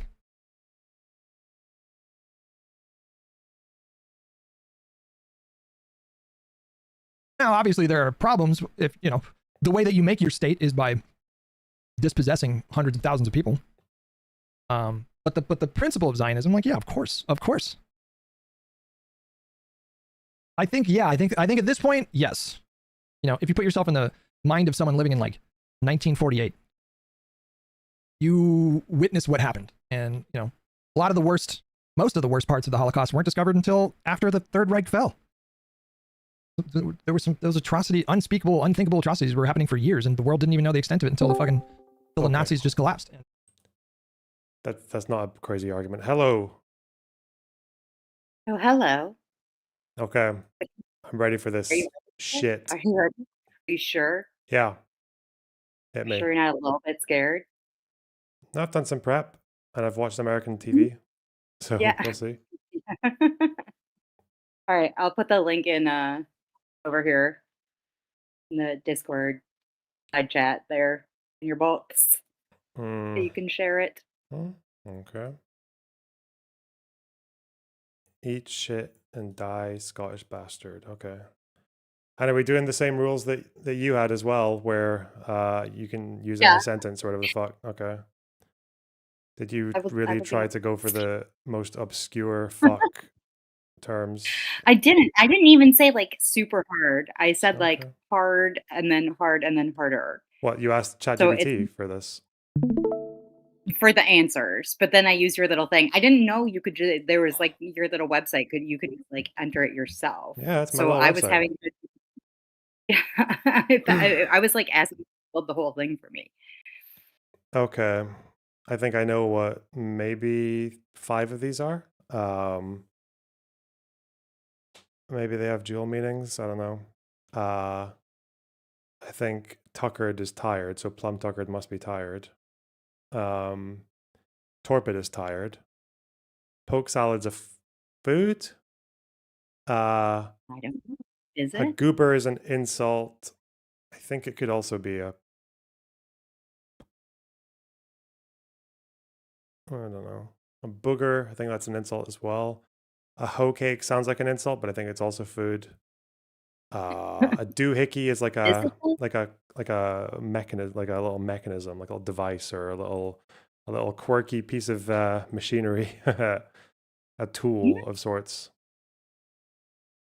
Hello, Hutch Raiders. Red bone. That sounds like it might be a food, but it might also be like a Native American thing because everyone's racist. A June bug is like it could be a patronizing term for like someone who's young, youthful or whatever, and silly and goofy. A skeeter hawk, I think, is just like a bug. Wait, June bug, skeeter hawk, houndstooth.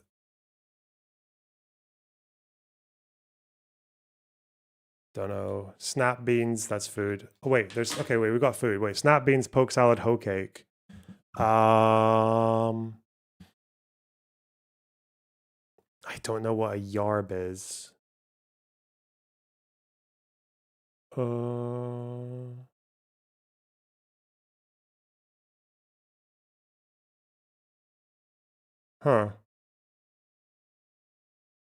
Okay, 3 foods potentially. We'll maybe eliminate. Tuckered, tired, torpid, tired. Maybe this one. I think catwab. Oh, I think I've seen a word that sounds like this or looks like it. Catawampus. Catawampus. Oh, it's spelled like that. Okay. Catawampus. Is that what? Is that the same word as this? No, that's Catawba. Oh, they're different. Catawba. Catawba and Catawampus. Catawba. Oh yeah, because Catawampus is here. Wait, fuck. Catawampus, doesn't that mean? Isn't it like a disorganized or some shit? Are you Like, asking? Would you like a hint? Would you like me to use it in a sentence? No, not yet. Wait, okay, Okay. wait. Catawampus. Wait, I need to turn off chat. Hang on. They're not saying things yet, but I'll just go with that. Okay. Right. Also, I love that Catawampus. the break happens like right as we're doing like the most obscure game of connections Oh, wait, ever. what? All right. I love that the raid happened like right as we're doing the obscure game of connections. Okay. So let's just see what I know. What do we know? Redbone is a race thing, I'm pretty sure. Plum Tucket is tired. Poke salad is food. Catawampus, I think, is disorganized or misheveled or whatever the fuck. Skeeterhawk is a insect. Doohickey is like the doohickey. Let's take the doohickey out of the fucking keyboard or whatever.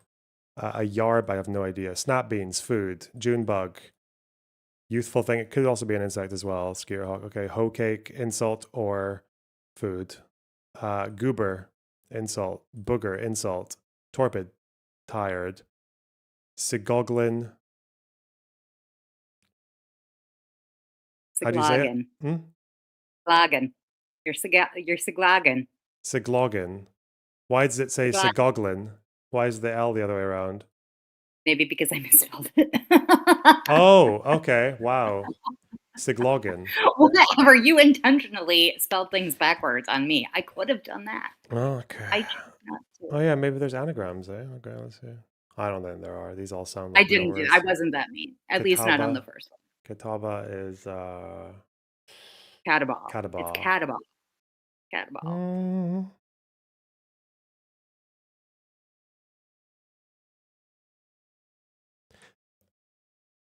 It can't be that there's two words for tired here. What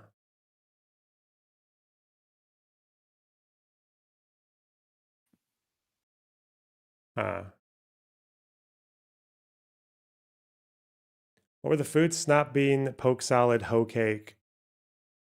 If it's fucking or eat your boogers. Nice. Could be yarb. I don't know what yarb is. Houndstooth does not sound like a food. Redbone might be. Doohickey. That feels out of place. Because there's only one thing that I think of that could be doohickey. Unless that's also...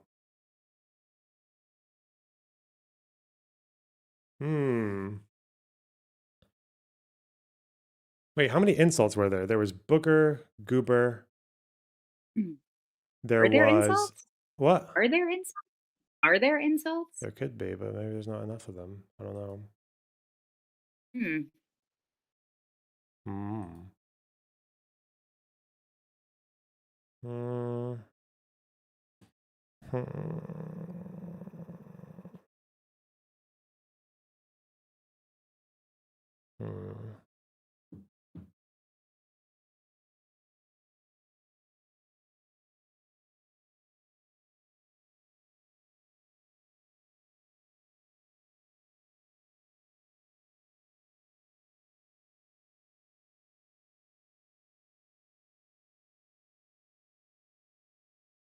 Sigloggin, Cattywampus,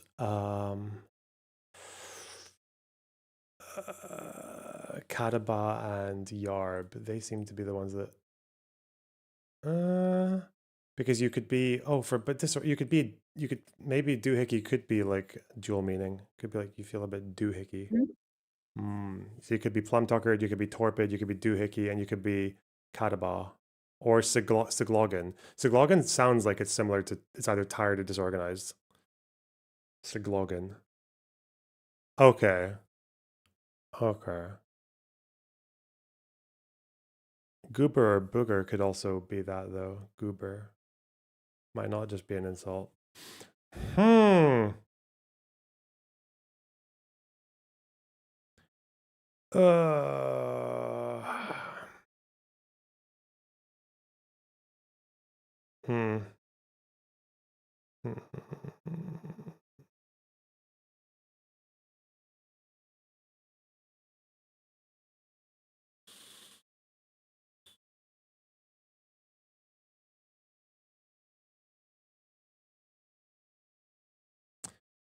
Bro. Okay. Okay. Don't be a yarb. Don't be a goober. Don't be a booger. Wait. No. Okay. Wait, a June bug. Maybe it's. Fuck. All right, fine. Not even close. Let's try Catawampus, Plum-Tuckered, Sigoglin, and Torpid. Ooh. Okay. Okay. I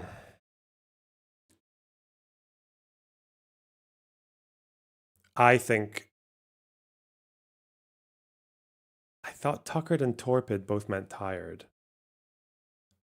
Maybe Siglogan is tired. Maybe there's another one. Use Cataba in a sentence.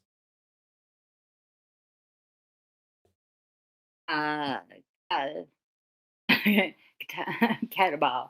I was out in the woods the other day and I thought I heard a cataball. Oh, it's a creature. Okay. Huh. That would mean Cataba, Skeeter Hawk. Maybe Booger or Goober is an animal as well. Ooh. Okay. Huh.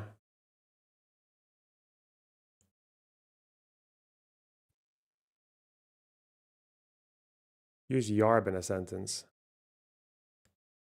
I go into my kitchen sometimes and I realize I need to buy me some yarbs. Oh, that's fuck you. Okay, wait. Yarb is it's herb. Yarb is herb. Fuck, that was too easy. I remember it jogged my memory. I saw that on the list. So it's it's not fucking Junebug, it's Snap Beans. Fuck! Wait, what? You cheating? Wait, are you cheating? What list? What list? No, I read a list of Southern words when I was preparing. Snap beans, hoe cake, yarb and poke salad. Wait, hoe cake's a. Oh, wait. I mean, it could be a food, but like you said, it could also fit into a different category. Yeah. Herbs, salad, beans. It's like green though. Maybe June bugs are green.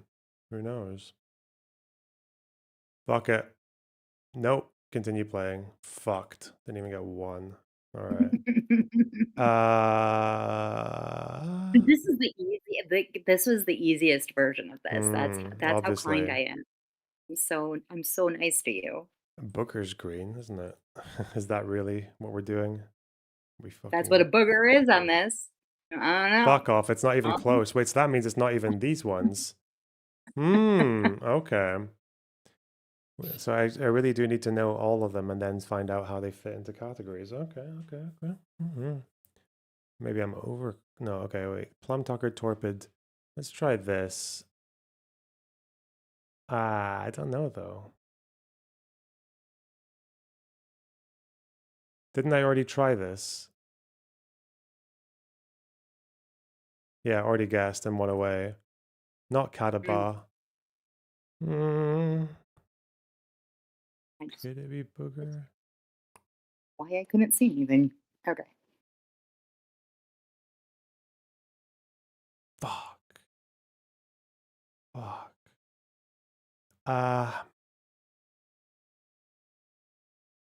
Wait. Wait. I got this. Okay. I got this. Herb, salad, snap beans. Wait, that said it was 3. But it what because of hoe cake. Wait. Oh, wait. Is this gonna be like this stupid fucking thing where it's the second half of a word? So cake, Angry. Why are salad, you so beans, angry? and bone. No, No I way. told you I was not mean like that this time. Okay. This is the nicest version of me. I don't think booger is what I'm thinking it is. I also don't think goober. Goober's got a different meaning. That's what I think. I think these are words for tired. Fuck! It's not even 3. Oh wait, so torpid, sigog. So it's not okay. So it's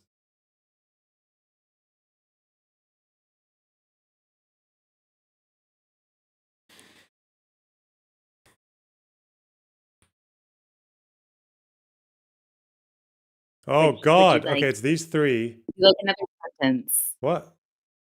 Would you like another sentence? Depends on what word. Maybe. Well, you have to pick the word. How can it's not torpid? Wait. Houndstooth, redbone, poke salad, skeeterhawk, doohickey. Could be doohickey. Fuck. No, it's not even 3. Oh my god. Wait. What? Was it goober or booger? Fuck. Is it not catawampus? Is it this? I don't know. I don't know. I don't know. You have to submit it to Can't find remember. out. Already guessed. What about this? No, that's not even. Wait, so this is not 3 out of 4 Are you though. just randomly selecting them now? Okay, that's 1 away. Okay, wait. So booger makes it 1 away, but it's not one of these. Oh, it could be that. That means wait. Booger. Wait. Use.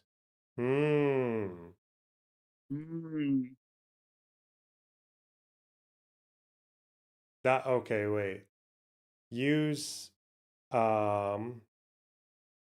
use siglogan in a sentence. Okay. Let me think. I don't want to make it as easy. I don't know. Okay. Well, that person was a little sigloggin. I wouldn't call them straight. Okay.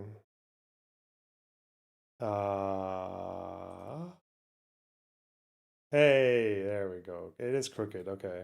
Torpid. Okay, so tuckered is so it's not tired, is it? I don't know what plum Or tuckered maybe is then. it is, but it just fits into a different category. Oh. Hmm. Is a red bone like is it an ethnic thing? Can't tell you what it is. Oh. I can That's use a it yes in or a no. sentence. Okay. Yeah, use that sentence then. I keep the red bone out in the yard. Huh? It's like an animal. Oh, okay. What the fuck? Red bone. Is it an animal? There's no way it's an animal. What the fuck? Things Red are bone. kept in the yard. What? Or it could be an animal. Houndstooth is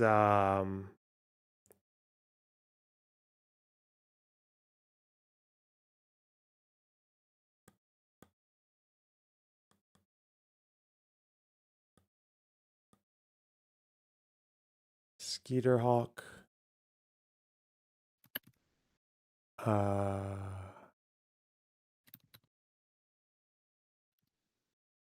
Wait. Skeeterhawk, Cataba, Junebug, and a goober. Fuck!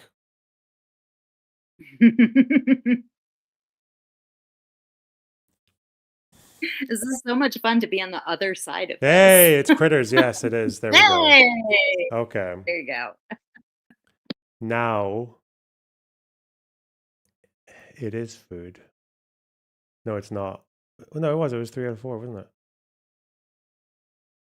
Hey, got him. Hey, there you go. Okay, nice. Whatever. Not bad. Not bad for the easiest one I made. Nice one. For sure. All right. Anything else? No, I'm good. I'm done. Tired. All right. Have a good one. Bye-bye. Bye. Bye.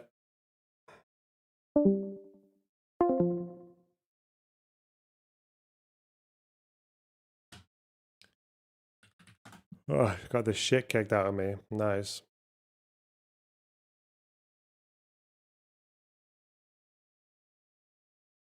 What the fuck is a red bone then? I don't even know. I don't want to know. Shit, that was fun. Get me out of here.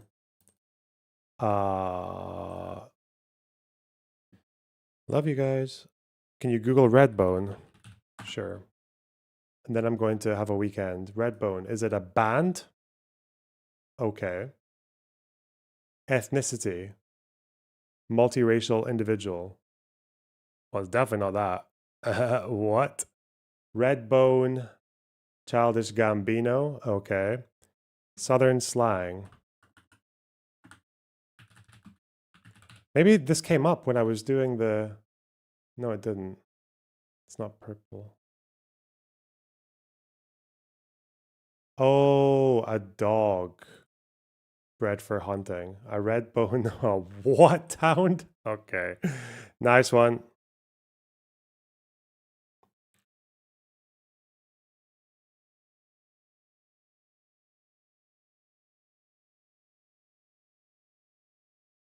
Oh shit. Washington Post breaking news. I might just be gathering these all weekend. Newly released documents from Epstein's estate show that he appeared to be texting a member of Congress during a hearing investigating Donald Trump, and that those texts may have influenced the lawmakers' questions. Why did they still been sitting on this for this long? What the fuck? I guess because it's not relevant to the Epstein indictments, the Epstein crimes, right? This is just public interest matters. They wouldn't publish stuff for a criminal whatever. Yeah, they wouldn't do that unless it was because of relevant to his actual charges, which this obviously wouldn't have been. Huh. Okay. Well, there'll be a lot to look through in the next couple of days. All right. Good. Get me out of here. No Silk Song today. Sorry. Just cannot be fucked. Got other things to do. Like sleeping soon. Nice one. All right. Love you guys. See you Monday, I guess. Okay. Bye-bye. Bye-bye.